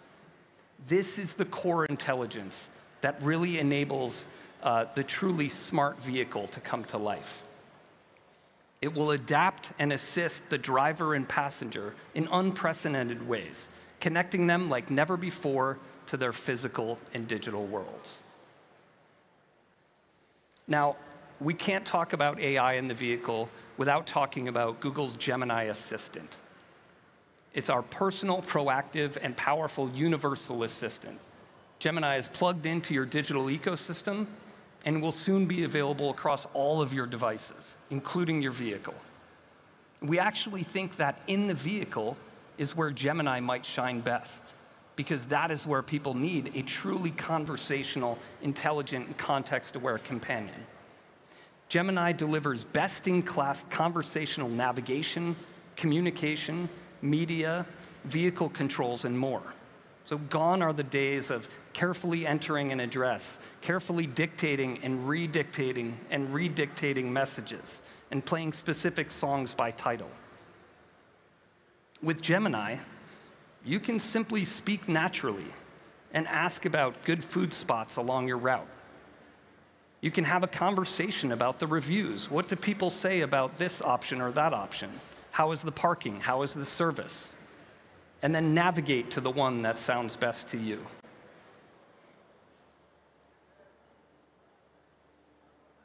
That place sounds good. You can send the details along with your ETA to your friend Joe, asking him to meet you there. And you will be able to ask Gemini to send that message in over 40 different languages, even ones you don't speak. In fact, you can even ask Gemini to remember to always send messages to Joe in Spanish. The experience is truly transformative.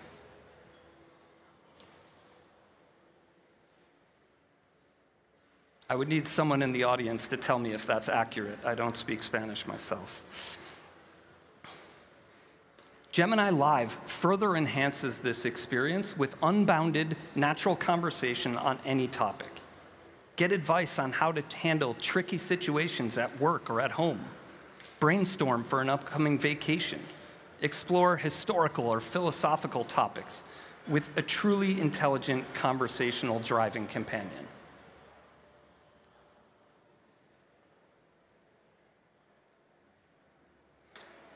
I'm excited to say that this intelligence is not a distant promise. It is coming to millions of vehicles, including millions of vehicles that are already on the road with Android Auto and Google built-in across the globe in the coming months.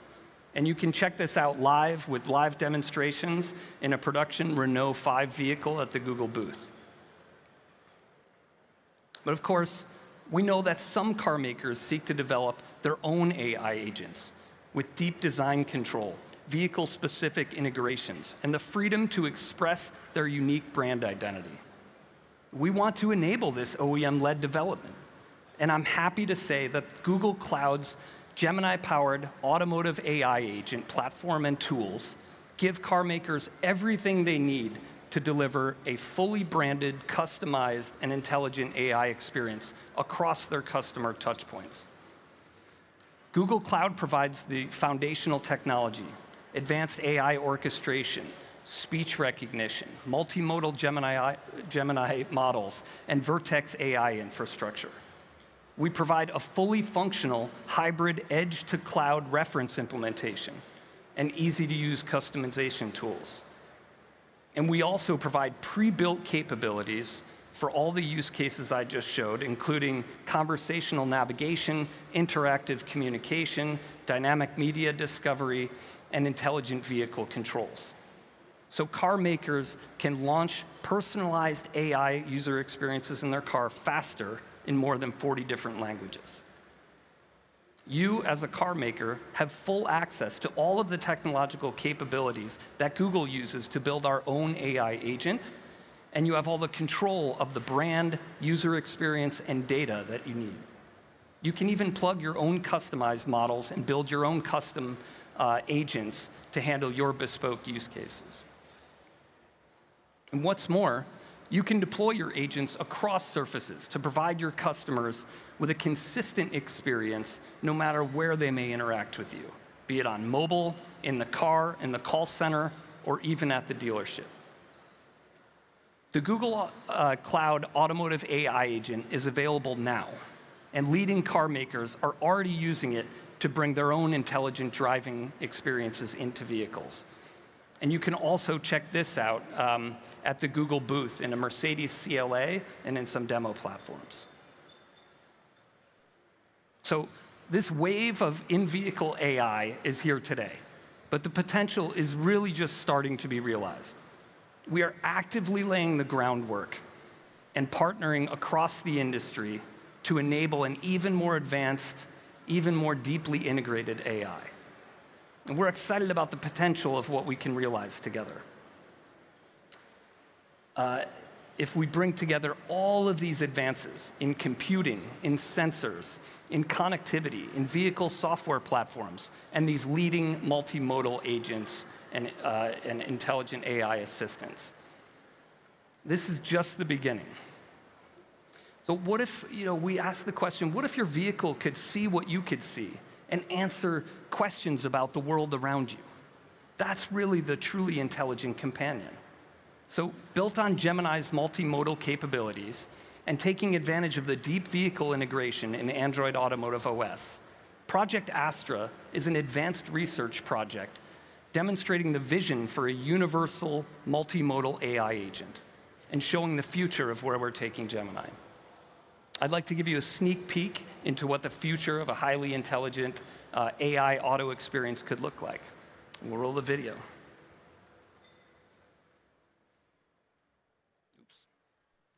Now we'll roll a video. What is that castle up ahead? That's Marienburg Castle. It's a beautiful example of Gothic Revival architecture. Would you like to know more about its history? Oops, I just missed that speed limit sign. Did you catch it? Am I driving within the limit? Yes, I caught that sign. You're currently driving 63 miles per hour, and the speed limit is 65 miles per hour, so you're within the limit. What kind of trees are those on the right? All right, those are palm trees, and they're pretty common along desert highways for landscaping. Anything else you'd like to know about them? Did you catch that sign on the left? What did it say in English, please? Yes, I caught that. It showed the Bayshore route and the Yokohane Ishikawacho exit. What's that restaurant on the left? Does it have vegetarian options? Yes, the restaurant on the left is Blue Water Seafood and Crab. While they don't have a wide variety of vegetarian options, they do offer a few selections. Their menu is primarily focused on seafood, though. Let me know if you have any more questions about the menu, or if you'd like me to book a reservation. Wow, what a beautiful view. Can you take a picture?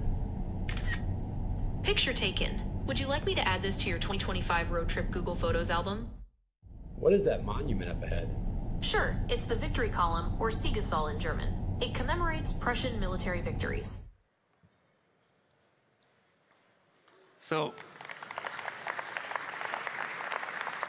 that is just a glimpse into Project Astra, and if you want to see live demos of this technology in action, you can also check them out at the Google booth. But we think this vividly illustrates one vision of what we can realize together with the AI-powered vehicle. But we also want to enable your vision as a car maker. Google is more than a technology provider here. We're deeply committed to be a strategic partner. And in fact, we've been partnering with the industry for over 20 years now across a range of solutions, working with partners throughout that time.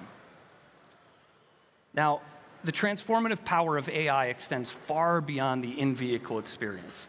It fundamentally impacts the entire automotive value chain, from the drawing board to the factory floor, and how, the way in which cars reach their customers and beyond. And so to talk through, to delve deeper into how AI is redefining the entire automotive ecosystem, I'd like to invite my esteemed colleague, Steve Basra, onto the stage. Steve?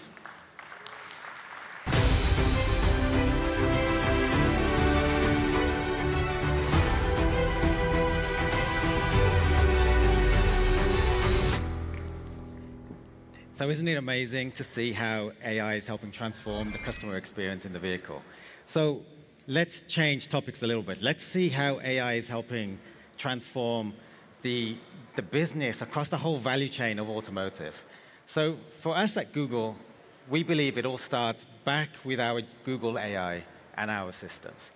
Now, we believe it's not just the fact that these agents can think, they can reason, but it's the fact that they can act. And to us, it's really these possibilities that are helping change the way that all of us are going to work forever. So now let's take a look at some examples across that value chain. Let's start off with software engineering. Now at Google, we've already announced that over 25% of our code is generated using AI. But what most people don't understand, it's not just in the coding phase that we use AI. If you look at our software development process, we use AI at every step, whether it's in the coding phase, in the design phase, in the coding phase, or even in the review phase. Now, for us, it's the combination of agents that makes this so powerful. Now, what's great about this example that you see on the screen, imagine taking that software development process flow and replacing that with your procurement flow or your HR hiring flow. You can start to see how agents can really start impacting each area of your business. And for us, at Google, that's why our products like Agent Space really help you build those agents, which ultimately are going to help transform your kind of users and your customer experience. So now let's come back down to software engineering. In the automotive space, especially in software-defined vehicles, it's not just about software development. It's about the build, the test, the release cycles. And so that's why, together with our partners at Accenture, we built our tool chain called Horizon. And for us, it's really about the agility and enabling your teams to be more efficient. And we've embedded AI at each step in that process to help your engineers be successful.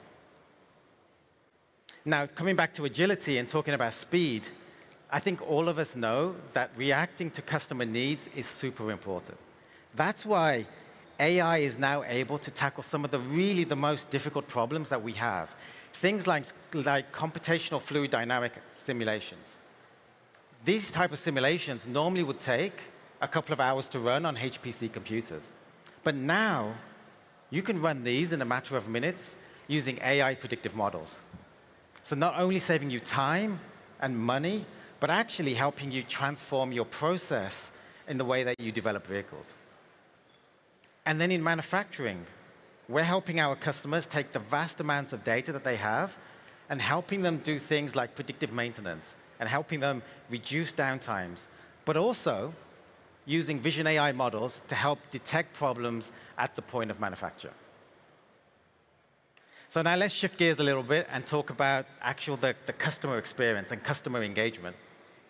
So I think all of us know that consumers are changing the way that they shop online and the way they buy products. And it's the same for the automotive industry. I think we also know that all of us are living in this world of content overload. So actually, how do we connect to our customers in this world? How do you connect to your customers in this world? Well, what if?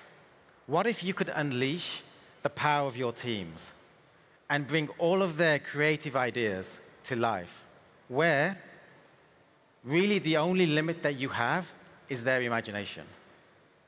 That's why at Google, we've built our Gen Media suite of tools that not only help you create amazing content, like those amazing VO videos that you saw, but they also enable you to really transform your creative process.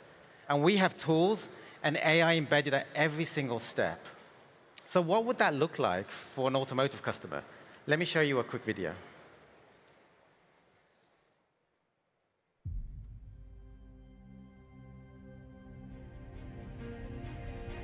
Harness the power. Feel the precision. Become the adventure. And the road will know your name.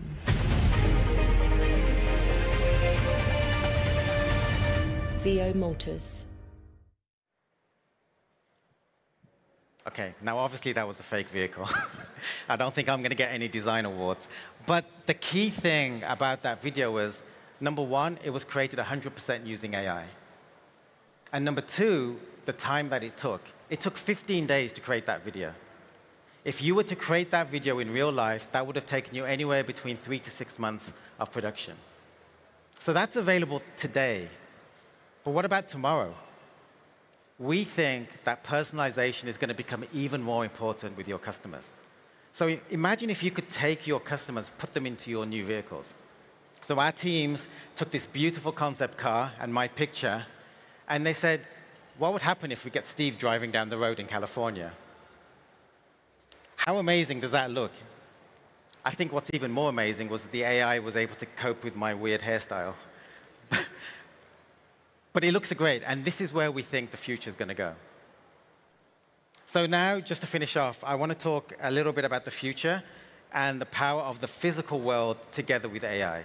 This is one of the most exciting areas, so let me show you another quick video. We're bringing Gemini 2.0's intelligence to general-purpose robotic agents in the physical world. To be helpful, robots need to be interactive, responding live to your actions and your voice. They need to be dexterous to complete your most complex tasks. And they need to be general to understand things in your 3D world. And all of these capabilities need to work across different physical forms. We're bringing this together in Gemini Robotics, our most advanced vision language action model. Gemini Robotics is interactive. And you put the bananas in the clear container. Notice how we move the objects and the model reacts and replans on the fly. And you put the grapes in the clear container. Our model's low latency means it can respond live to rapidly changing conditions and instructions. This same model can generalize to all kinds of applications where you can collaborate with the robot live. Gemini Robotics is dexterous. High dexterity tasks are some of the biggest challenges in robotics. I can fold the orange square into an origami fox. That sounds fun. Why don't we try that? Sure. Did you know that the word origami comes from the Japanese words ori, meaning to fold, and kami, meaning paper? These capabilities are enabled by Gemini 2.0's spatial understanding of detailed aspects of things in your world. I can point to where the eye should be drawn on the fox. Most importantly, Gemini Robotics is general. It uses Gemini 2.0's world understanding to generalize across a vast range of real-world tasks. Can you flip the red die so that it matches the number on the green die? Many robots can execute predefined actions, but these movements are not predefined. The robot is reasoning both about what it sees and how to move. It figures out how to make the red die match just like we asked. And this generalization goes even further. This same model can generalize to tasks like this one that it's never been trained to do. Pick up the basketball and slam dunk it. Keep in mind, these are objects the robot has never seen before. But by leveraging Gemini 2.0's understanding of concepts like basketball and slam dunks, the robot figures out the task. We're now inviting more partners to join our Trusted Testers program, where we're working together to build the next generation of robotic AI agents. Learn more about how we're bringing Gemini to the physical world at deepmind.google/robotics. So I think what's really amazing about that video is that last example. The ability for a robot to take components that it's never seen before and to take action. So start thinking about how you could use that in your manufacturing plants, where robots will be able to take tasks and do tasks when they get obstructions that they've never seen before. It's truly amazing. So I want to finish off just by saying, from the key message to this speech is, we believe that AI is really important, and it's going to be time for you to start thinking about how you're going to use AI to transform your businesses. If you've liked what you saw today, please come and visit us in Hall B1, where we've got these examples and many others. And with that, from the whole Google team, I want to say thank you, and thank you for being here. And I'm going to take a selfie.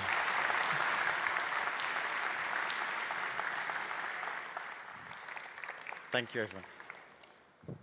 Well, Steve, thank you. I'm really excited about Gemini for automotive, but I'm also excited about Gemini for my dirty laundry or doing the dishes. Can it do that yet? Absolutely. Absolutely. Okay, I'm going to come visit you. You said Hall B2? Hall B1. B1.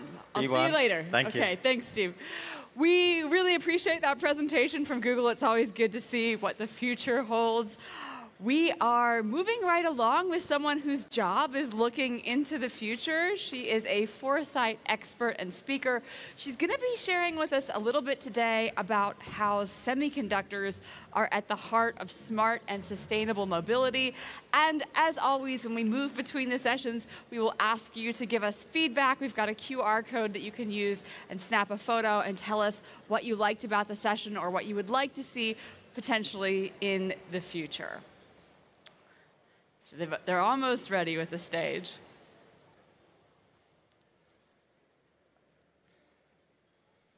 I'm sorry to see so many of you are leaving. If you're staying, great. If you're joining us, welcome. We're happy to have you. We'll give everyone a second to get settled before we bring out our speakers. So, semiconductors are the invisible engine behind the mobility revolution. This session is going to explore how advanced chip technologies are driving innovation, improving efficiency, and enabling a more sustainable transportation ecosystem. We have a great two-person panel to do this. I'm going to bring the first person out, and then she'll bring out her guest. Please give a very warm welcome to foresight expert and speaker from Future You, Barbara Busse.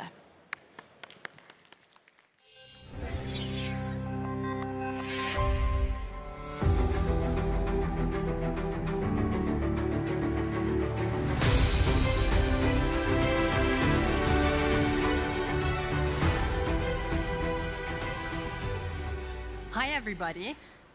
You're here today to hear a little bit about semiconductors. I'm introducing Infineon Technology as one of Europe's leading semiconductor manufacturer.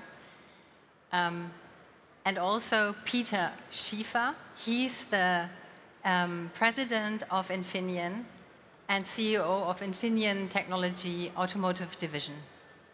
He's been in the industry for more than 10 years. And he's one of the leading minds in the area of automotive semiconductors. He's an expert for electric vehicles, automotive solutions, autonomous driving, and also AI inside the car. And under his leadership, Infineon Technologies is the leading global #1.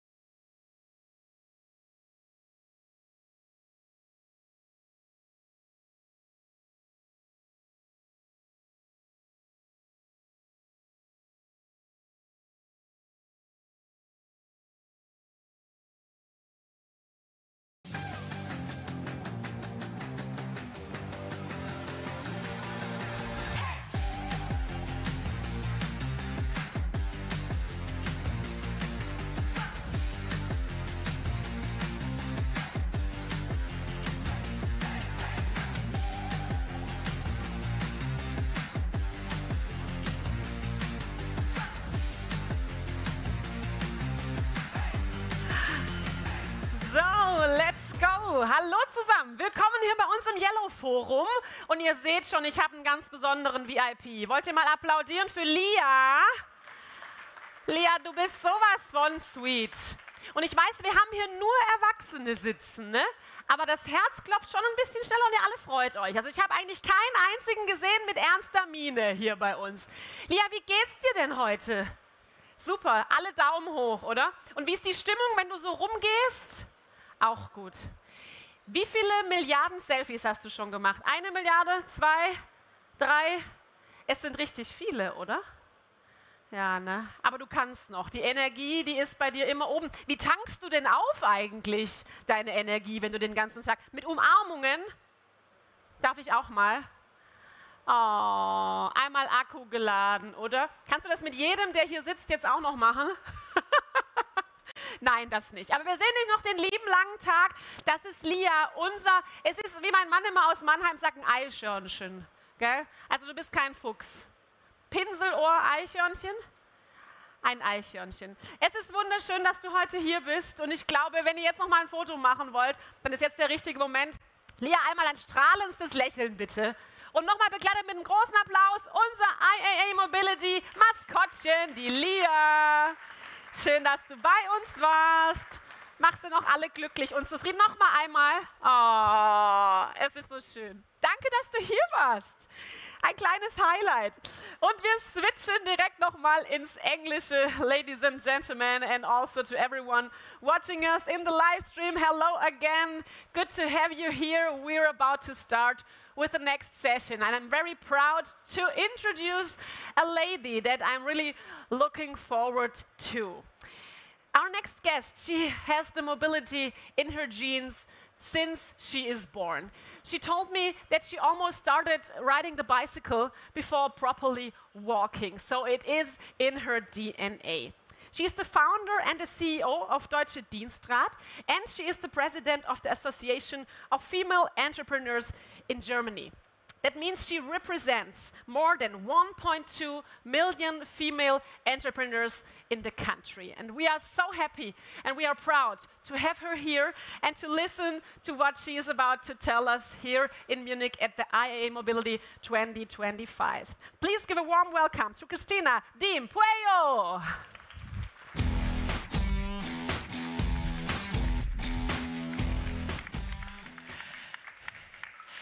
Hello. What a wonderful day here at IAA. Distinguished guests, ladies and gentlemen, dear friends of our bicycle industry as well as the mobility industry itself. Our guiding word today is going to be progress. It is a term that comes from Latin. In German, we usually translate it as Voranschreiten or Fortschritt. But for me, progress carries something deeper, more emotion, more positive strength, and that is why progress will be the red thread running through my keynote today. Mobility in progress.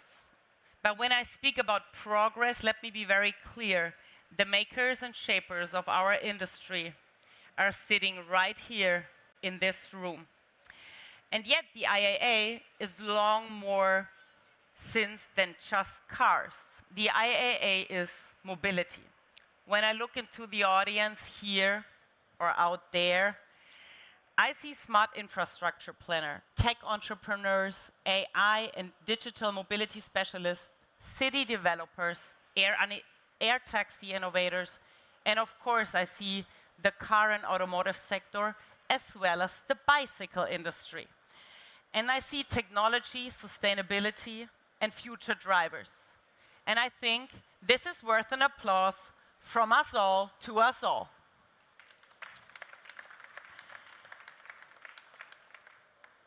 That is why it is such a great pleasure for me to stand here in front of you, because it drives me to drive Germany forward.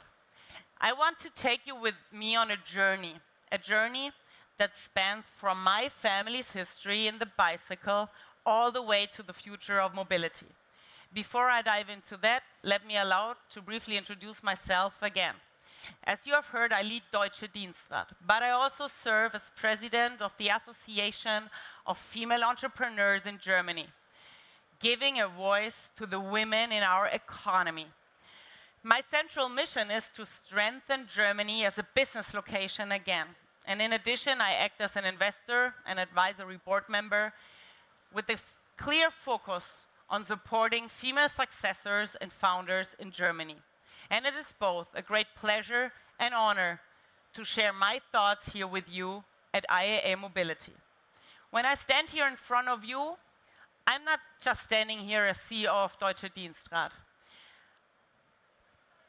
because my entrepreneurial story is like many of ours here in Germany. I stand here as part of a family story, one that began more than 100 years ago in a small bicycle workshop in Schweinfurt. My great-great-grandfather, Engelbert Wiener, was a bicycle mechanic and also a racing cyclist. In 1921, he laid the foundation in Schweinfurt with a small retail bike workshop, producing and selling bicycles by hand.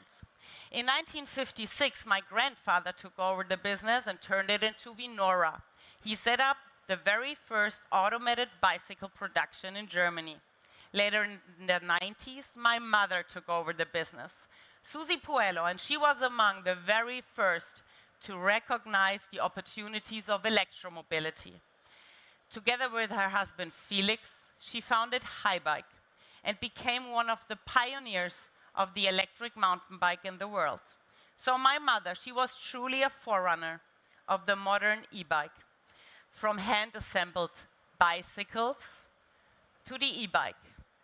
It was, in my family, the bike was never just a product. In my family, mobility was passion, was progress, and it was life's work. Today at Deutsche Dienstrat, we don't build bicycles anymore, we build mobility solutions. Since 2020, I have been leading my own company, which connects bicycle retailers, employers, manufacturers, and end consumers in a very innovative way. This happens through an online marketplace. We call it the Mobility Hub, which makes company bike leasing possible in the simplest format. In other words, we have evolved from a workshop to a mobility technology company. And that shows one thing very clearly. Mobility means evolution, mobility means progress, and mobility means connection.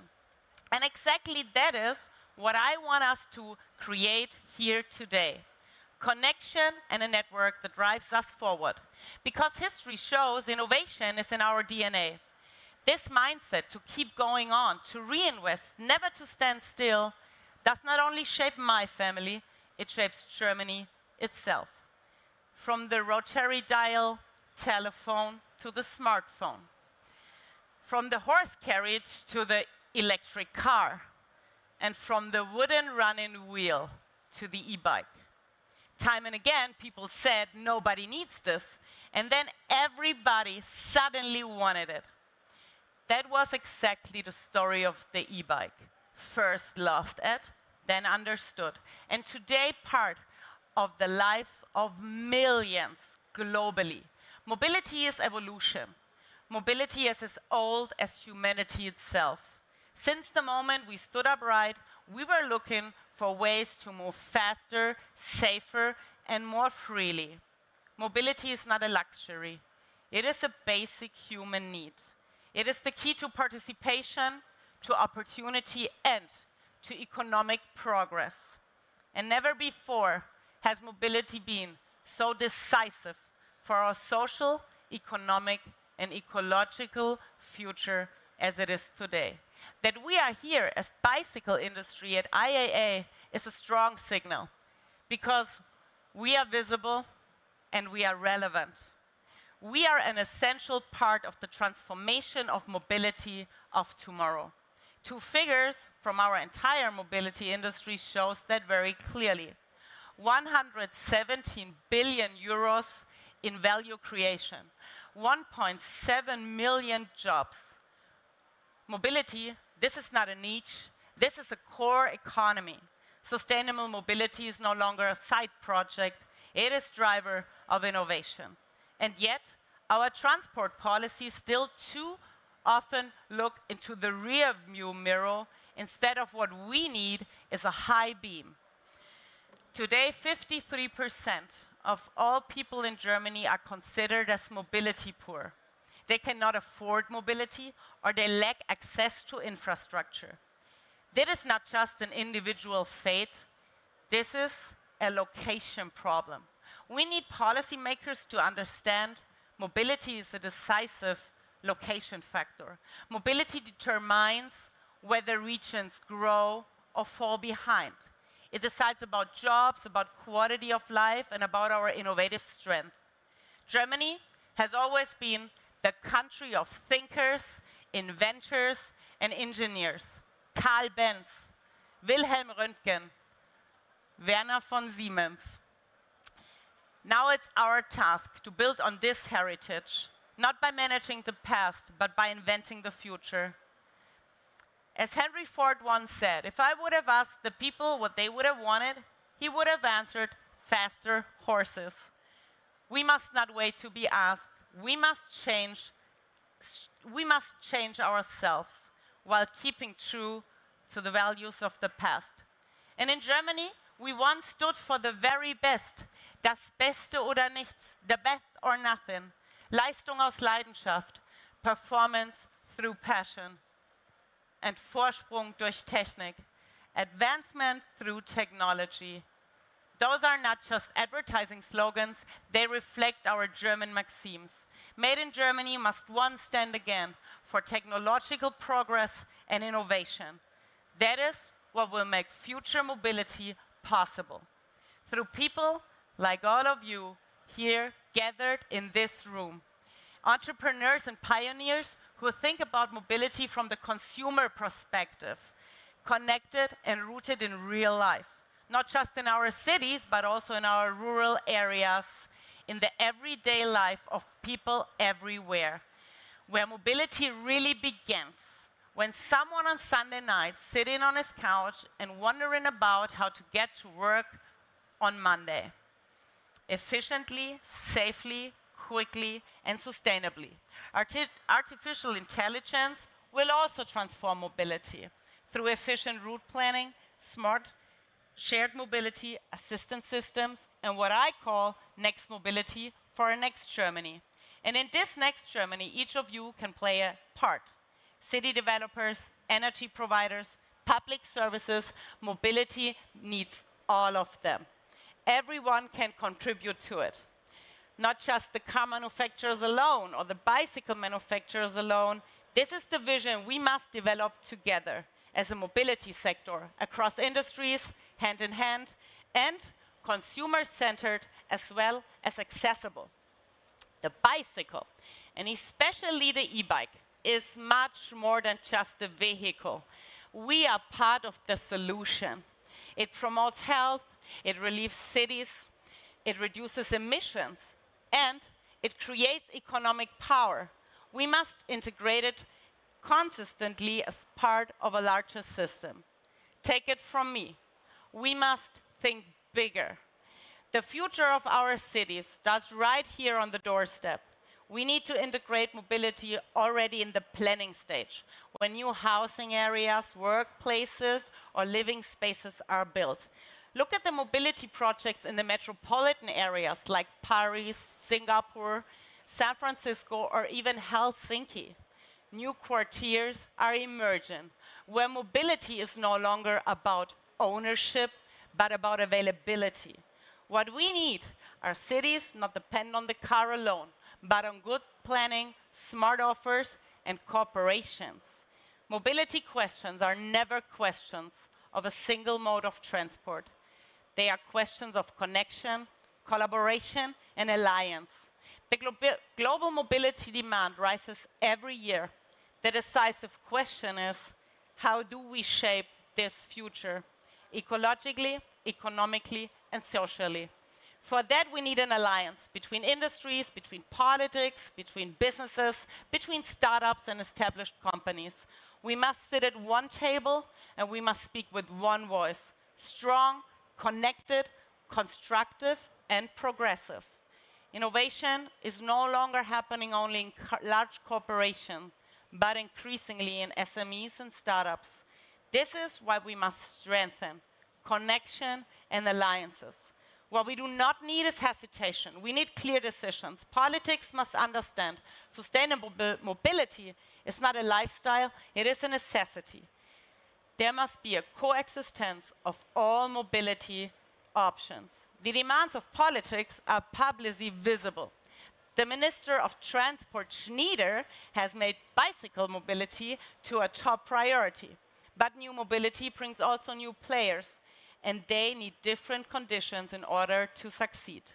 The mobility does not mean that everyone works against the car. It means that all forms of mobility are considered and all are needed. For that, we need everyone at the table, so that through you and through everything you and we are doing together, Germany can move forward. I stand here as a networker. I stand here as a voice for mobility. And I stand here as an entrepreneur. The mobility of the future will not come from lone fighters, but from alliance, exchange, and attitude. That is why days like today matter so much. The IAA Mobility is not just a trade fair. It is a place of encounter, a place of exchange, and a place where the future is created. So my wish for all of you is simple. Do not leave just today with a brochure. Leave at least with 5 new contacts, people with whom you can build the future, create ideas, and forge alliances. Because in the end, it's not the products that make the difference. It's the people who are willing to work together for a next mobility vision and for a next Germany vision. All of us here, you, me, this entire industry, we give mobility a voice, we give it a face, and we give it impact. So let us not only be visible today, let us be effective in the long term, and let us launch the needed progress together. And now I wish you a wonderful, inspiring day, many exciting encounters and alliances. Thank you very much. Christina Dimpueyo, wow. And goosebumps at the end. Wasn't that a statement? Thank you very much for being here, for sharing your thoughts. A warm applause again for Christina. Thank you so much. Thank you. Wasn't that great?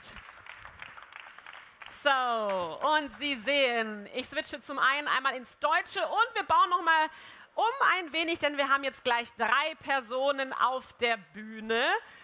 Und es geht um das Fahrrad. Ich freue mich drauf. Wir haben nämlich auch, glaube ich, ganz viele Radler hier unter uns.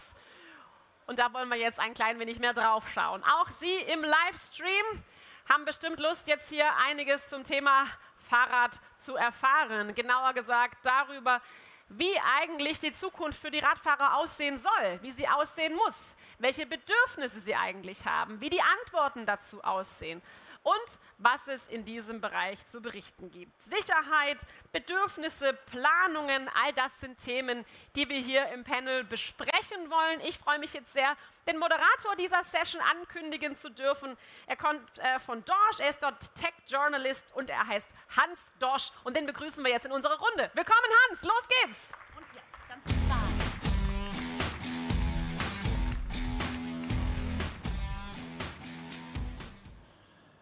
Ja, vielen Dank für die Einführung. Ich mache gleich weiter. Jetzt wird es nämlich konkret. Wir sprechen darüber, wie sieht das Fahrrad der Zukunft aus und wie bringen wir... For the automotive industry. And I'd like to start my first question to Steve. How is Google enabling agility in the SDV stack through cloud-native DevOps, CI, CD, and AI? And how does Google Horizon showcase this impact? Yeah, well, thank you first of all for having us here. It's a great conversation. I think when people talk about SDVs, it's not just the vehicle. It's really the whole ecosystem around the vehicle that is important. So, I mean, for example, what's the point of having an SDV vehicle if you can only update it once or twice a year? then it's not really a software-defined vehicle. So for us at Google, we want to contribute by really focusing on the tool chains and the platforms that help our customers accelerate their development. That's why we built and partnered with Accenture to build our Horizon platform. And it's kind of really focusing in two key areas. Number one is an automotive-grade, open-sourced, cloud-based tool chain. That helps the software developers globally work together in a seamless way. It helps our customers scale their testing, their build cycles, to thousands of instances so they can really kind of enable their engineers to be more effective. And it's an open source platform, so we can have partners like Electrobit and other partners come in and contribute to the tool chain. So it's not just bound by what Google does, it's really like what the OEM needs. So that's one. And then the second part is really the AI piece. I mean, everyone's talking about AI, but for us at Google, that's our DNA. That's what we do. And it's like AI in the coding piece, in the testing, creating test scripts, automating test scripts, in the build phase. So we have AI embedded at each step in the Horizon platform, and I think that's going to further enhance kind of the engineers in the future. Oh, thank you so much, Steve. My next question to Dipti. Dipti, how is ARM helping power next-gen vehicles through scalable, energy-efficient computer and abstraction? Well, you actually answered some of my question in the question. Scalability, energy efficient, those things are fundamental. They're fundamental table stakes in what we're trying to do with automotive, mobility, and more importantly, SDV. So from the standpoint of scalability, ARM's technology scales from the lowest power compute to data center-like compute. We have a portfolio of automotive enhanced products, which is safety-critical applications, ASLB, ASLD certified, pre-certified IP, so we take safety into account when we develop our IP. We also have subsystems where we put IP together to make it easier for the silicon ecosystem to create silicon for this space. So all of those elements are necessary to have a robust ecosystem of hardware and software. And let's talk about software for a moment. ARM has a platform called Sophia, an open source consortium where we work with the entire industry. We have about over 150 members of this consortium where we pull together a standard way to interact at the edge, a standard interface so software can be deployed on the endpoints. And then the secret sauce to this is what Steve said, which is it's not just about the car, it's a full solution, data center to edge. It's no use if you have a software-defined vehicle, if you can't verify that software, validate that software, develop that software in the cloud, which ARM IP is in the cloud, as well as in the car. So when you have the same exact consistent architecture, cloud to endpoint, it makes everything much easier to be able to deploy securely and safely. And then our partners take advantage of that to create these incredible platforms like the one we have here with Google in order to be able to deploy faster and scale. So across the entire value chain. Fantastic. And Jürgen, did you want to add something? No, actually, I would like to add to what Steve has said and also Dipti in terms of the importance of AI, right? I mean, for us, AI is a key element in terms of really reinventing the way we work on user-centric vehicles and also what we can offer to the user. In terms of, we say it's an integration of new technology and human ingenuity in terms of really thinking about, we call it augmented AI, not just improving an existing process by using co-pilots, but really building a new process around AI, right? With the humans, with the engineers. And also what we can do with AI, augmenting the assistance we see already in many vehicles to use the full capability of context data, vehicle sensors, external data, the user data, to really, bring something much more meaningful to the user than any smartphone can do if you leverage the full impact. So that's what I think is very important to us. Thank you. And I would go so far as to say that the software-defined environment is fundamental to be able to deploy AI. So when we start talking about AI-defined vehicles and all these capabilities, at the end of the day, the point that's so important here is that it's user. It's the consumer that's demanding these things, right? And this is where the consumer gets the value. But fundamentally, software-defined is the basis to which we can grow and create these AI-defined vehicles. I'd like to switch into a new topic about standardization versus differentiation, and a question for Jeff. Jeff, how can in-vehicle orchestration platforms enable both reusable architecture and OEM-specific innovation? Well, thanks for having me. This is a topic very near and dear to my heart. So I think if you look at traditional in-vehicle applications, they've always been vertically designed and implemented, which means they are tightly coupled to the hardware, and they're very siloed, so they don't share a lot of functions, which means if anything changes in the vehicle, you need to change the app. An orchestration platform, and by the way, some people call it a vehicle operating system, but it's pretty much one and the same in terms of terminology, is horizontally architected and implemented, which means it's across all of the hardware, it's across different EE architectures. Job one of an orchestration platform is to abstract all of the hardware, software, topology complexities away from the application. That means your apps are more reusable. They're portable. You can apply them to different EE architectures and different vehicle models. The second job of an orchestration platform is to provide infrastructure services. And what are these services? Well, there's connectivity services like in-vehicle network management, prioritization, failover, connectivity to the cloud. There's data services. How do you access the data? How do you manage it? How do you process it? How do you transmit it? There's security services, authentication, authorization, intrusion detection. There's runtime environment services for deploying AI models, for example, or many other applications, and how do you connect it to other systems in the vehicle? That's critical for running AI in the vehicle. And how do you prioritize, and how do you schedule? So if you look at all of these services, and they're a rich set, they should be provided to every application in the vehicle, so that when an application wants a function, it's there on demand. And with that model, then now you can develop an application without worrying about everything that should be there for you, which means that an OEM can develop an application very quickly. They can be lighter weight, they're easier to update, they're more leverageable, and they can bring their innovation to market much, much quicker. The other thing that it obviously does is OEMs can now focus on what's really important to their business, and that is creating new value for their customers and differentiation for their products.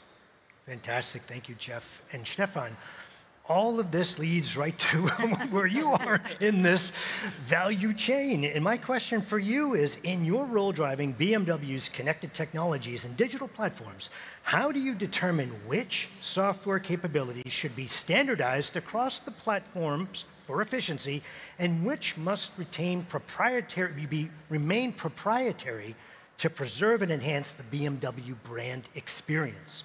You know, if you take a look at our product, and I think our product is a real software-defined vehicle, so we have taken a look in our complete architecture, and we're trying to abstract as much as possible to really focus on a single application.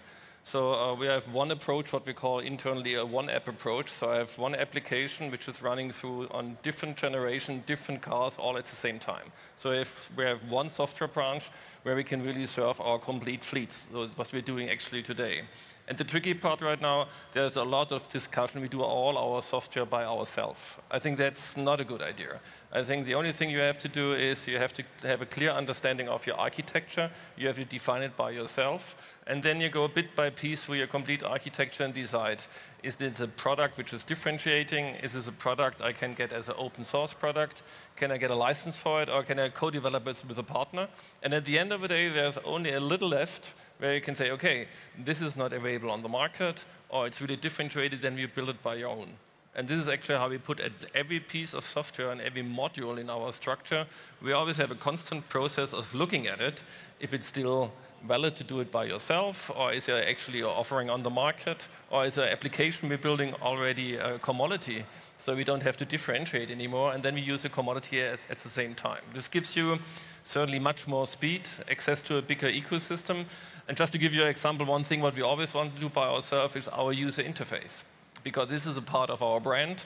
We want to differentiate. And if you take a look at our platform today, the same platform we are building in BMW is running in a Mini as well, and in a Rolls-Royce as well. And we're doing this just by exchanging the user interface to this. So looking at every bits and piece, understanding the architecture, and picking the right one, I think it's the best recipe to do so. Could I ask one question? When you were going and looking at the Neue Klasse, and you were going, us, them, us, them, us, them, how many decisions did you have? Was it 100? Or when it comes to picking software versus you do it, they do it? Maybe you don't know the number, but I just...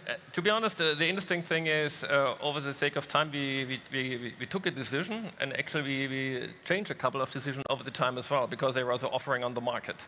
So I would say it's a continuous process. It's more than 100 decisions, because it's a lot of different modules and a lot of different software bits and pieces, and especially on the application layer. You know, 6 months ago, we just decided to integrate additional services which were not existing at the point in time when we designed the platform. So it's ongoing. It's a really ongoing process all the time, and we have a pretty close look on everything what we are doing and thinking, is it the right way to do it like this or the other way? Okay, fantastic. Thanks for that extra insight. And Steve, a lot of those them decisions are heading your way. How can vehicle data and contextual intelligence create value for users and ecosystems? And how does Google see AI-powered SDVs? Yeah, maybe this is more of a question for Stefan, but I'll try answering. Okay. I think, so there's two questions. One is like data, and the other one is around the AI vehicle.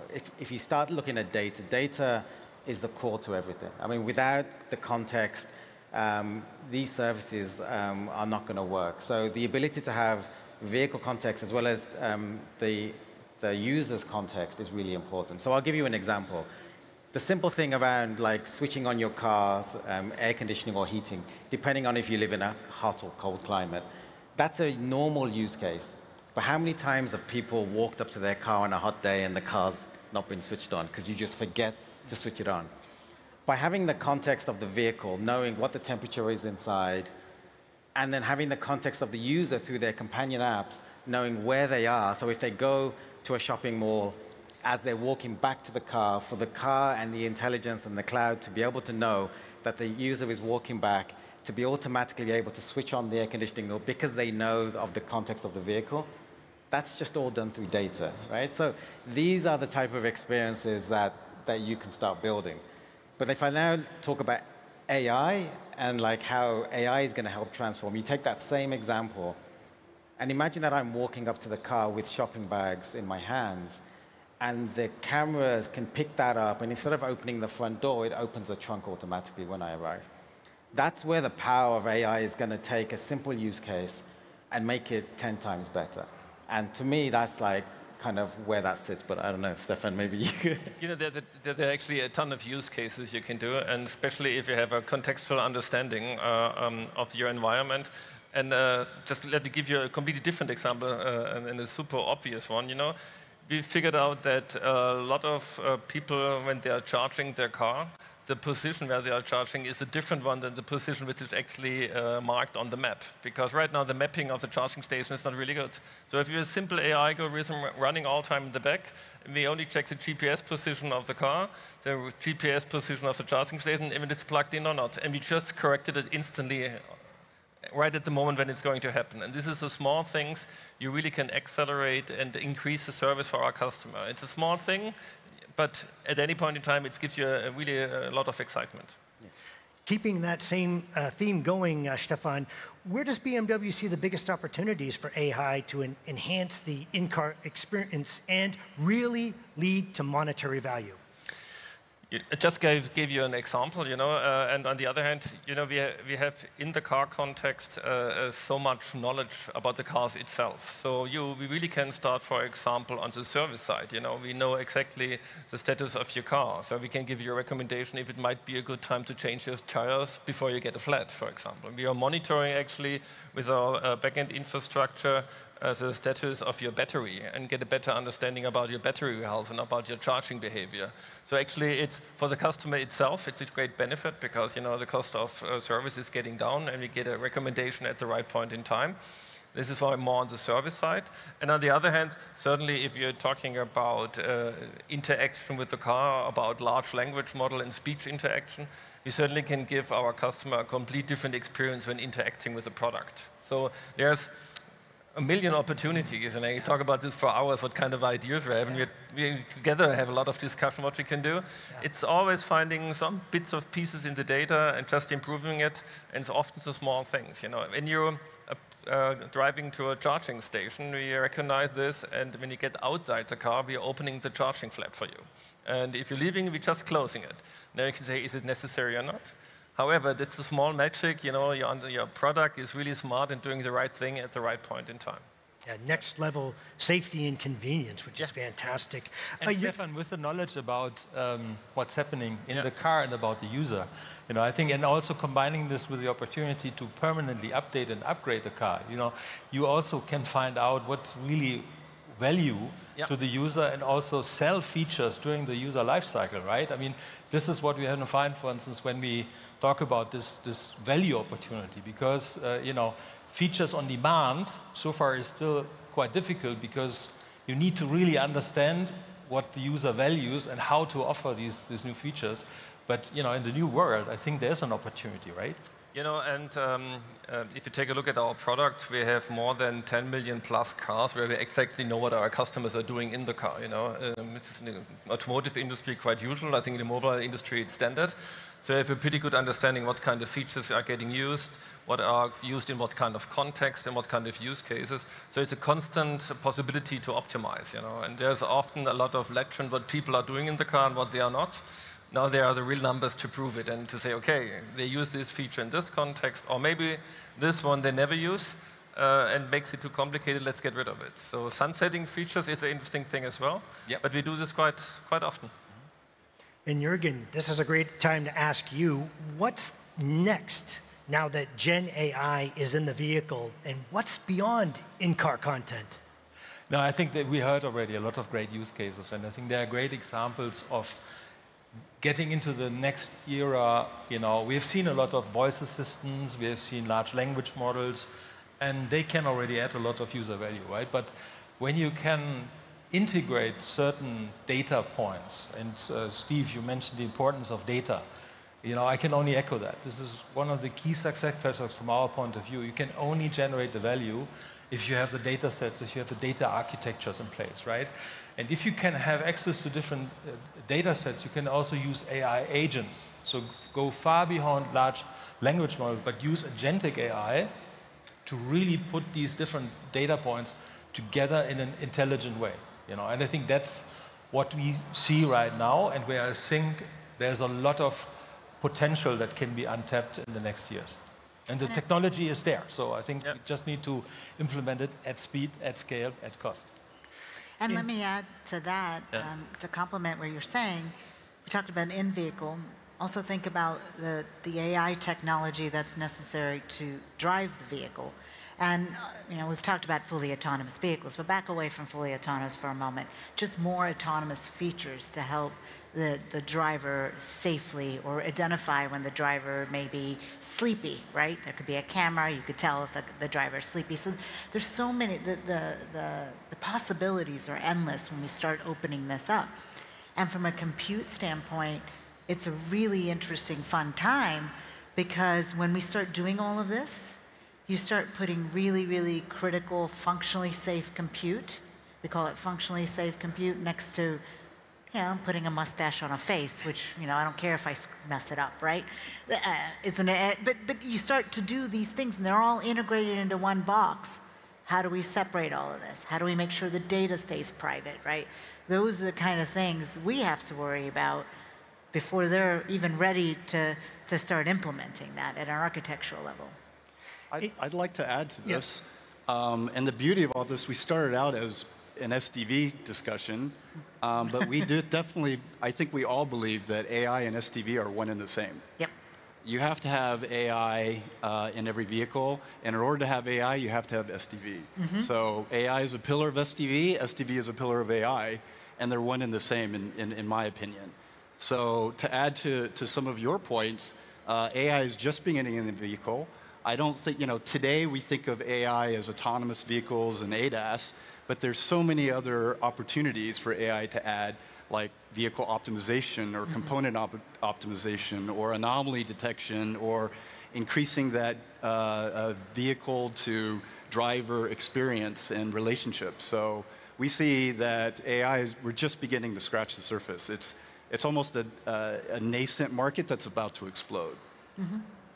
And you've all brushed against this particular topic a little bit today. I'd also like to talk a little bit about cybersecurity. You've all talked about security because one of the only breaks that could hurt this pathway towards SDVs and autonomous is if we have some cybersecurity situations with the cars taken over. And I know all of you are working to make sure that this never happens. How far are we from having just a situation where you just say it's secure, almost like the seatbelt is going to work, the cybersecurity in the cars are going to work? I'll jump in. Everybody's like, oh. I will answer in a controversial way, just for the sake of argument. Okay. I will never get there, because this is the whole point of what we're doing.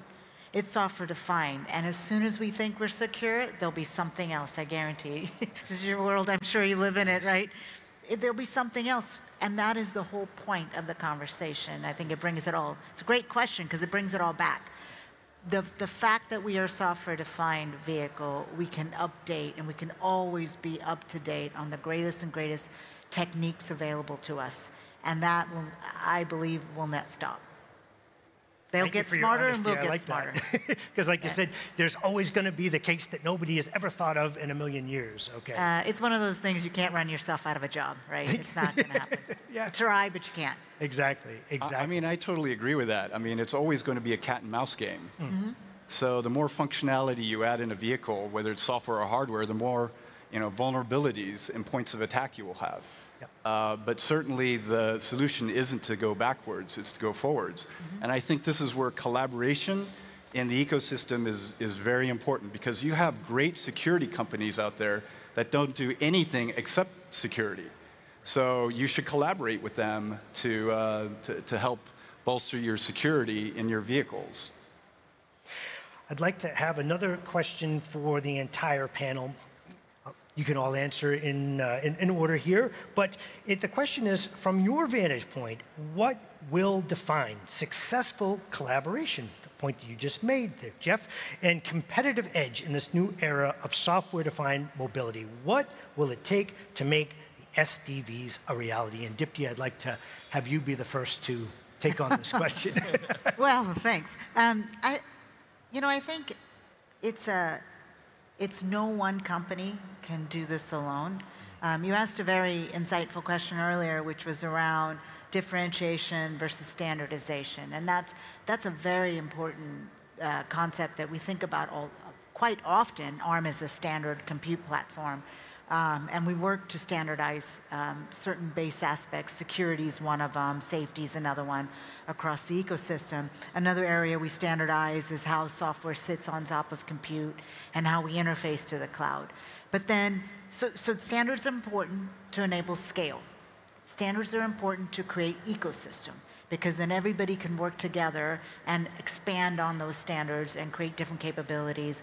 And that security company that focuses on security can deploy their solution on any product, and we get the latest and greatest, because there's some standardization on deployment points. But allowing that security company to do what they do best, which is security, is important too. So that's the differentiation angle.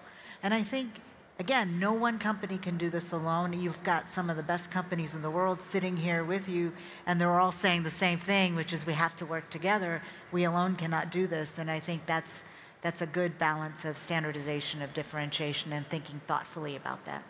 Great point. And Jeff, what do you think? What will it take to make SDVs a reality? I think the way you define success here is if we go back to the original point of SDV, it's allowing and enabling OEMs to innovate faster, is to bring their new applications, their new innovations, create customer value, and differentiate their own product as fast as possible. And to do that requires collaboration. And I think what they need to do is figure out how to leverage solutions that may already be there. Of course, there's always going to be a debate in terms of, do we leverage our internally developed solutions, or do we leverage partner solutions? And I think the answer is going to be different from OEM to OEM and supplier to supplier. But I think the companies that will win will be the companies that figure out what's best for them and what's that right mix of collaboration and leveraging solutions that may be in-house versus not.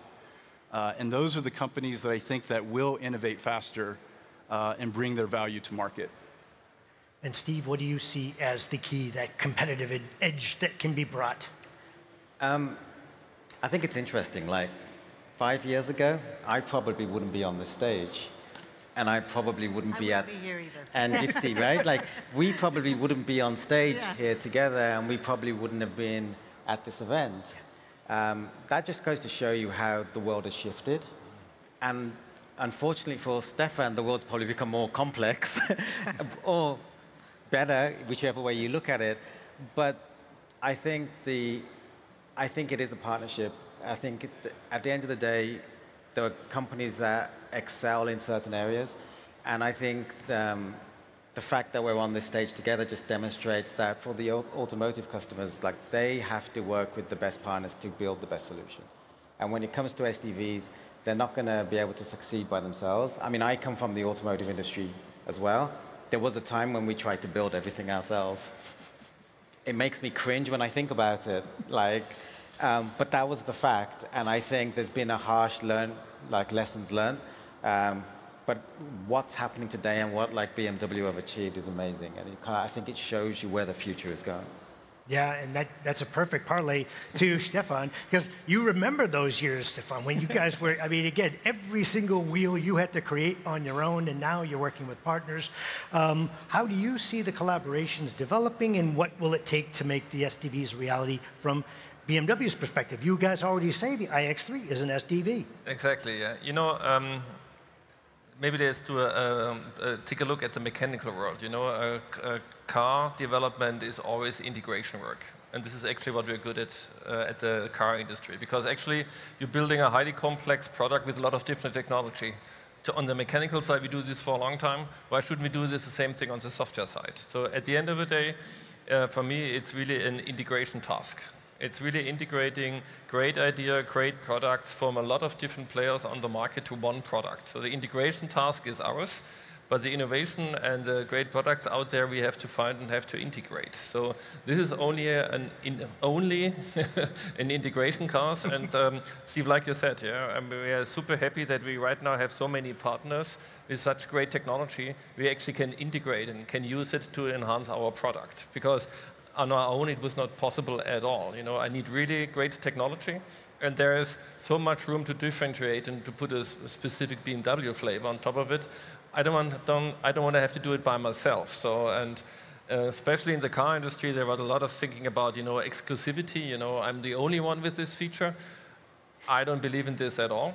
At the end of the day, the only thing I'm interested in is in scalable solution, because in the software world, it only works when it's scalable, because then it's maintainable, and then it will last a longer time. Because if not, it's just a one-day hit, and then it's gone. And your car is sitting a little bit longer in their garage than only a couple of days. So it's really about the integration task, and working together with the partners.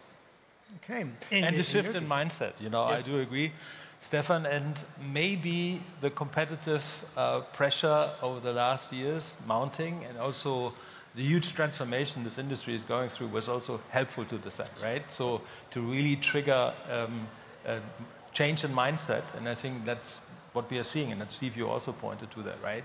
And the value story. I think we are coming now also to realize, and we can also see this in the numbers, that it does not make sense for every player in this business to create its own microcontroller architecture, for instance, right?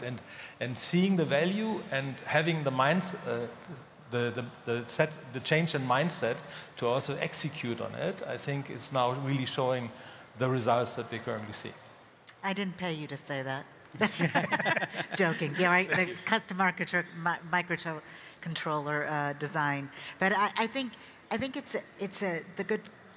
Yes, I don't think everyone needs to make their own microcontroller design, but at the same time, I think it's important that in all of this, it's an open architecture. And let me explain to you what I mean by when I say open, because it can mean a lot of things.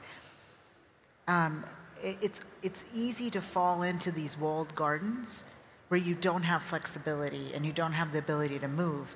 And the competitive environment for the OEMs today is such that they have to have the independence and the ability to move at their own speed and with their own brand and the brand awareness that comes with that.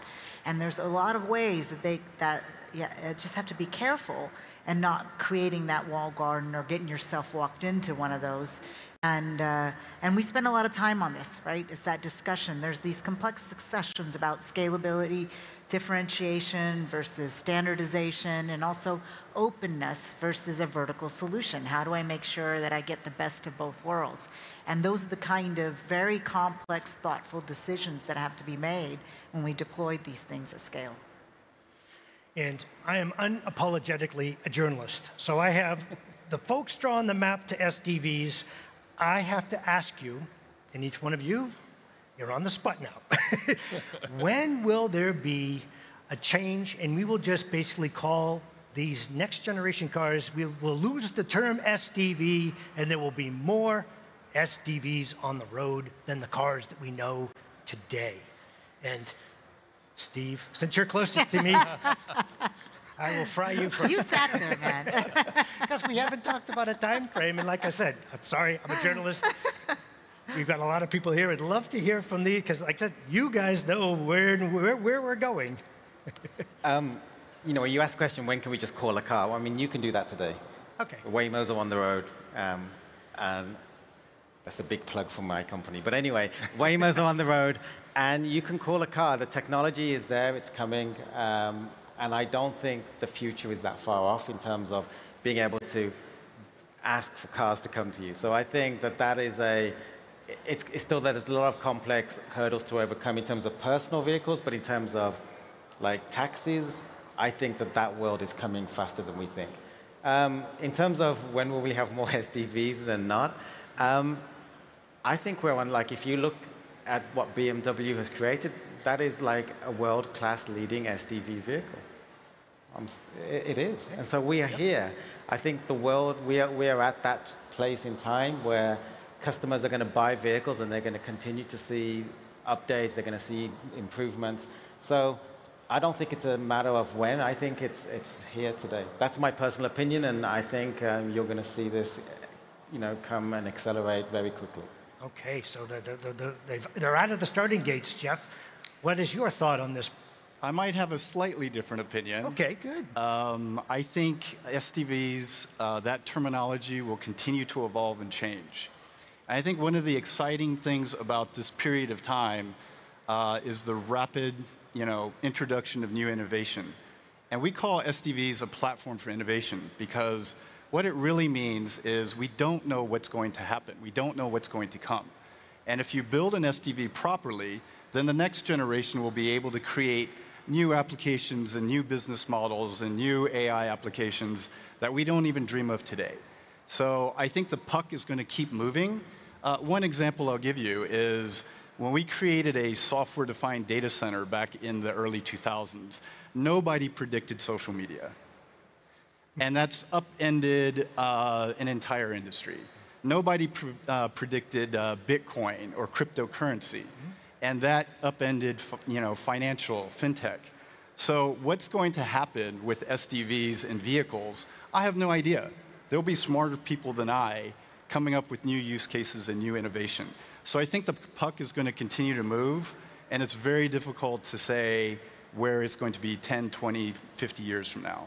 So I think it's going to be a wild ride, and I'm certainly I feel very privileged to be part of it. Dipti, what is your thought on when we'll have more SDVs on the road than non-SDVs? Can I say I agree with both of them? I do, okay, let's take the most fundamental definition of a software-defined vehicle. It is a vehicle that has software deployed on the fly, where it could be when it's parked or whether it's on the road. My car, when I park it to charge, it knows, and I can set the time to where the software is deployed. So let's use that as the fundamental definition of being able to update the software in real time. Yep. That's the definition. Today, with that definition, I think we're there. I think we're there, and I would agree absolutely. Look at the deployment of BMW. Look at deployment at Mercedes. They are software-defined. And I also think that software-defined vehicles are survival for the OEMs. There's so much software that has to be deployed on this vehicle that to have it perfected the day it walks out the door and have all the features known, I mean, it's a really hard problem to solve. And so this ability to be able to deploy more features as you learn is actually fundamental to surviving in this competitive environment. And then the next generation is the AI-defined vehicle, right? That's what we'll be talking about 2 years from now. So that's the challenge. We have a panel here on AI-defined exactly. vehicles. 2027, come here for the AI. I think I've already set it up. Cars. Let's go. Yes. And Stefan, again, Neue Klasse, this is your starting point, and you've got 40 models planned from that with those technology underpinnings. So now, if I give you the proper BMW answer, we started with the connected vehicle. Mm-hmm. So if you take a look, we have 24 million connected cars right now in the market, which are talking to our backend. So this was the first definition, I would say.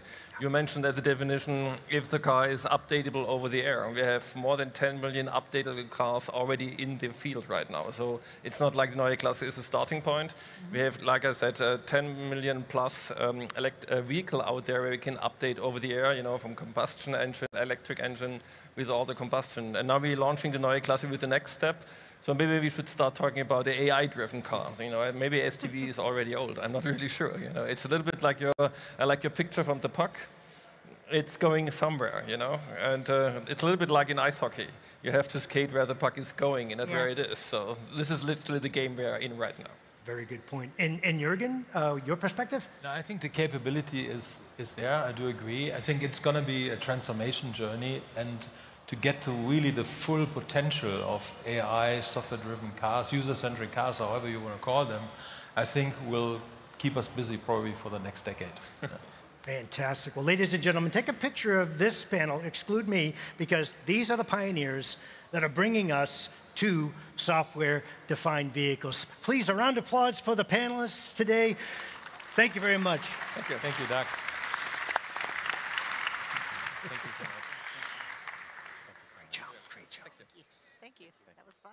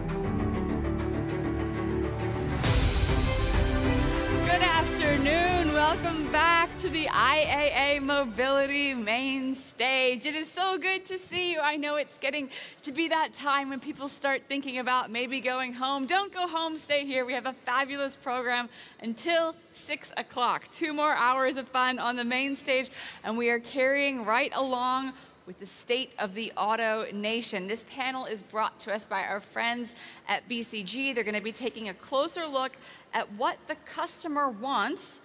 And after that, we'll have a high-impact panel discussion. We'll bring up 2 more guests and get their views about how OEMs, suppliers, and policymakers can explore customer expectations and, in the process, perhaps reshape the future. So, this keynote is going to be moderated by 2 people. I'm going to welcome them both now to the main stage. Albert Voss is a managing director and partner at BCG, and Dr. Maximilian Sandholzer is also a managing partner and director at BCG. Please give them a warm welcome.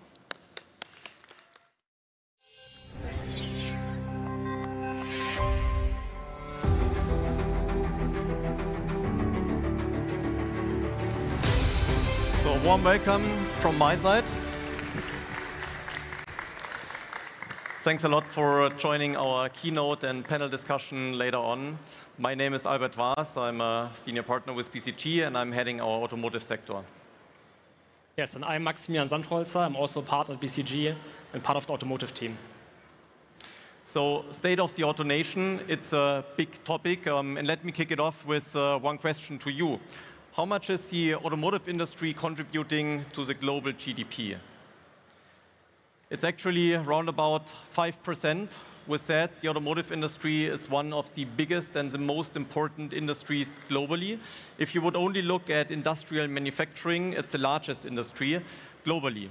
So, understanding where that industry is, what drives it, but also what are the obstacles and the opportunities is a very important topic, and we want to discuss that together with you today. So, let's have a look at the current reality we are seeing out there. And for sure, we are seeing some headwinds for the automotive industry. So, looking at production volumes, we are seeing basically a multitude of crises, right? So we came out of COVID, the chip crisis hit, and Russia, Ukraine. That all led to a very slow recovery of the production volumes, and basically to a stagnation, especially in Europe, but also in the United States. On the powertrain transition, we are seeing quite a divergence across the globe.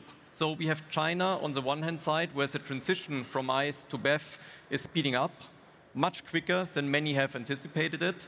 On the other end of the spectrum, we have the United States, where it's actually slowing down. So this year, we will sell less electric cars than the previous year in the United States, and Europe somewhere in between. So quite different realities around the globe.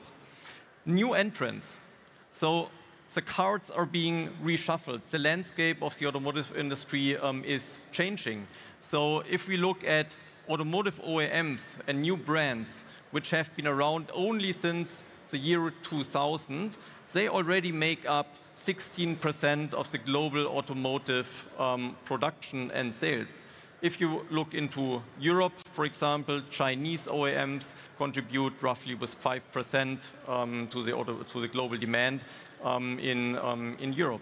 And last but not least, margin pressure. I think everybody feels it. OEMs, suppliers, the pressure is very intense, and that is obviously shifting also the focus a lot more to the cost side, a lot more to questions like how to set up the right operating model for those new realities.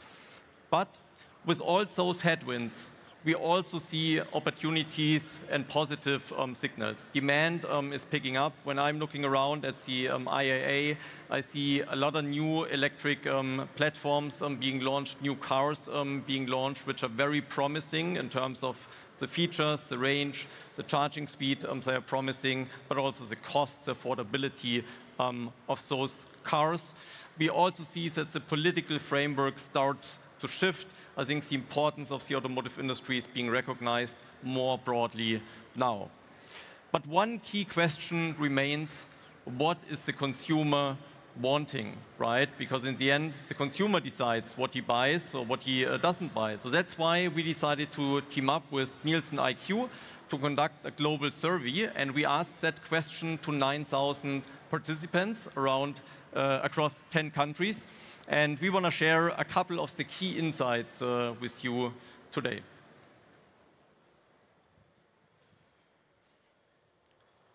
Great. So let's get started on what the customer really wants. So we started with the interesting topic first, the powertrain choices. And we asked all those customers who do not own an electric car yet, would they ever consider to switch to a battery electric vehicle? And the answers are surprising. So in Europe and in the US, 20 to roughly 30% of customers said they would not consider to swap to a battery electric car, which was surprising. And if you now contrast this with China, this number was as low as 6%. What you see on the bottom is the actual market share of electric vehicles in those respective markets. And you can see a very clear correlation of high market share with a low share of no answers. And of course, there are two interpretations to this. So one could be, as electric cars become more common on the streets, that customers will be also more open to actually considering them in the future. Another one would be, maybe for the US and for Europe, that we just have a remaining segment of petrol heads out there that just want an internal combustion engine vehicle also in the long run. Let's jump into that question in a bit more detail. So what you see on this page specifically is, based on your current powertrain choice, so battery electric vehicle, plug-in hybrid, etc., what is your consideration for the next vehicle of those customers? And the good news for the electric transformation would be, for the electric customers, also 70% of them consider to go to electric car for their next vehicle. And if you contrast this versus all the other powertrain alternatives, those numbers are much lower. So 50% for plug-in hybrids, non-hybrids, and ICEs roughly. So overall, once you are electric, you will likely also stay electric. And what's also supporting this idea that we will have a trend moving to electric cars is that electric was always the second most relevant choice across all the other segments, aside with sticking with the current vehicle that you own, the current powertrain choice. At the IAA, digital ecosystems are also a super relevant topic. And we asked ourselves and asked the customers, what should OEMs do? Do they need to offer one ecosystem or a broad choice? And the answer is they will need to offer a broad choice. And depending on the region, of course, you have some preferences for Android, Auto versus Apple CarPlay. Highly correlated also with the cell phone usage in those markets. And of course, in China, a clear need for China-specific ecosystems that are out there. But what really surprised us was the high share of customers also demanding from the OEMs an own working ecosystem with a great experience. So this is definitely something that OEMs need to focus on going forward to keep track with the innovation happening here in the market. Specifically for China, we also see that the customers are the most demanding towards the OEMs in keeping the experience up to date.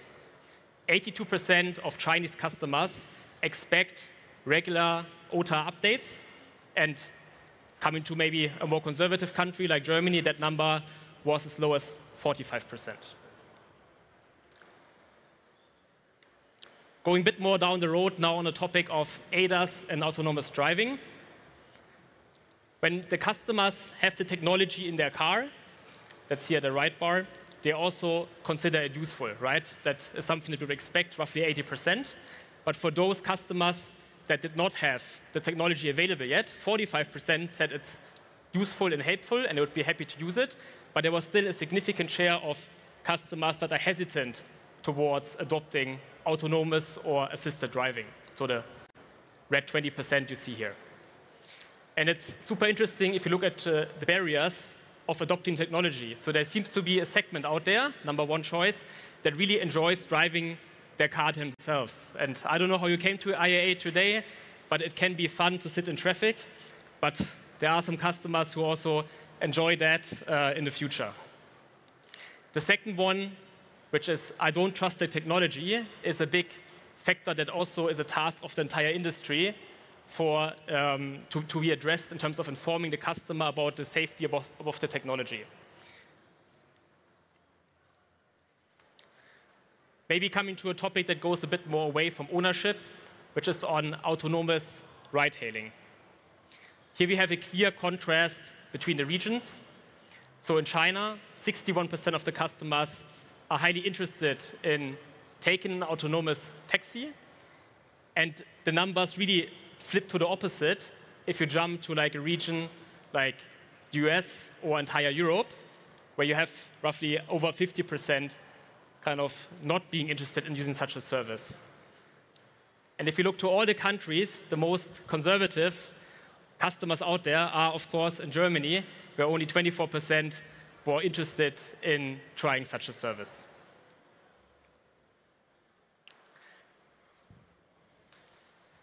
Thanks, Max. So talking about Germans, one thing is clear. The Germans love their cars and they also love their brands. So we clearly see brand loyalty is highest in Germany amongst many countries, basically all the countries we surveyed.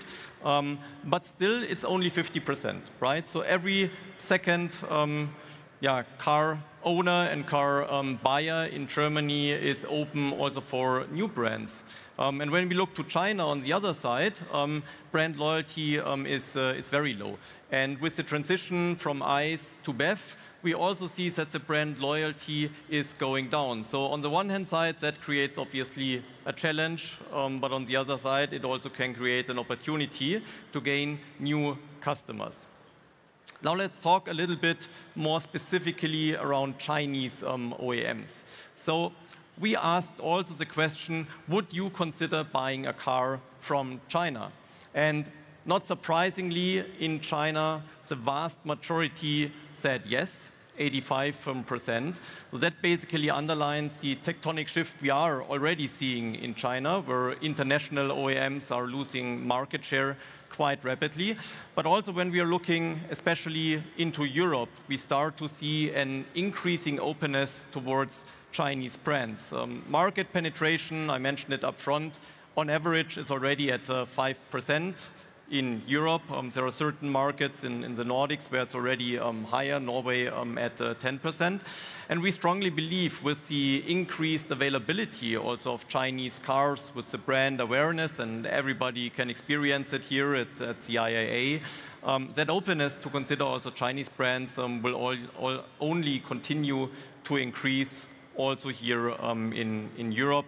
I think in the US, obviously, it's a different discussion, also given the macroeconomic and the regulatory framework we are seeing here. So, in our study, we asked a lot of questions. We can't discuss all of them, but I just want to share 3 additional insights, which we found, maybe a bit surprising and interesting. So, the first one is, only 50% of the car buyers in Germany actually know where their car was produced. That raises a question, how important is it actually where you are physically producing the car? 31% of the people we ask are quite open to buy a car completely online without even once seeing that car. But at the same time, 60% rely on their dealer recommendations. So the indirect retail has a future, and we strongly believe in that. So I want to leave it as that. So that's just a couple of, let's say, the insights we are seeing here. And with that, I want to open up for our panel discussion. And it's my pleasure to introduce our panelists to you. So warm welcome to Maria Grazia Davino, Senior Vice President and Regional Managing Director for Europe at BYD, and Wolfgang Kirchhoff, Chairman of the Executive Board and CEO of Kirchhoff Automotive.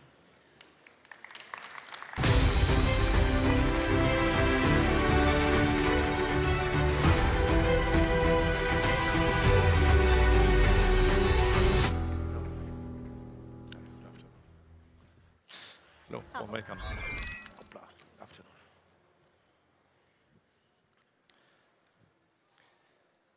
So Maria, to kick it off with you, we just saw in the survey data that there is an increasing openness for Chinese brands, 16% in Germany, for example.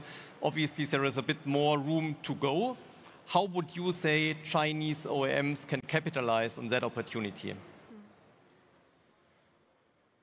Of course, the increasing presence of new brands in a market make the market more open. That's by definition. Then you observe there are markets that are more open than others, and this show different curves in terms of number.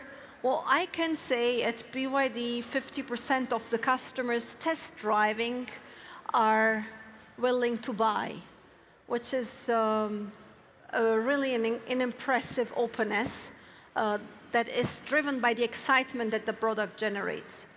And so I see you cluster the Chinese all together. We should do also the effort to evaluate the single brands and the single propositions. Yeah.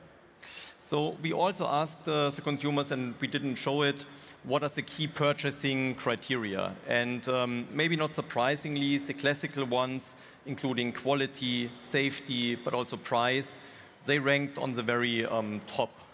How would you say, as a Chinese OEM, do you need to customize the cars you're offering to really ensure that product fit with what European customers are requiring? Yeah, that's a good question. I think the key topic is the convenience. You have to bring a product into a market that is making a convenient proposition for the customer. BYD is constantly working on it. Whenever there is a customer need that we, of course, collect with other feedback from the dealers, feedback from the customer, we consider this as a briefing. And we answer with technology and not with marketing only. No, it's a briefing for our R&D. The customer needs this. And the development of CL6 DMI Touring that we have presented at IAA with this station wagon is exactly the response to the European market need of a vehicle package that was very convenient for the customer. And this is, you know, safety, quality are such important standards that you have to consider them as such. So they are standard. And you have to be excellent in it and show the customers that you believe in it with your warranty statement, for example, that in our case is 6 years for the vehicle and 8 years for the battery. I think this is another element that you have to put on top. Trust your product and your residual value so that the customer can fully understand the convenience of your proposition. And how would you say you can differentiate? Because a couple of items you rightfully mentioned are table stakes. You need to fulfill it, right? So what is, you know, the dot on the I you need to bring on top to really convince them to also come to a new brand?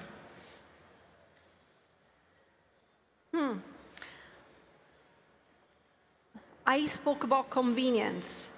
Means I like it. It works for me. It's affordable, so I can afford it. That's very important. And it gives me some identity back, or it completes my identity, which I think is still very, very important in an automotive brand. So the brand is important. So maybe jumping on Maria's point, Wolfgang. So what would you say with now increasing presence also of Chinese OEMs coming into Europe? What is the role that suppliers have to play in this, understanding the market, but also as a supplier themselves? And what does it mean for your business?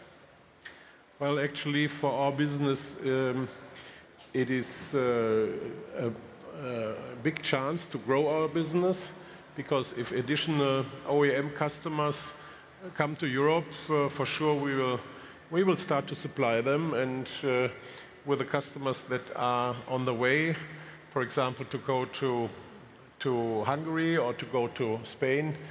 We have already the first contracts, and we are looking forward then to supply here in Europe new customers. Maybe a quick follow-up question on that part. So, and I was at your booth here at the IAA. How would you say, does it feel different working with maybe Chinese OEMs and traditional German OEMs?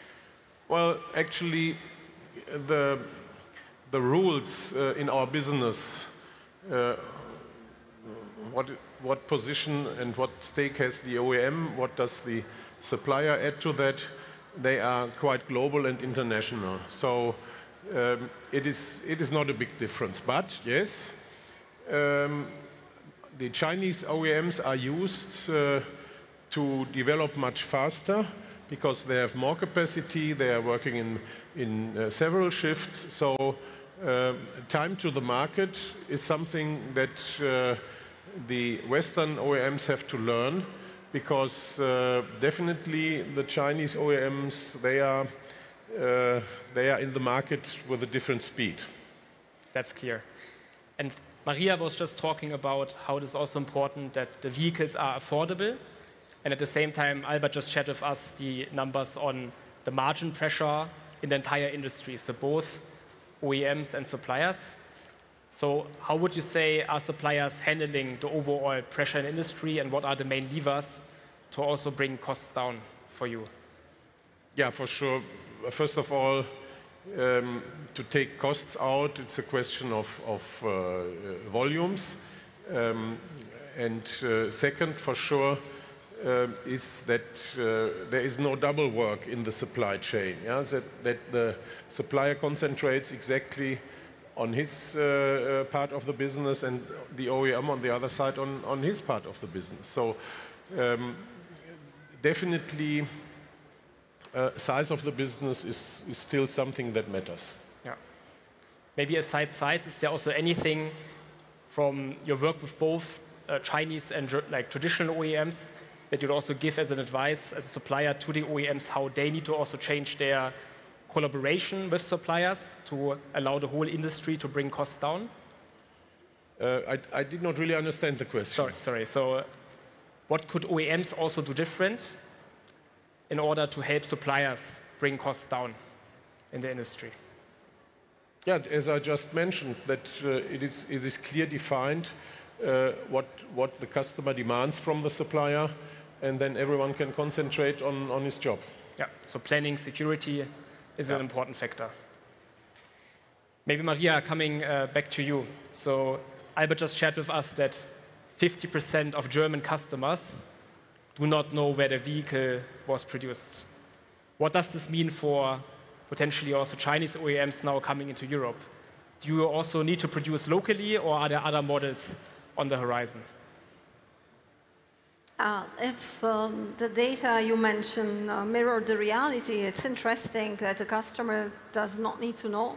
And so this opens opportunities and challenges, of course. This comes not without challenges. If it does not matter where the car is produced, it's okay. The decision where to produce the cars is not because the customer needs to know it was produced in Europe or not. It is because of another chain of convenience, that is the supply chain and the go-to-market. For a Chinese manufacturer or for a global manufacturer to produce in different countries, it depends, to be near to the market.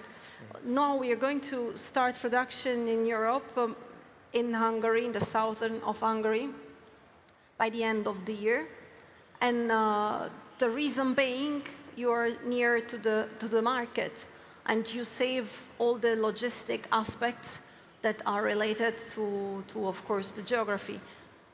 We build also in South America, we will build in Uzbekistan, and you do so because you want to be near to the market that you want to serve. And let me ask you, what role do tariffs play also in your decisions? Because we are living in a world, we are seeing tariffs being introduced all around the globe, also between Europe and China. So is it that you actively considered it for your localization strategy, or is it rather the other way around, that you're now a bit in the lucky position that you made, let's say, a good decision a couple of years ago, and now you benefit from it? You see, the decision was made in times where this was not in the plan. No? So the decision was driven by other factors, as I said. We want to become a European manufacturer, and to do so, we need to manufacture in Europe, of course. The tariffs are an external factor that an OEM can not influence, and they are also subject to a certain variability. Today they are there, tomorrow they are not. And so we will see. We, in German, we say a Marktgegebenheit. No? We see it as a context factor, and this is the way we consider them. To what degree do you also localize your supply chain? And how does that transition also over time with your ramping up of the production volume? We do. We do. We have actively undertaken already supplier meetings in Europe. We are planning another this season in Germany that I can disclose soon in terms of dates and event. It's something that we are building. It's very interesting how long it takes to build a supply chain around a plant for manufacturing automotive. Yeah. So Wolfgang, talking a bit about the supply chain, obviously next question to you. How do you look at that constellation? What role do tariffs play in your decisions where you localize plants, how you shift maybe your footprint? For my business, it does not really, tariffs does not really affect us because our components are pretty large, so they don't like too much transport.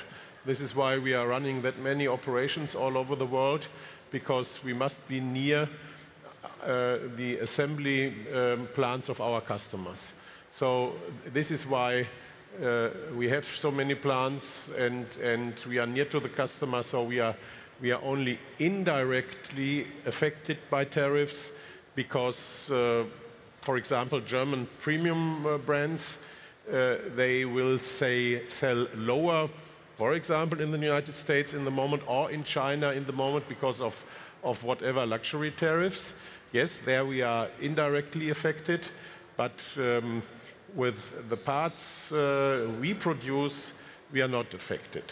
We will be affected, for example, with bought-in parts that we process in our US plants, because in the moment, most of bought-in parts like fasteners, they come from China or from Taiwan or from Vietnam.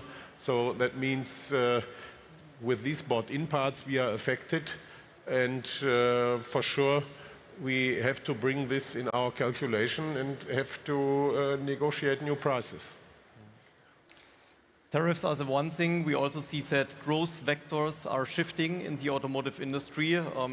Let's say, large established OEMs are partially on a stagnating, in some areas on a declining volume trajectory, at least currently. And then we see new brands on the horizon, BYD for sure being one of the very fast growing. What does that mean for the supplier industry? What does that mean for you? So are you looking for new customers? Do German suppliers need to engage with the Chinese ones? So maybe you can talk afterwards as well. So first of all, the situation as it is now does not stay forever. Yeah? People always make the mistake. They say we have a situation now, and this situation now proceeds whatever in a certain trend. I don't believe in that. It was clear, and nobody should be astonished, it was clear that, for example, German OEMs cannot keep a market share of 50, 60, 65% in the largest auto market in the world, which is China. Yeah? So it is not really astonishing that one day they lost market share again. But now, what do we do as supplier? So first of all, you should be in the different reasons, in the different regions, as the OEM as well, as Maria stated already. Second, you should have a good balanced customer portfolio, so that if the market share of a customer goes down, the market share of another customer may go up, or this is the most logical thing in that. Yeah? And if you have a good balanced customer portfolio, and you have a good balance of your business in the regions, this helps a lot, and this is what we experience, and this is why we are, with all these difficult times, doing pretty well in the moment. So Maria, let's shift gears and talk a little bit about the powertrain adoption. We've seen in our survey data there are still some petrol heads around, maybe especially in Germany.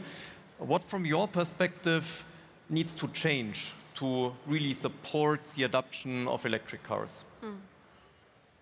Actually, it's not Germany only. If you look at the Eastern Europe countries, the situation is much more extreme, actually. Germany shows a certain maturity in terms of electrification and transition. And it's clear the customer needs an alternative that fits his need and its use of the car. Infrastructures must be there. You have always this topic of the range anxiety that comes. I take for a moment apart the point about the energy cost that probably engages for a different discussion. And for that, technology has answers. We have already had for years the PHEV. And why the PHEV did not take over? They were too expensive. They had no range. And they had residual values that were in Keller. No, they were very, very critical under pressure. And so this is a briefing. You need to find a technical solution to this briefing. And we humbly have proposed the dual mode intelligence alternative. That is a vehicle is a pure electric vehicle, and you can perform 100-kilometer range, but there's a combustion engine that charges the battery. And with, for example, the CL6 DMI Touring, dual mode intelligence, we call it super hybrid. With this car, you can perform 1,350 kilometers. We have done now some exercise being here at the IAA, and some customers have taken the car from Hamburg, arrived in Munich, and still had 300 kilometers left. This is the technical and the technological capability that you have to offer to the customer as an alternative. Now, will it burn immediately? No, there is a curve of learning. Because, for example, in the Eastern countries now, I have to promote this technology, and it's not immediate because we actually, the first wave, burned the PHEV as a concept. So if I speak about PHEV, people close because it's expensive, it's not efficient, and then the residual value is not good, so it's not a good deal. Moment, an alternative exists, we have to promote, but there are alternatives, and I think technology can be an answer to this. On the price of that product, again, the convenience, and for that, it's the comment that I have done before. And this car comes with a price that people can afford and people can embed in their cost of living that are under pressure already from several angles. And what do you expect from the regulatory side, from the government? Yesterday we had our chancellor here at the IAA. I'm sure everybody is aware about the ongoing discussion on the ICE ban. How do you look at it? It's disputable. I have been in several panels where there is this argument, and I had a time in the UK right before and during the first year of the launch of the ZEV mandate. The ZEV mandate is pacing the penetration of the electric vehicles with a certain mix that you have to achieve every year. First year, 22%, second year, 28%, and so on. And the OEM must live with it. And now the topic is, do we postpone or we keep the deadline? And there are pros and cons. At the end of the day, as we speak, I think we should keep the deadline because it will push the market. It will push the change. Then, if at a certain moment, right before the deadline, we find that it's not, or we can have some more flexibility and some other discussion, they are probably welcome. But I think that the trend of electrification, or let me say of clean energy and alternatives that meet customers' need and transformation of those needs is not to be stopped or delayed. Wolfgang, what is your perspective? Do you agree? Not really. So we should be open if it comes to technologies. And deadlines, yeah, they show a certain path, but if you have deadlines that the markets and the customer does not agree on, then our industry has a problem. And this is what we see in the moment. It has to do, for sure, not only with convenience. For sure, it's also a question of infrastructure, question of affordability. And in the moment, one thing is clear. We have different speeds in the different regions. You showed your charts about that. And for sure, the transformation goes much faster in China. And it will be somewhere in the middle in Europe. One thing is for clear, the electrification of the drivetrain will come because an electric engine has so many advantages towards a combustion engine. This is clear. But at the end of the day, the customer should decide, we need clean passenger cars, no doubt. But these deadlines, they must fit somehow with the market and with the customer demands. And we see a complete different picture in North America, for example. It has to do with range, it has to do with the daily mileage these guys over there have, and the missing infrastructure. And the customer does not want it. So there will be a time gap. This is just taken now with me. Yeah. There will be a time gap of, I would say, 15 years in between Europe and the electrification of cars and for example, the United States. We see a big growth in battery electric cars and in hybrids, even in Europe where the markets are not incentivized in the moment. So the move is clear, but it takes longer, and we cannot damage our business, and we cannot, rule the customer how he should behave.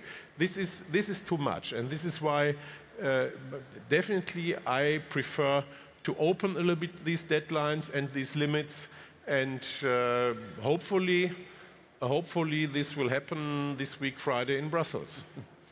Is there anything else you're expecting from the government from a regulatory point of view? So looking at China, we see quite some subsidies for the automotive industry. Looking into the United States, we see protectionism on the horizon and increasing. What do you expect from the European government? For sure, transformation goes faster if you incentivize. This is what we see not only in China, this is also what we see, for example, in the Netherlands or in Scandinavia. This is not because these people are that nice and they are good guys to our environment. These markets are heavily incentivized. Yeah, but the move will come, as I stated before. It will go faster with incentives. This is clear, and what do I expect? For sure, first of all, as running my business in my home country, Germany, I would like to see a lot of deregulations and not more and more regulations. Yeah, for sure, I would expect cheaper energy prices and a reformation of our social security systems, because we cannot afford them anymore. This is on the agenda, and it will be talking solely now for Germany, it will be very interesting to see what happens in the next weeks. So we did talk a lot about regulation, about the customer needs, about the products. Maria, I would like to understand a bit what's your view on kind of the future of retail. We saw a lot of OEMs in Europe experimenting with the right way of direct or indirect retail. Albert just shared the numbers. Customers are actually open to buying a car fully online, while at the same time, they still value the dealership as a very important factor in their purchasing decision. So what's your view on how OEMs should address the question of retail in the future? So yeah. Sorry, it was for Maria, I think, yeah? In retail, the rule and the role of the distributors will remain key. I truly believe in a fully hybrid version. Someone calls it omni-channel. You have to be where the customer is. And I think the big challenge will be for dealers and for the whole network to digitalize. So it's important that retail digitalizes much more, that marketing digitalizes much more with sales touch points, so not just as impression, but also possibility for customers to interact, so marketing journey that is more interactive and activate sales, and possibly all this integrated with the OEM. I think that's the journey towards a fully hybrid version.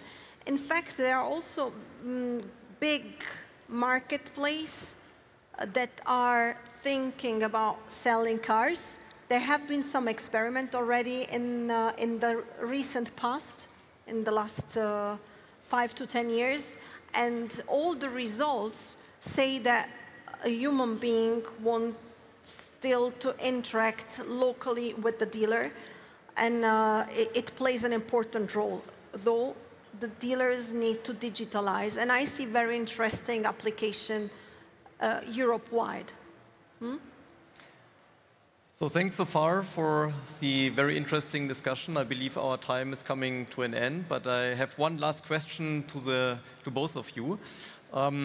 I would be quite interested about your vision of the future. So let's imagine we are here 6 years down the road, IAA 2031. What, from your point of view, will be the key topics which will be discussed?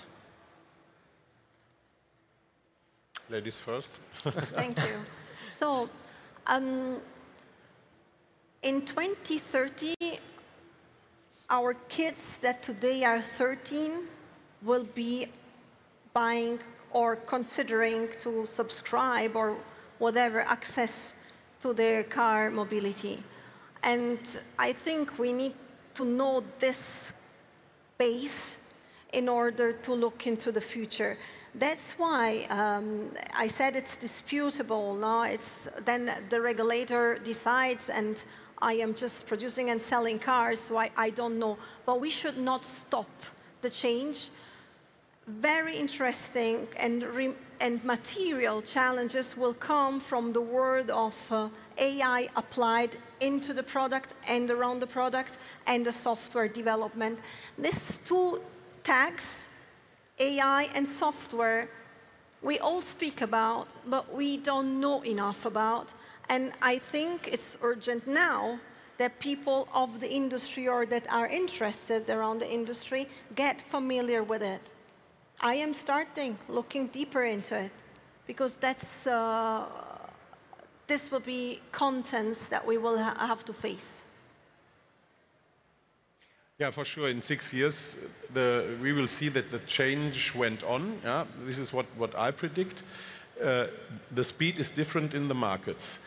But I expect as well that we see, especially in the volume car segments, we will see a differentiation between the Asian, the European, and the North American market.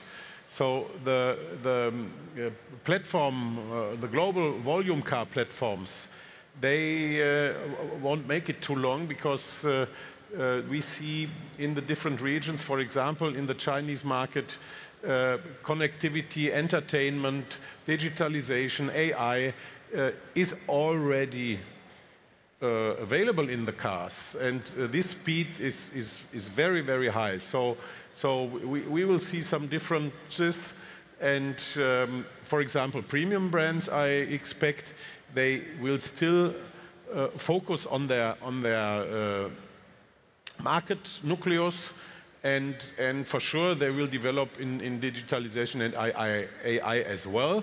But probably here and there will be a little bit more on the conservative side, because at the end of the day, you must meet the customer expectations in the different markets. Thanks a lot for sharing your visions. We might invite you back on stage in 2031 and check on what the reality holds up for us. But joking aside, thanks a lot for joining us today for the very interesting discussion. Thanks all of you for listening in, and enjoy the next sessions. Thank you very much.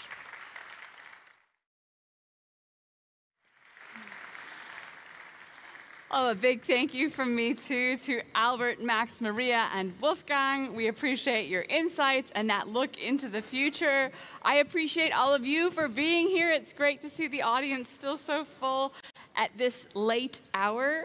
We are continuing with our main stage program, but first, we'd love to have your feedback. If you'd like to share what you thought about the session, let us know what you enjoyed so we can give you more of it. Let us know what didn't work for you so we can do less of it. We really appreciate it, so thank you so much for sharing your feedback with us. Up next, we're going to bring up some business leaders from across the mobility supply chain to discuss strategies to support the ever-increasing pace of mobility innovation. I'm very pleased to have an expert moderating this next panel. Douglas Bolduc is the managing editor at Automotive News Europe, and as I just learned, he used to be a local sportscaster in Fort Myers, Florida. So we'll see if he brings those skills to the stage. I think we're just about ready to get going. I'm going to bring up Doug and the whole panel today. Please give a very warm welcome to the main stage, Doug and his panel, Innovation at Speed.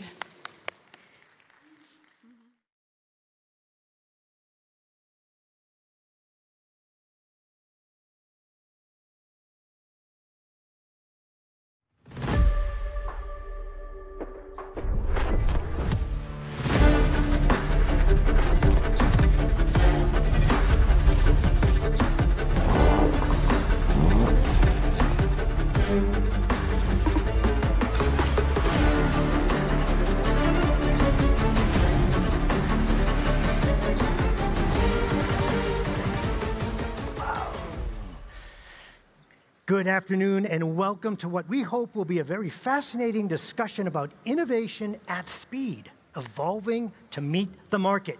Now, what does that mean?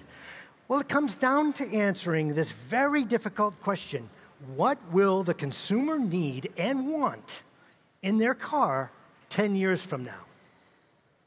Any guesses? Any guesses? Well, personally, I have no idea. But fortunately, we have three experts here today who are working day and night to answer this question, which will require next-level cooperation between automakers and suppliers. Our panelists today includes Audi Chief Technology Officer Jeffrey Bacou,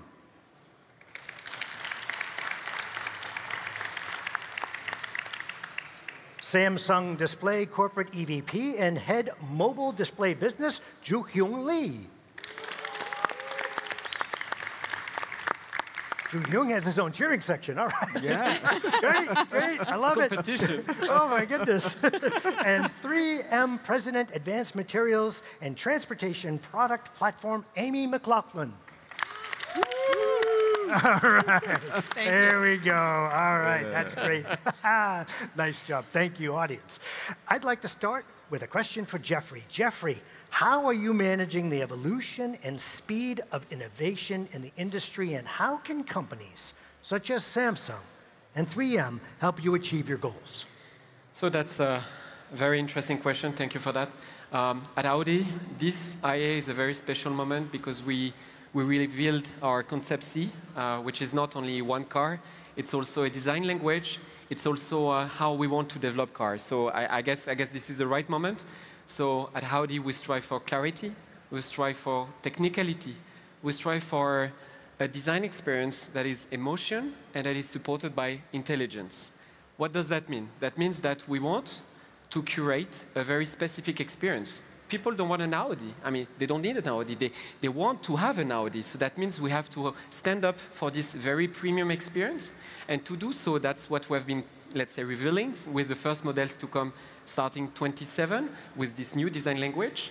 And for that, we are, let's say, designing from the technical part, how are we going to experience not only the sportiness, the comfort, the infotainment possibilities. And it's with very, very simple ways of presenting. That means it has to be supported with a lot of intelligence, with a lot of technical materials that are there when they need to be there, and the focus of the experience when it is. Am I driving? Am I enjoying, let's say, a break? Am I enjoying something with my friends in the car? All of this has, let's say, are the questions and how we, technically speaking, we need to, let's say, innovate. That means that we need the best partners to solve these questions. It's not about us, it's about our customers and how we want to have the best experience with the best partners. So we are asking the questions, and as early as possible for them to help us find the best solutions. And this is why, I mean, for us, it's super important to be here next to 3M, next to Samsung Display right now, but to show this kind of spirit, innovate very fast and as early as possible. Yeah, totally different industry nowadays where it used to be, hey, supplier, I need this by tomorrow, they deliver. Now the conversation starts so much earlier, and you really work as a team getting your products out to market. Absolutely. Brings me to my next question for Ju Hyung. How does Samsung work with companies like 3M and Audi to support OEMs as the industry continues to evolve and timelines accelerate? Yeah, that's a great question, I think. I'd like to start with the customer-centric thinking. I always think like this. How can STC support our customers' success in creating the future of mobility? Or what kind of value creations are needed to support our customers in creating the future of mobility? And STC's goal is very clear. To achieve the on-time delivery of differentiation technology and products with a high quality in a speedy and cost-effective manners. So STC is taking steps in 3 ways. First of all, STC like to leverage our comprehensive experiences in a smartphone and the IT industry. So the essence of smartphone business is actually speed and strong collaboration with the partners and our customers, like Jeffrey. And also, in order to achieve that, our internal organization must be well matched with our goal, and the collaboration model or decision-making process also well matched with our goals. That's, I think, a very important factor. The second thing is that we have put an emphasis on the technology roadmap alignment with the partners and our customers. This is it's not that easy, but it's based on the mutual understanding and the transparent communication. So for better mutual understanding, I think system-level thinking is very, very critical. Car is kind of a system from the display modules company's point of view. So we always understand the system. That can make a better mutual understanding, I think. At last, I think once the roadmap, technology roadmap is fully aligned with our partners and the customers, then I think we can see where to go and the direction of innovation. Then I think we define the core technology and platformize our core technologies to achieve development in more efficient and effective ways.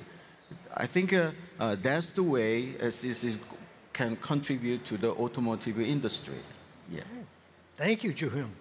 And now, Amy, could you please tell us how 3M's model has transformed to support OEMs at speed the industry is moving at, and how does collaboration with industry partners such as Audi and Samsung enable 3M as a material science company to thrive? Thank you for that great question. So we are seeing the automotive shift from what is traditionally a 4 to 5 year development cycle. To be competitive in today's world, they need to move much faster. And so as a result, we're seeing the OEMs move some of their decision-making as well as material selection to their trusted Tier 1 and Tier 2 partners. This means that a company like 3M needs to modify our go-to-market approach. We've always been very customer-centric, and so we've built our business collaborating with the OEMs. We will certainly continue to do that. But to be successful and to enable the speed at which the industry now requires, we need to make sure that we're working early with partners like Audi and understanding what their North Star is so that our developers can work bench to bench. We can also use virtual data cards, simulation, and AI to truly speed up the development cycle that's required by the industry. For our tier partners, or the tier ecosystem, we will provide solutions for components such as our acoustic damping materials, as well as specialized bonding tapes to enable the tier partners to deliver on specifications for the OEMs with speed and innovation. And for companies like Samsung, we need to make sure that our developments and our technologies align with their rapid development cycle, many times 1 year or even less. The electronics industry sets the pace and the expectation for which the development cycle occurs. And so for us to succeed, we really need to make sure that we're adjusting our model and delivering more than just a product, but also thinking about solutions and using data and AI to cut the cycle times in half or even by 75%. Wow. Incredible time savings that we're talking about right now with this movement, and you talk about speed of innovation. Wow. Now, group, I have a question for all of you. With the rapid evolution in the automotive industry, what do you see as the next major transformation, and what collaborative efforts and innovations are essential from all major players to drive this next phase of evolution? Jeffrey, could you get us started on that? I can start. I would say first, again, having our customers and the experience at the center of what we want to do, that means the experience itself is something that is multisensorial.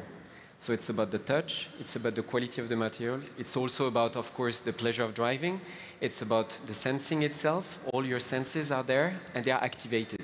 And then, of course, you interact with the machine, and this is how you are sitting on a seat, obviously, but also you're using the very important part, which is the steering wheel, and then you are the voice. So just to give some examples of how multisensorial it is.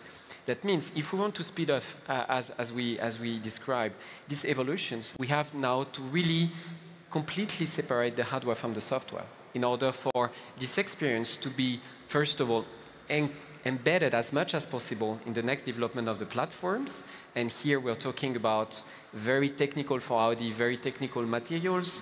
When we presented for our Concept C, for instance, some technical fabrics which can, let's say, without perforation, transmit the Luft, for instance. Or if you think about sound transmission as well, so you want to touch them, you want to have a very premium, let's say, sensing of the car, but at the same time, you want to, let's say, have high technical experience. So this is part of the hardware, and we're working to accelerate that. Every enabler, we mentioned AI, and I will come back to that, is absolutely mandatory now, and I see that in every part of the conversation on the development cycle. Also on the way to define the new materials, on the way to, let's say, put the requirements and how to solve it. And we are every day, I must say, every day I'm really, really surprised by the solutions that come up and pop up with those discussions with our partners. So it's from the hardware side. But it's also on the software side. It's also something that we're, let's say, discovering with most partners, and not only like the one where we would expect, but a new ecosystem of partners to enable this software delivery, let's say, innovation. So we're calling about SDV.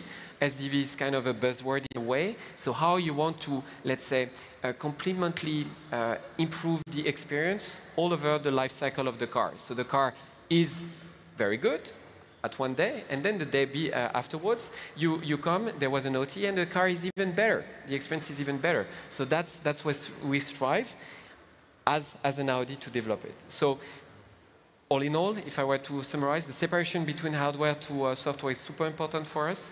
The technicality of, let's say, the hardware and how it's being improved in the development with AI would be something. And then when it comes to software as well, I cannot repeat myself anymore, but we don't know how much, in my view, the AI development can help us experience every day an even better experience for our customers. Yeah, because you're just in the middle of this journey. Yeah, so what you see today may be accelerated significantly next year. I mean, you said the challenge, you asked the question 10 years. 10 years seems indeed kind of a very big challenge for all of us because, yeah I mean, the exponential transformation of what we're seeing, how to encompass that, how to embed that into the, let's say, experience for our customers. That's the challenge. Keep that in mind, because if we have enough time, I'm going to kind of see if we can get a little bit of looking into the future. But Joo-Hyung, what do you see as the next major transformation, and how are these collaborative efforts going to take you to the next level? Yeah, I'd like to more focus on what's happening in the automotive display innovation. And then, as you already know, the huge mega trend occurring in the automotive industry is like software-defined vehicles, electrification, or autonomous driving boosted by AI. And also, this is a huge impact on the display technologies too, because the car is not only defined as a hardware, it is kind of a becoming smart device, like a smartphone. And also, it provides not only physical space, but also it is a digital spaces where the car makers can provide differentiated digital experiences and contents and services to end customers. And I think that the high quality of display can deliver the elegance of such digital experiences and the services and the contents. So I think the high quality of display like OLED will be more focused in the coming years. And the other point is that the dashboard design has been the kind of brand identity of OEM companies, and the more display devices has been adopted, sometimes a large one, or sometimes multiple small one, sometimes expanded or extendable displays. And the display can be a critical factor in defining the design differentiation of dashboard. I think they will require many big, huge innovation in the display technologies too. And lastly, I think we are looking for some smart combination of display technology with the software and the AI. I think a smart, intelligent safety may be a good example. For example, on the panel camera technology of display, when it's combined with AI, then I think it can be utilized to monitor the driver's status for driver safety. And many other technologies can be a good candidate. I think so that by combining these display innovation with the strong collaboration with our customers and partners, I think we can contribute to the innovation at speed occurring in the automotive display. And as I already mentioned, these cannot be done along with display company.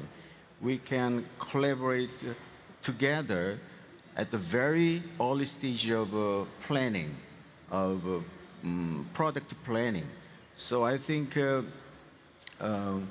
we are ready to contribute to the automotive industry, the innovation of automotive industry with the OLED display technology driven by Drive, the OLED platform technology of SDC. Yeah, thank you. Yeah, thank you very much for that answer. And Amy, what do you see as the next major transformation and how the collaborative efforts are going to take us to this next level? Yeah, so as my colleagues mentioned, it's going to be a complete integration of the digital and physical world. And it's going to transform the car into a personalized, complete experience that's intelligent, where we're going to see some of the electronics innovations, such as displays and sensors, become part of the whole ecosystem of the car, such that it becomes part of the central nervous system, controlling everything from safety to in-cabin experience. In order to make this happen, though, material science is going to be critically important to be able to bridge the gap between the digital and the physical world. And that's where companies like 3M will be a key player and key component to making this happen. We've got many, many years of experience in both the electronics industry as well as the automotive industry. And so the power that we bring is we have 49 different technologies that we can work with companies like Audi and Samsung to make sure that we're working early on in the design cycle to solve the problems. But the reality is that to succeed in this new world today, it's not going to be about one company's success. It's going to have to be about all the partners in the value chain working together, delivering more than just products and solutions, defining what a vehicle is and what a vehicle can be. And that's the only way that we're going to get the speed, the innovation, and the collaboration in this new changing industry. Yeah. Fantastic, fantastic. And I'm glad you guys have been so good with your answers, because we have enough time to go after a question that I've been dying to ask you, because I think everybody knows who James Bond is, right? 007, super spy, right? And his friend who always met in every movie was Q. And he had the greatest inventions, and he had the craziest things. Well, I see you as 3 mini Qs, okay? And you see the future, because you know what's coming next. Can you give us some insights as to what will the car look like, without giving too much away, because I know you won't, because you're under, you know, there would be very serious penalties if you did. But what will we see from the future car that will be just amazing? Or just take us on a journey on what we might see. What do you think, Jeffrey? What I see is a clarity in the experience, the smoothness, the idea that there is no tech for tech. So that's nice that you're comparing us with mini Qs in a way, but in the sense of with the team when we're solving problems, and we strive and we love solving problems all day long to go further. It's always for the sake of the experience. I'm keeping repeating that. In the end, there is no tech for tech, and all of us were convinced we are delivering technology, but it has to have a meaning. It has to have, let's say, why are we doing so, and why are we pleasing? How do we want to please our customers? So I won't completely answer your question beyond that, but my view is that this very exponential growth of AI, the powerful tools that we have now in our hands to make sure that we can complete and enhance the experience more and more and more, it's our choice to deliver the right experience. And this is where I see our job also very much, is how do you convey that? What are the problems do you want to solve? And it's something that is really, as we say in from a French perspective, I say that in German, but Schritt für Schritt. It's like every day a little bit more, which those are very small steps. There is no big bang, but more like very powerful tool. How do you encompass them progressively into the experience that you can do now because of the connectivity, because of the over-the-air and the software-defined vehicle architecture, that you can really think about how am I going to deliver those experiences and becoming better and better because they are data-driven. So this is the path that's going to enable the choices that as an OEM we want to provide as an experience. Fantastic. And Ju-Hyung, like Q, always gave James Bond exactly the things he needed. So just jumping on to what Jeffrey said, no tech for tech. Yeah. What do you see the future like when it comes to those future technologies in cars? Yeah. You know, I always listen to our customers' voices. I'm not an expert in the automotive industry, but I'm dreaming. I'm dreaming on the future of mobility. I think, as I already mentioned, that the cars is no longer hardware. It's a kind of a smart device, providing both physical space and digital spaces where people can experience immersive digital experience, and providing the car makers can provide a variety of contents and the services to the end customers. So I think as a display company, as this is dreaming on what kind of values we can create to make things achievable. So I think, as I already mentioned, we are thinking about how to combine the display technology and the AI and the software to bring more values to the end customers and bring the innovation in automotive industry. So I think we cannot say definitely what's going on, but I think we can dreaming together to make things realized in the coming years. Yeah, that's my job. Fantastic, fantastic. And to my third mini Q, Amy, and again, with what you folks are doing, I mean, you can turn, this glass into a speaker, or there's so many different things that you can do in the material science area. We're just touching on the tip of the iceberg, so to speak. Could you give us some ideas of something that we might see in the not too distant future? Yeah, so honestly, the art of the possibility is just so impressive with the amount of technology and solutions that are already out there. Of course, we're going to focus on some of our cores and basics, right? We see the EV continuing to grow. We're also focused on right to repair and sustainability. We see new materials and trends that will require different adhesives and different ways to bond things together to, again, make things more customizable, more personal. But I think one of the more fun things when you think about truly the combination of digital with the physical world is the interior of the future and what that can be. Right? When you think about the digital world, and you're already seeing some of the OEMs make the car a living space, right? And so you think about different materials, different sensors, different electronics that you can use to truly provide a very unique experience.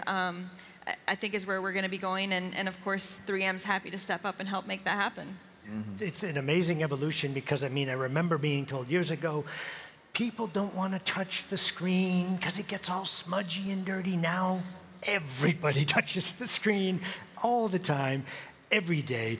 Thank you all very much for being here. That concludes our panel. So could you please give a round of applause to our panel members, Jeffrey Boku, Ju-Hyung Lee, and Amy McLaughlin. Thank you very much. Yeah.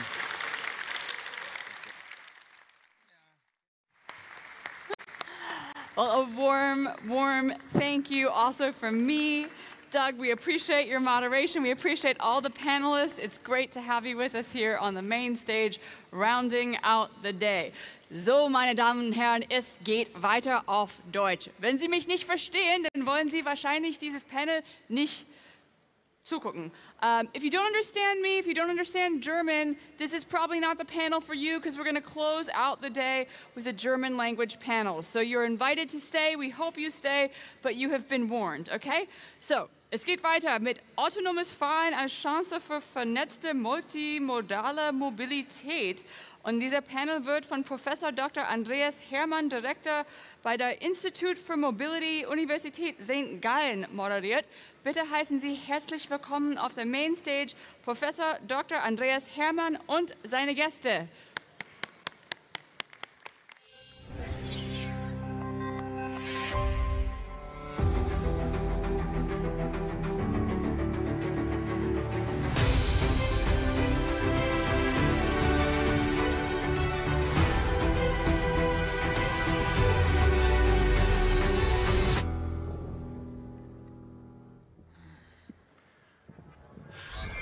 Autonomes Fahren, meine sehr verehrten Damen und Herren, ist nicht nur hier auf der Messe, sondern auch weit darüber hinaus in aller Munde. Wir kennen die Bilder aus San Francisco und anderen amerikanischen Städten, aus Shanghai, Peking und natürlich auch aus Europa, aus Oslo, Hamburg und einigen anderen Städten. Und wir wollen hier gemeinsam mit einem herausragenden Panel diskutieren, welche Chancen autonome Mobilität bietet für eine neue, vernetzte, multimodale Mobilität. Und dazu haben wir ein herausragendes Panel. Ich freue mich sehr darüber. Ich fange mal ganz außen an. Andreas Rade, Geschäftsführer Politik und Gesellschaft des Verbands der Automobilindustrie, des VDAs.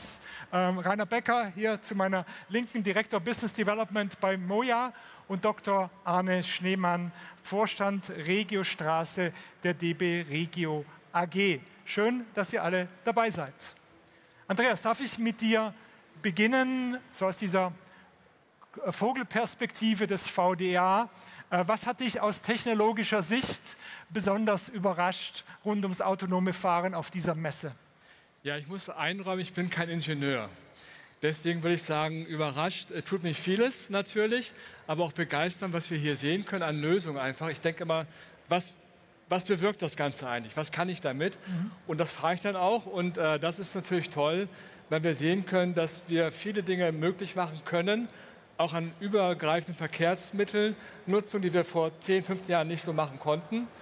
Und ich bin aber auch stolz darauf, muss ich sagen, weil viele Mitglieder der Zulieferindustrie dafür erst die Produkte hier ausstellen, die wir haben. Also auch das finde ich, das macht mich stolz, freut mich, weil am Ende oder am Anfang steht das Industrieprodukt erstmal und das müssen wir verbauen können. Und das ist natürlich toll, dass wir hier das zeigen können, dass wir vor der Anwendung kommt der innovative Geist, der das entwickelt und auch in Lösungen denkt und dann erst das ermöglicht. Und das ist, glaube ich, toll, dass wir hier beides sehen können. Das, was wir hinbekommen haben, Unternehmen, die vielen kleinen Start-up, kleineren, größeren Zulieferer und dann am Ende auch das Produkt und da, wo der Kunde Nutzen hat. Das ist, glaube ich, der Effekt dabei, das finde ich sehr toll. Rainer, du bist ja mitten im autonomen Fahren in Hamburg mit Moja. Ihr arbeitet mit Mobilität zusammen, steht kurz davor, dann auch fahrerlos dort zu verkehren. Wo stehen wir eigentlich Europa technologisch? Wir schauen immer schnell nach Amerika, schauen auf Waymo, gucken nach China. Sind wir da auf Augenhöhe mit den Amerikanern und Chinesen beim autonomen Fahren? Naja, wir werden zumindest bald auf Augenhöhe sein. Wir arbeiten dran. In Europa haben wir es wie immer ordentlich handwerklich gemacht. Wir haben erstmal eine Regulierung aufgestellt, wie man autonome Fahrzeuge im öffentlichen Verkehr handhaben muss und soll und wie sie zugelassen werden, damit sie wirklich auch sicher sind. In Amerika und China gilt das Selbstzulassungsgesetz, wo man im Endeffekt, wo jeder Hersteller sagt, ich bin jetzt bereit zu fahren und dann aber auch gewisse Nachweise liefern muss, dass das auch vernünftig läuft. Bei uns setzt man die Regulierung davor und wir sind gerade jetzt dabei, diese Regulierung auch erstmalig auszuprobieren, sagen wir mal, also das erste Mal danach zugelassen zu werden. Alles, was man heute in Europa sieht an autonomen Fahrten, also autonom muss man ja auch mal relativ sehen, da sind in der Regel Sicherheitsfahrer drin, sind Testzulassungen, wo also Technologiehersteller oder Fahrzeughersteller sagen, ich möchte mal was ausprobieren und dafür eine spezifische Testzulassung bekommen. Was wichtig ist, um das ganze Thema wirklich sinnvoll auf die Straße zu bringen, ist eine Skalierung, also wirklich große Projekte mal hinzubekommen. Und dazu braucht man eine Typzulassung, eine Homologierung, wie man sagt, wie jedes andere Auto auch, das auf die Straße soll.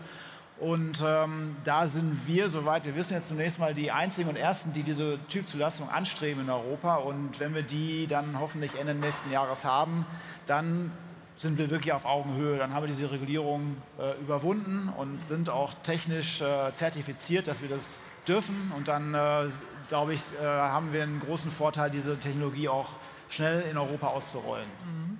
Anne, du bist ja auch Herr einiger autonomer Fahrzeuge, wie ich es mal so salopp sagen darf. Wie schaust du da drauf? Macht ihr das, weil man es jetzt einfach so ein bisschen austesten muss, oder hast du eine Agenda dahinter? Hast du eine Idee dahinter, einen Plan dahinter? Wollt ihr irgendwann großflächig unterwegs sein? Was steckt so? Gibt es eine Strategie oder was steckt hinter diesen Tests, die ihr macht? Ja, wir machen das einfach so. Ihr macht das einfach so. Ich habe es befürchtet. Na, das ist vielleicht sozusagen unser Geschäftsmodell ist ja das eines ÖPNV-Betreibers. Mhm. Ja, und dort betreiben wir also 12.000 Busse so ungefähr in Deutschland und auch eine ganze Reihe von Bedarfsverkehren, On-Demand-Shuttles und dergleichen. Und es war ja früh klar, dass autonomes Fahren schon eine deutliche Chance für den ÖPNV darstellt. Durchaus mit einem potenziell disruptiven Charakter. So. Mhm.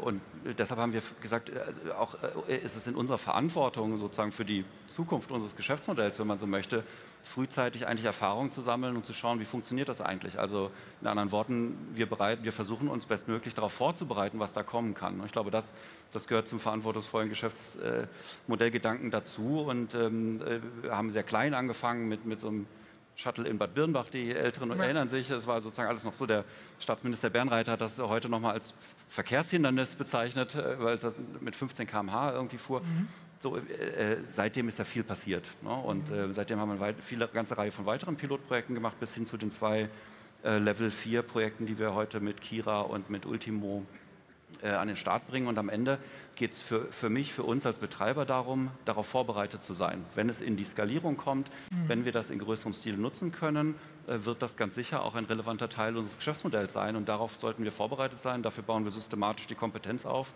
sammeln die Erfahrung mit den Projektpartnern zusammen, um gewappnet zu sein für den größer skaligen Einsatzfall. Mhm. Andreas, wenn wir auf diese Projekte schauen zum autonomen Fahren, dann sehen wir da sehr viele Tech-Firmen im Spiel. Nicht so sehr die klassischen Automobilhersteller, die du vertrittst. Wie sieht denn eigentlich deren Geschäftsmodell im Hinblick auf autonomes Fahren aus? Na, erstens sehen wir ja, also ohne Automobil ist doch sozusagen das andere auch nicht. Also von allein bewegt sich das nicht. Insofern gibt es da Partnerschaften, glaube ich, die alle eingehen auch. Das kann man ja lesen auch und hier auch gucken, mit wem wer zusammenarbeitet. Das fällt, ich will nochmal sagen, vor Autonom gibt es auch noch andere Level sozusagen auf dem Weg dahin. Und das ist ja nochmal ein wichtiger Punkt, den wir hier auch sehen. Das heißt, wir reden nicht nur über autonom fahrende Busse oder andere oder Züge, gab es auch schon mal in Berlin jedenfalls. Sondern auch über Level 2++ nennt sich das, also auf dem Weg dahin, wo man als Fahrer, Fahrerin da sitzt und nur im Notfall noch eingreifen muss, also so teilautonom will ich mal übersetzen gewissermaßen. Und das sind Wege, die wir jetzt schon gehen. Und das natürlich ist das ganz klar, dass die Unternehmen das aus sich selbst heraus entwickeln, aber sowas auch in Partnerschaften entwickeln müssen. Das sehen Sie an den Ständen hier. Deswegen glaube ich schon, um die Frage zu beantworten, das wird zusammen entwickelt und dann auch in den Markt gebracht. Die Nachfrage ist da. Und wir haben jetzt den Punkt, dass wir in Deutschland Produkte entwickeln, aber hier nicht anwenden können, weil die Regulierung dafür nicht da ist oder das ermöglicht nicht da ist. Deswegen glaube ich, ist hier an sich die Produkte sind da, aber die Anwendung ist noch nicht möglich. Und deswegen, das wäre ein Punkt, den man beseitigen muss, glaube ich, damit man auch im ÖV gut, aber auch im IV, Individualverkehr, auch zunehmend in die Richtung gehen kann.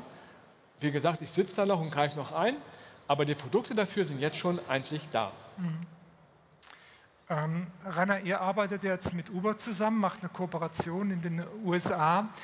Dort ist ja autonomes Fahren stärker mit Ride-Hailing verbunden. Hier in Europa ist ja, man hat das Gefühl, eher mit dem öffentlichen Verkehr verbunden, First, Last Mile. Sind es unterschiedliche Geschäftsmodelle jetzt für euch, Hamburg versus USA dann in Kooperation mit Uber? Ja, wir passen uns natürlich den örtlichen Verkehrsgegebenheiten an und Transportgegebenheiten. Wie wird Mobilität in den verschiedenen Regionen dieser Erde gelebt? Und in der Tat gibt es natürlich signifikante Unterschiede zwischen den USA und Deutschland oder in Europa. In den USA ist halt der Individualverkehr, man denkt fast gewünscht oder gewünschter als der öffentliche Nahverkehr. Und entsprechend, wenn wir unsere Technologie dort in den Markt bringen wollen, arbeiten wir halt dort auch mit den Leuten zusammen, die dort stark sind in der öffentlichen Mobilität. Hier in Europa ist es in der Tat anders. Hier wird es sehr oft mit dem öffentlichen Nahverkehr in Verbindung gebracht. Man muss allerdings auch bedenken, auch hier gibt es Taxis. Ja, auch Taxis haben Fahrer, die ja, vielleicht irgendwann mal sicherer ersetzt werden können oder auch ersetzt werden müssen, weil wir haben ja auch da Fahrermangel. Das ist auch ein Thema, was wir sehr oft hören, sowohl im öffentlichen Nahverkehr als auch im Transport, in vielen Dingen, wo einfach Fahrer genutzt werden, die sind einfach nicht mehr da. Die werden immer weniger. Ja. Und, aber in der Tat, in Europa verlegen wir uns mehr auf den öffentlichen Nahverkehr. Das sind auch die Kunden, die auf uns zukommen. Das sind dann meistens auch Kunden, die das gesamte Software-Stack haben wollen. Also Uber hat ja schon eine Vermittlungssoftware, wo es Fahrer und Fahrtanfrage zusammenbringt.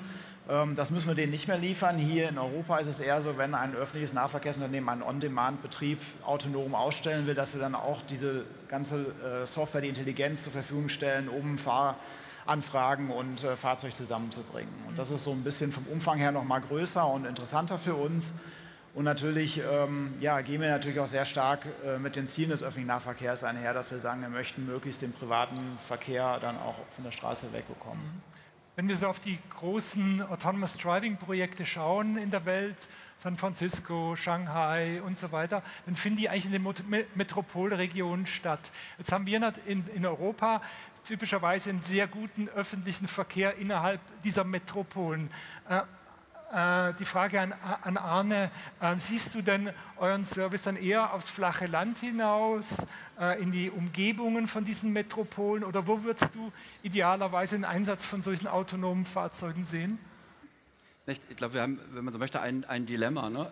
Auch wenn wir gerade über Skalierung sprechen, dann ist da, wo die Nachfrage wäre oder sein wird, sind dann die Bereiche, Metropolregionen, wo es ohnehin schon relativ voll auf der Straße ist. Ja. Ne? Und wenn ich da jetzt sozusagen Robotaxi-Service noch on top mache und nichts von dem ersetze, was ohnehin da ist, dann habe ich am Ende gar nicht so viel gekonnt, außer dass ich jetzt autonom im Stau stehe, statt vorher individuell. Ne? Und umgekehrt ist der interessante Anwendungsfall auch im Sinne von Nutzen ist eigentlich ja eher im ländlichen Bereich, weil ich sage, ich habe eine Riesenchance dadurch, dass ich es ja sicher, aber auch günstiger machen kann im eingeschwungenen Zustand, weil heute die Kosten für den Fahrer, die Fahrerin ja signifikanten Anteil ausmachen, irgendwas zwischen 50% und 60% typischerweise.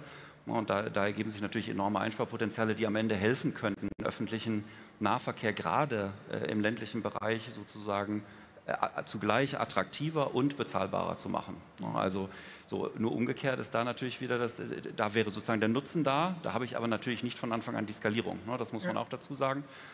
Insofern glaube ich, dass wir am Ende beides haben werden müssen, um insgesamt eine Skalierung und eine Basis zu bekommen, damit sich diese Technologie rechnet, ja, und damit wir da auch auf Stückkosten kommen, die dann im eingeschwungenen Zustand funktionieren. So jetzt mal aus der Sicht eines ÖPNV-Betreibers argumentiert, wünsche ich mir natürlich vor allem einen Anwendungsfall eher im ländlichen ÖPNV, weil dort die große Chance ist, eigentlich ein Angebot sozusagen auf die Straße zu bringen, was wir heute nicht haben. Und was im Sinne von Gleichwertigkeit, Lebensbedingungen, soziale Teilhabe und so weiter, all das, was wir uns wünschen für einen öffentlichen Verkehr im ländlichen Raum, einfach besser ermöglichen können. Andreas, wir haben ja in Europa 40, 50 Projekte zum autonomen Fahren, die teilweise von der EU auch finanziert sind. Viele haben im Prinzip ein Fahrzeug, das so von A nach B fährt und wieder von B nach A, so ein bisschen hin und her fährt.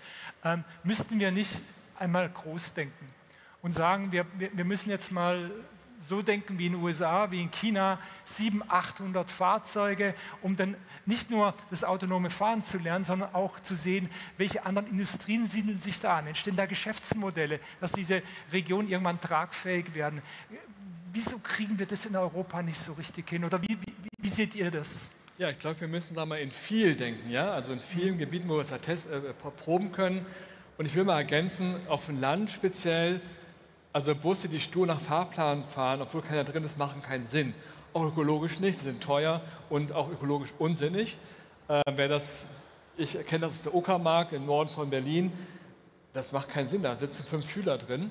Also die Verbindung aus On-Demand und autonom, das wäre sozusagen ein Durchbruch, wo ich auf Bestellung auch das Fahrzeug kommt und dann weiß ich auch, der ist auch da. Also die Sicherheit des Nutzers ist ja damit auch gegeben, dass der kommt. Insofern, glaube ich, gibt es da einen Anwendungsfall sofort, der sich auch rechnen würde, glaube ich. Also besser als jetzt. Das Zweite ist, nochmal der Hinweis, kam eben das Thema Mangel an Fahrern, Nutzfahrzeuge, LKWs, also auch Logistik, Hamburg, also im Hafen oder wie auch immer.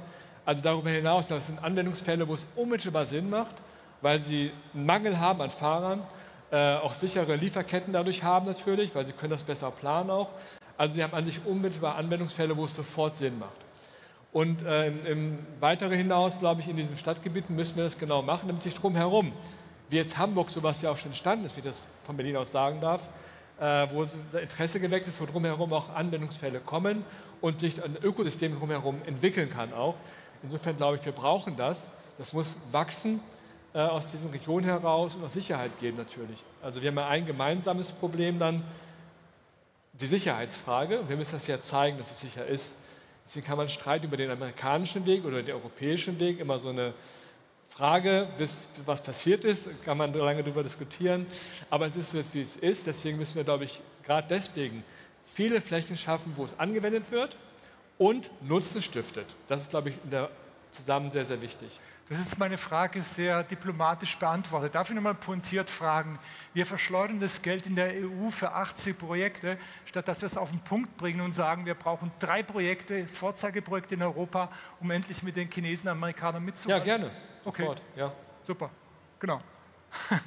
Klare Zustimmung. Ja. Volle Zustimmung, ja, auf genau. jeden Fall. Man hört ja oft, Rainer, dass Menschen noch Sorgen haben, in diese Fahrzeuge hineinzugehen, weil man halt vielleicht denkt, ich fahre doch immer besser als die Maschine. Ja, man hat ja ein großes Selbstbewusstsein, wenn es ums Autofahren geht, gerade in unserem Land. Wie sind so deine Erfahrungen? Müsst ihr die Leute reindrängen? Müsst ihr denen was versprechen, dass sie da reingehen? Oder wie funktioniert das? Ja, das kommt immer auf die Leute drauf an. Ne? Es gibt halt welche, die sind sehr technologieoffen, die wollen das einfach ausprobieren. Ich habe lange in China gelebt, da haben die Leute eher Angst, was zu verpassen, als dass irgendwas passiert mit einer neuen Technologie. Die springen sofort in alles rein, was neu ist, weil sie einfach unbedingt dabei sein wollen. Hier in Deutschland ist es ein bisschen anders. Im Endeffekt ist es natürlich ein sehr irrationales Thema. Wie du gerade sagtest, wir denken immer, wir fahren besser als der andere, also auch besser als die Maschine. Es werden auch vielfach weil es einfach was Neues, was Besonderes ist. Also letztens hat ein Sux-Auto in San Francisco einen Hund angefahren und das ging durch alle sozialen Medien. Man dachte, jetzt würden alle Hunde der Welt sterben. Da war es wahrscheinlich 3 Blöcke weiter ein Hund gerade von einem Menschen angefahren worden und keinen interessiert es. Also wir müssen einfach lernen, das Erste ist sehr rational mit dem Thema umzugehen. Ich persönlich, und das ist jetzt vielleicht sehr schwierig zu verstehen, aber ich glaube, am Ende wird es irgendwann mal so sein, dass Menschen gar nicht mehr Auto fahren dürfen, weil die Maschinen irgendwann besser sein werden. Also Waymo hat eine sehr gute Seite, Waymo/Safety, wo die sehr viele Statistiken hinlegen, die sie gar nicht selber gemacht haben. Die haben Versicherungen gemacht, die viel besser wissen, wer welche Unfälle macht, wo es heute schon rauskommt, dass diese Fahrzeuge pro gefahrener Meile weniger Unfälle bauen. Und wenn wir das rational angucken, das ist das eine, dass wir es rational angucken, das zweite ist aber auch ganz klar, ich empfehle jedem, einfach mal mitzufahren. Ja, die Leute fangen an, sich nach einer Minute zu langweilen, weil es einfach das ist eine zügige, aber eine sehr, sehr vorhersehbare und sehr, sehr rationale Fahrweise. Man erlebt keine Überraschung. Also diese Taxifahrten in Guangzhou oder so, die man so erlebt, wo der Taxifahrer wirklich da ständig die Spur wechselt und noch eben mal rot über die Ampel fährt und so, das hat man mit dem autonomen Auto nicht. Das ist alles sehr, sehr langweilig. Wir haben oft Leute, die nach einer Minute schon in ihrem Handy wieder gucken, weil einfach alles so unaufregend ist. Das überzeugt jeden. Also ich habe noch keinen erlebt, der aus so einem Auto ausgestiegen ist und gesagt hat, oh mein Gott, das war das Letzte, was ich jemals erlebt habe. Sie sind alle glücklich. Wenn der Plan ist, am Ende wollen wir das verbieten, dass du selber fährst. Davon würde ich abraten, als Erzählung gewissermaßen. Das ist, glaube ich, kein guter Einstieg. Man muss Menschen für begeistern, dass sie einsteigen wollen und nicht einen Geheimplan haben, am Ende wollen wir es dir verbieten, selber zu steuern. Das ist, glaube ich, keine gute Geschichte. Ich sage nur, es wird deutlich sicherer sein, da muss dann jeder seine eigenen Schlüsse daraus ziehen, was dann passiert. Also letztendlich es wird so kommen. Es ist einfach so die Lernkurve des Menschen, wenn man das bedenkt. Mit 18 geht die so ein bisschen hoch, dann bleibt sie gleich. Man macht zwar Erfahrungen, aber man wird nicht deutlich besser im Autofahren. Man hat ein bisschen Erfahrung und irgendwann wird es sogar schlechter. Die Maschinen lernen immer noch, da geht die Kurve immer nur nach oben. Immer nur nach oben. Und irgendwann muss das sich kreuzen. Das ist einfach so. Das ist für mich Mathematik. Und von daher werden wir irgendwann in der Situation sein, dass Maschinen deutlich sicherer sind als Menschen. Und da muss halt ein Politiker dann sagen, wie er damit umgeht. Gibt es einen typischen Kunden bei euch? Also wie kann man die Person charakterisieren, die besonders gerne in eure Fahrzeuge geht? Nein, gibt es nicht. Also wir haben bei Moja ein sehr breites Spektrum an Menschen. Es kommt halt wirklich darauf an, wie gehe ich mit Technologie um. Und es gibt halt ältere Menschen wie jüngere Menschen, die technologieaffiner sind als andere. Da haben wir wirklich kein spezifisches Bild oder so von jemandem, den wir da unbedingt reinhaben wollen. Was ganz wichtig vielleicht noch zu erwähnen ist, wir arbeiten sehr viel mit Ersthelfern zusammen. Das ist eine ganz wichtige Klientel. Polizei, Feuerwehr, Rettungswagen, die wollen wissen, was machen sie mit so einem Auto, wie müssen sie mit so einem Auto umgehen. Und die sind ehrlich gesagt ganz glücklich, weil die sagen, wenn ich mit Blaulicht durch Hamburg fahre, ich weiß nicht, was da vor mir passiert. Der eine, der beschleunigt, der nächste bremst, der nächste fährt links, der nächste fährt rechts, weil die alle austicken. Bei dem Auto weiß ich ganz genau, die werden alle dasselbe machen, dann muss ich nur noch geradeaus fahren. Das ist viel einfacher für mich. Ja. Also viele Dinge lösen sich dann auch einfach auf, wenn man sich damit mal beschäftigt. Vielleicht, wenn ich darf, nur eine kurze Ergänzung, weil ich genau das unterstützen kann, was auch du gerade geschildert hast. Wir machen im Prinzip genau dieselbe Beobachtung in den Pilotprojekten. Jetzt in Kira ja sozusagen die erste Closed User Group jetzt, aber mit inzwischen über 1000 Kundinnen und Kunden. Und die Erfahrungen sind da praktisch ausschließlich positiv. Ne? Also wir machen eine regelmäßige Begleitforschung, fragen, wie fanden Sie die Fahrt? Da kriegen wir Bewertungen von, auf einer Skala von 1 bis 5, im Schnitt von 4,5. Ne? So, und wie sicher fühlst du dich und ist das eine angenehme Fahrt gewesen und so weiter. Also die es nutzen, so, also wir waren von zwei Dingen überrascht. Erstens von dem Interesse und der Nachfrage sozusagen, sich an dieser Closed User Group zu beteiligen, was erstmal ein tolles Zeichen ist, finde ich, für die Technologieoffenheit, die wir dann doch haben.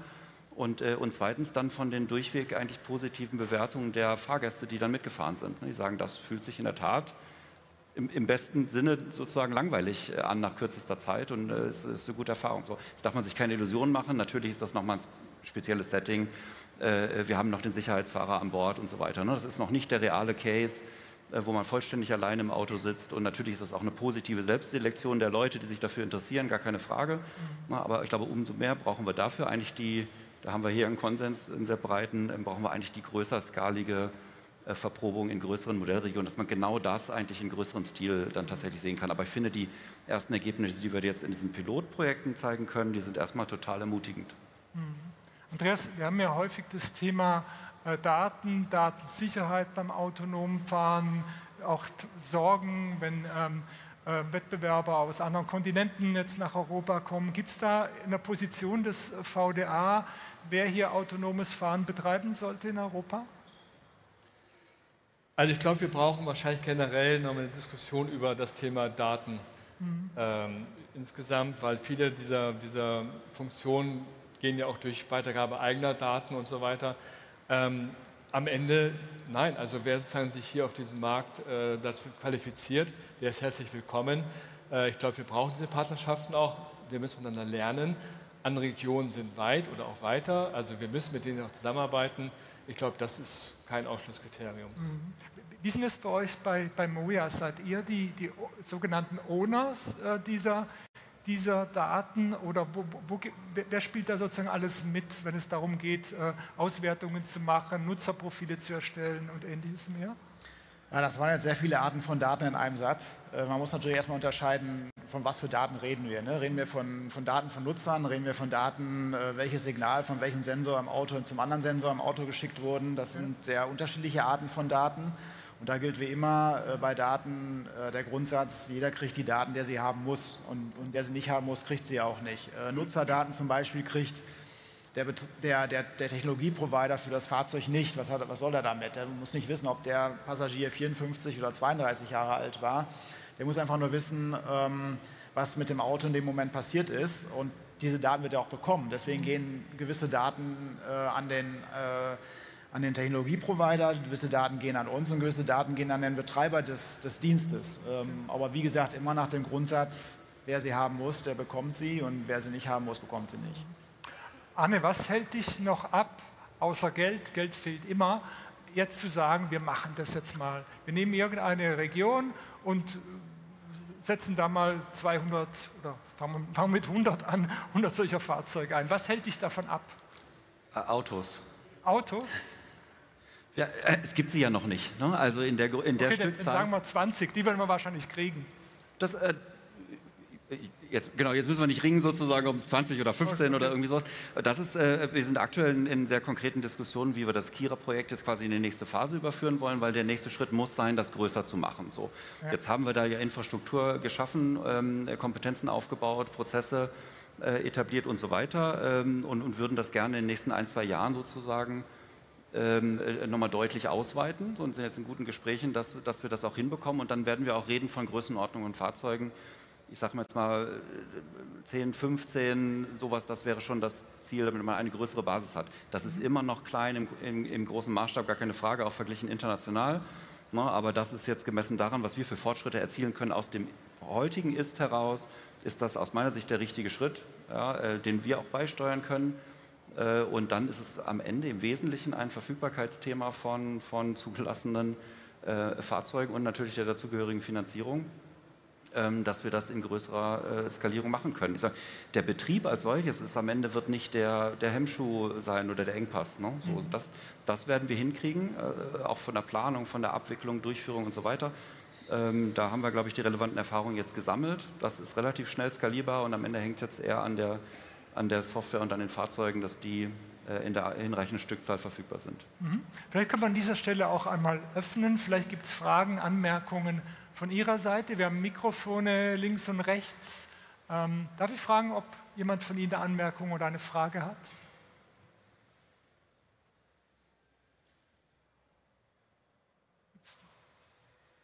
Sie melden sich einfach, sonst wir diskutieren einfach weiter und wenn da Themen auftauchen, dann kann man die gerne mit eingreifen. Darf ich mal fragen, tauscht ihr euch eigentlich aus? Lernt ihr voneinander oder seht ihr euch irgendwie als Wettbewerber? Wir beide? Ihr beide?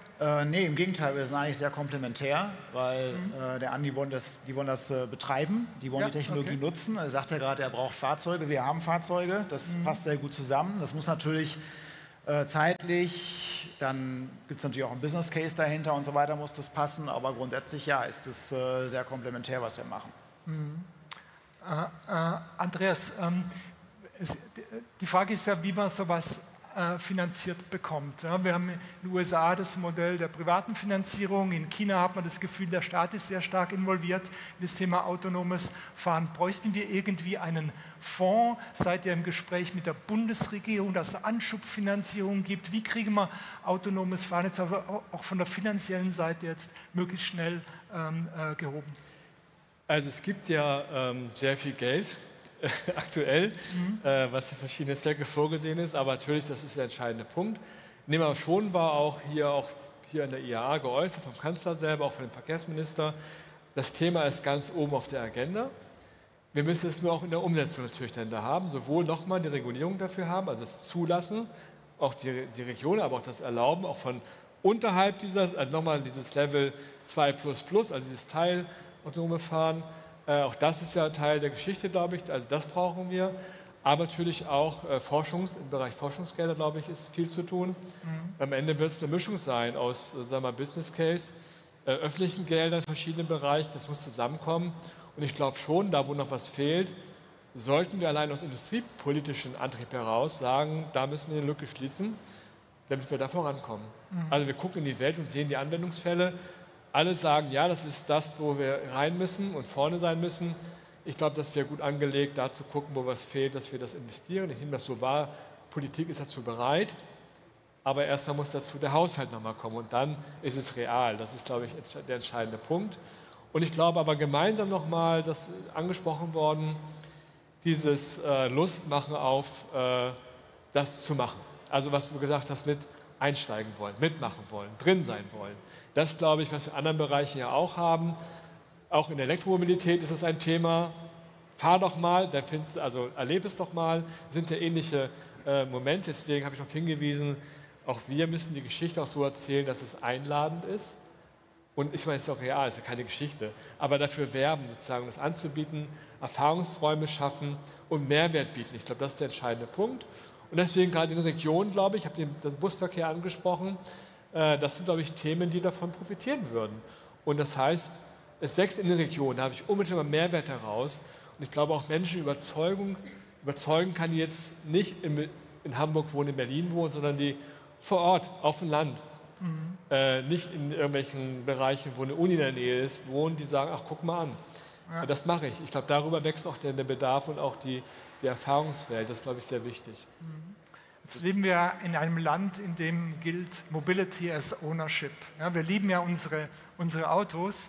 Der richtige Hebel wäre ja für euch, wenn wir ein Stück weit unsere Privatfahrzeuge aufgeben, weniger nutzen. Siehst du oder seht ihr beide Chancen für Mobility as a Service? Das ist ja das, was ihr im Prinzip anbietet, dass sich das wirklich durchsetzt in unserem Lande? Wer mag? Anne? Prognosen sind immer schwierig, ne? So, insbesondere wenn sie die Zukunft betreffen, aber ich glaube, dass es in der Entwicklung wird es ja klar in diese Richtung gehen. Das hat man in den letzten Jahren gesehen, da seid ihr im Zweifel noch tiefer drin. Das ist ja, wie soll ich sagen, mein klassisches Geschäftsmodell ist ja sozusagen as a Service. Keiner besitzt den Bus, sondern steigt einfach ein. Genau. Und ich glaube, es hängt am Ende ganz wesentlich damit zusammen, habe ich dieses Nutzengefühl, bringt mir das was? So, und da ist es ja eigentlich genau das ist das Charmante sozusagen auch am Anwendungsfall ländlicher Raum, weil da ist der Nutzen unmittelbar und eigentlich sofort ersichtlich, weil es sofort zu einer Verbesserung des bisherigen Angebots führt. Das ist ja genau das, du hast es angesprochen, On-Demand-Verkehre ist sozusagen theoretisch eine gute Lösung statt leerer großer Busse. So, faktisch ist es heute aber, wenn ich es einfach sozusagen on top darauf mache oder die Kosten sozusagen, das ist prohibitiv teuer. Also ich brauche da schon eine deutliche Verbesserung in der Kostenbasis, bessere Integration auch mit den... Das ist Thema der Mittel, da muss in die Region hinein, über die Mittel natürlich, dass auch die Ausstattung stattfinden. Für die Kommunen, das ist natürlich klar. So ist das, ne? Genau. Und aber für die Kunden ist es unmittelbar eigentlich ein Nutzenerlebnis, weil es verbessert sich was. Ja. Ne? Und das ist eigentlich das Schöne. Ich glaube, solche Erfolgsmomente braucht es. Und dann glaube ich auch, dass da mittel- und langfristig auf jeden Fall eine Verhaltensänderung in Richtung mehr Shared Mobility kommen kann. Also wir haben morgen zu Gast die Landesverkehrsminister. Da wird das Thema sein, hoffe ich. Genau diese Frage nämlich, dass ich die Region ermögliche und auch finanziell ausstatte, dass ich in der Region sowas anwenden kann. Ich glaube, das müssen wir organisieren. Und ich will auch nochmal sagen, zu glauben, wir machen jetzt automatisiert oder das eigene Auto, das ist auch der falsche Weg. Es wird in der Realität beides geben, deswegen sitzt gar nicht hier, um zu sagen, bloß nicht. Es sind ja Mitglieder auch bei uns. Nochmal, auch diese Verkehre haben Zulieferindustrie, die bei uns ist, und das geht es gar nicht. Diese Verkehre haben Fahrzeuge, die bei uns sind, und das geht es gar nicht, deswegen ist es Teil. Und deswegen ist es auch ein IAA Mobility. Und deswegen heißt es auch, das schließen wir mit ein, aus unserem eigenen Interesse heraus. Und auch diese Frage sollten wir nicht so aufziehen, die oder wir. Das ist, glaube ich, falsch. Die Realität der Menschen ist nicht so. Die Menschen werden beides machen und beides optimiert. Und in Wahrheit ist ja so ein bisschen so, sie nutzen ja den Vorteil aus beiden Welten. So ein bisschen, ja. Also ÖV, IV verschwimmt ja ein Stück weit für den Betrachter, weil das Auto ist da, wenn ich es möchte, und auch verlässlich, und ich kann sogar noch vielleicht abends noch 2 Bier trinken. So, und deswegen gibt es als Sicherheit den Aspekt. Aber deswegen wird es so ein bisschen auch das sich neu organisieren und zum Nutzen der Verkehrsteilnehmer. Und deswegen warne ich davor, eine Debatte zu bekommen, ich mache das nur, um irgendwie das Auto wegzudrängen. Also das ist, glaube ich, nicht die Realität. Auch auf dem Land wird es auch so nicht sein, sondern Ergänzung, Mobilität mehr ermöglichen. Das ist die Story, glaube ich, die wir brauchen, und ich glaube auch, die realer ist als diese Die- oder Wir-Debatte. Ja, genau. Rainer, wir haben ja häufig rund um autonomes Fahren so die Diskussion, ja, Menschen können plötzlich mobil werden, die vielleicht derzeit Probleme haben oder Schwierigkeiten haben, in Mobilität zu kommen. Ältere Menschen, kranke Menschen, die können dann einfach ihr Shuttle per Knopfdruck bestellen. Ihr kommt vorbei, holt diese Menschen ab. Kannst du sozusagen empirische Evidenz uns geben, dass ihr genau für solche Zielgruppen nun Services anbietet in Hamburg, die bislang einfach Schwierigkeiten hatten, die hamburgische Mobilität nutzen zu können? Gibt es da Beispiele? Ja, natürlich. Also wir haben in Hamburg ja eine Flotte von 500 Fahrzeugen auf der Straße, betreiben einen On-Demand-Ride-Pooling-Betrieb. Also Ride-Pooling heißt, wir versuchen Fahrten zusammenzufassen in einem Fahrzeug. Dort in Hamburg sind wir konzessioniert als öffentlicher Nahverkehrsbetreiber und damit nehmen wir auch Menschen mit Behinderungen mit, und zwar kostenlos. Und das führt zu einer Menge wirklich positiver Geschichten, wo diese Menschen uns mitteilen, dass sie endlich mal ihre Stadt erleben können. Das haben sie vorher mit dem öffentlichen Nahverkehr nicht tun können, weil halt immer irgendwo ein Aufzug kaputt ist oder wie auch immer, oder sie einfach sehr, sehr umständlich dahin kamen. Und sie bestellen halt jetzt einen Moja, der holt sie ab und bringt sie halt an ihr Ziel. Und wir haben, glaube ich, 20% der Fahrten sind solche Fahrten. Und das ist, glaube ich, ein großer Erfolg, den man feiern kann und der dazu beiträgt, auch so ein Konzept auch in der Stadt zu etablieren. Wir hatten eben diese Diskussion, Land oder Stadt. Wir müssen ja nicht immer denken, es ist ja nicht alles immer nur der junge Single, der morgens mit der U-Bahn zur Arbeit fährt, sondern wir haben ja alle möglichen Situationen. Wir haben Mütter mit Kindern, wir haben Leute mit Gepäck, die vom Flughafen kommen.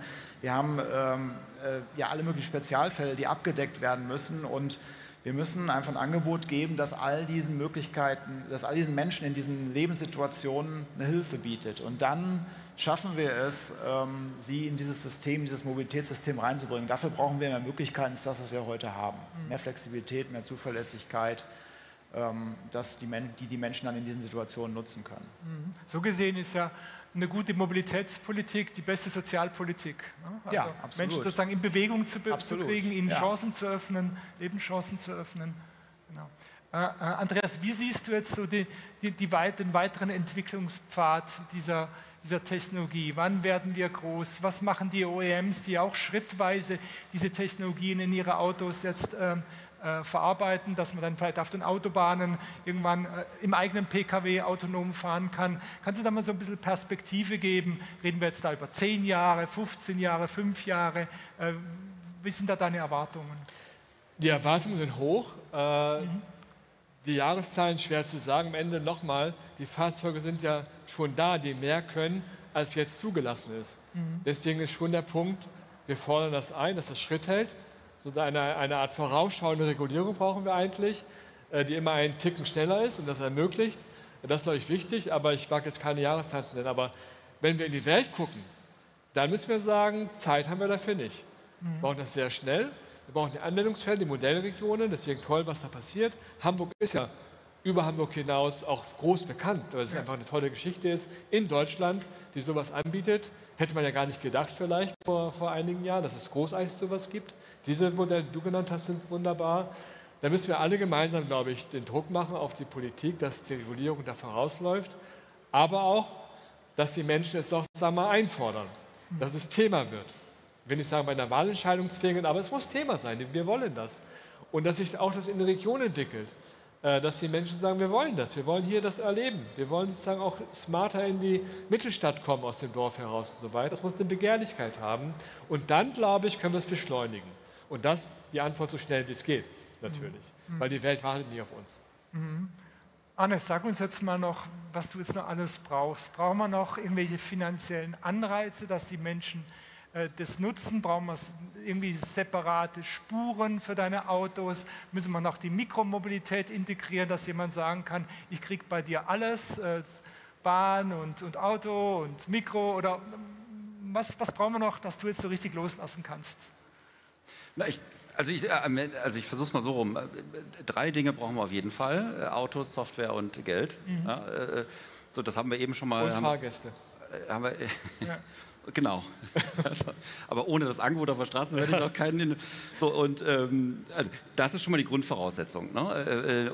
Für auch Geschwindigkeit, für Skalierung und so weiter brauchen wir diese Voraussetzungen. Die müssen jetzt geschaffen werden. Da ist ja viel Bewegung jetzt drin. Also ich bin total zuversichtlich, dass wir da auch jetzt in den nächsten Monaten, wenigen Jahren auch tatsächlich enorme Sprünge nochmal sehen werden. Das glaube ich, stimmt eher optimistisch. Weil du es angesprochen hast, wo ich immer ein bisschen zurückhaltend bin, ist, muss ich extra Rahmenbedingungen schaffen, muss ich das irgendwie einkasteln, extra Spuren oder irgendwie so. Ich glaube eher, das Gegenteil ist richtig. Also wir müssen eher gucken, dass sozusagen im echten Leben ganz normal Bestandteil sozusagen des Mobilitätsangebots, auch der Mobilitätsnachfrage wird. Also es muss eigentlich eher darauf hinauslaufen, meine persönliche Überzeugung, dass wir es gut integrieren mit dem, was da schon ist und nicht jetzt irgendwie so einen Schutzzaun drumherum bauen. So.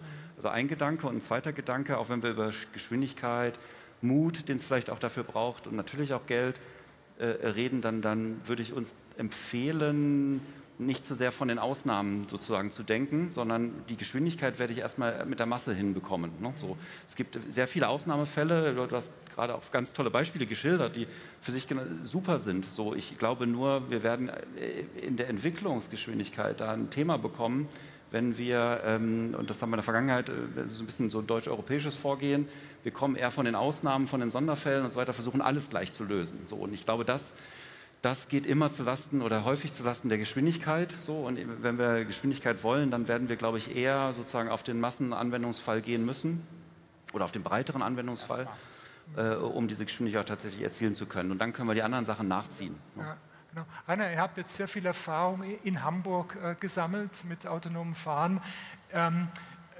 Ist es denn Hamburg-spezifisches Wissen oder würde es euch technisch leicht fallen, all diese Erfahrungen jetzt auch in eine andere Stadt zu transportieren? Oder muss man sozusagen wieder von vorne anfangen? Was ist sozusagen skalierbar von dem, was ihr gelernt habt und was ist sozusagen fallspezifisch oder city-spezifisch? Ja, man muss immer bedenken, also wir fangen mit der ganzen Technologie ja gerade an, wir fangen ja gerade an, das zu verstehen, was da passiert. Wir gehen davon aus, dass in der Tat man am Ende, wenn man ein paar Städte mal gemacht hat, immer mehr übertragen kann und am Ende nur noch Einfahren macht und Differenzdatensammlungen macht, die dann immer weniger und immer weniger aufwendig werden. In Hamburg sind es vor allem zum Beispiel Fahrradfahrer oder so, Verhalten von Fahrradfahrern, was anders ist als zum Beispiel in den USA. Da gibt es keine Fahrradfahrer, da muss ich mich zum Beispiel sehr speziell darauf einstellen. Wenn ich aber jetzt von Hamburg nach München fahre, dann habe ich da vielleicht nochmal irgendwie, keine Ahnung, bestimmte Situationen. Wir haben zum Beispiel in Hamburg eine Straße, die ist morgens in die Richtung befahrbar und abends in die andere Richtung befahrbar. Das sind so Dinge, die muss ich in Hamburg spezifisch lernen. In München habe ich vielleicht wieder ein, zwei andere Fälle. Da muss ich am Ende nur noch die Differenzen lernen. Und wir werden am Ende immer besser werden, diese Erfahrungen aus anderen Städten in neue Städte zu übertragen. Wenn sie in einem ähnlichen Kulturkreis mit ähnlichen Straßenverkehrsschildern, ähnlichen Straßenmarkierungen liegen, wird das immer einfacher werden. Aber wie gesagt, man muss immer noch bedenken, heute noch ist das erstmal ein relativ viel Aufwand, in so eine Stadt zu gehen. Und wir gehen einfach davon aus, dass wir dann immer besser werden. Und dass das dann wirklich eine einfache Sache wird. Genau. Wir haben jetzt noch 2 Minuten Zeit für eine Abschlussrunde. Rainer, ich fange mit dir an. Mach uns mal richtig Lust auf autonomes Fahren. Gut, autonomes Fahren wird unser Leben sehr stark verändern. Für mich ist das wie der Übergang von der Pferdekutsche zum Auto.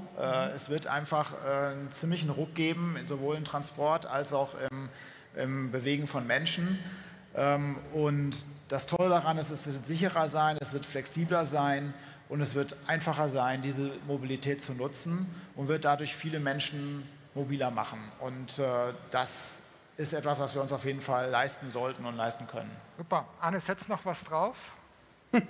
Wir haben eben gesprochen über Mobilitätspolitik ist Sozialpolitik, ne, weil es um gesellschaftliche Teilhabe geht. Und am Ende ist das natürlich auch ein Stück weit auch unser Auftrag, für gute, attraktive Angebote zu sorgen, die am Ende die Lebensbedingungen massiv mitgestalten. Und da ist autonomes Fahren ehrlicherweise die Riesenchance, Mobilitätsangebote besser und zugleich bezahlbarer zu machen. Ne? Und damit leisten wir am Ende auch für die Gesellschaft einen Riesenbeitrag. Andreas, Abschlussstatement? Ja, ich glaube, wir müssen gar nicht warten, ehrlich gesagt, weil der Weg dahin ist auch gut. Sie können jetzt sozusagen Schritte immer vorangehen, diesen teilautomatisierten Fahren, sage ich mal, diese einzelnen Level durchschreiten. Die Fahrzeuge sind da, Sie können hier Testfahrten machen, das beginnt hier, alle eingeladen und dann müssen wir gucken, dass wir das auf die Straße bringen auch. Aber man muss jetzt nicht auf den Tag X warten, glaube ich, wo wir alle autonom fahren. Der Weg dahin, der wird auch schon toll werden. Und dann glaube ich, das Wichtige ist, das ist für IV und ÖV sozusagen ein Zugewinn. Und das Dritte ist, wir werden auch zusammenwachsen dann diese Bereiche noch mehr. Ich glaube, das ist sozusagen, was dann noch Spaß machen wird. Und das fängt aber heute eigentlich an. Und das fängt hier auf der IAA Mobility an. Deswegen schön, dass wir das Panel hier hatten. Super. Herzlichen Dank für eure Diskussionsbereitschaft. Herzlichen Dank fürs Teilen all dieser Insights und Erfahrungen. Hat Spaß gemacht mit euch. Andreas Rade, Anne Schneemann und Rainer Becker. Vielen Dank.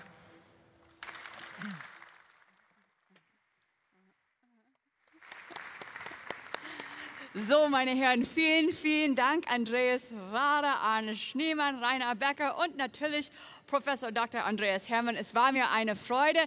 Meine Damen und Herren, es war mir hier eine Freude mit euch. Es geht morgen um 10 Uhr weiter. Ich wünsche Ihnen noch einen schönen Abend in München.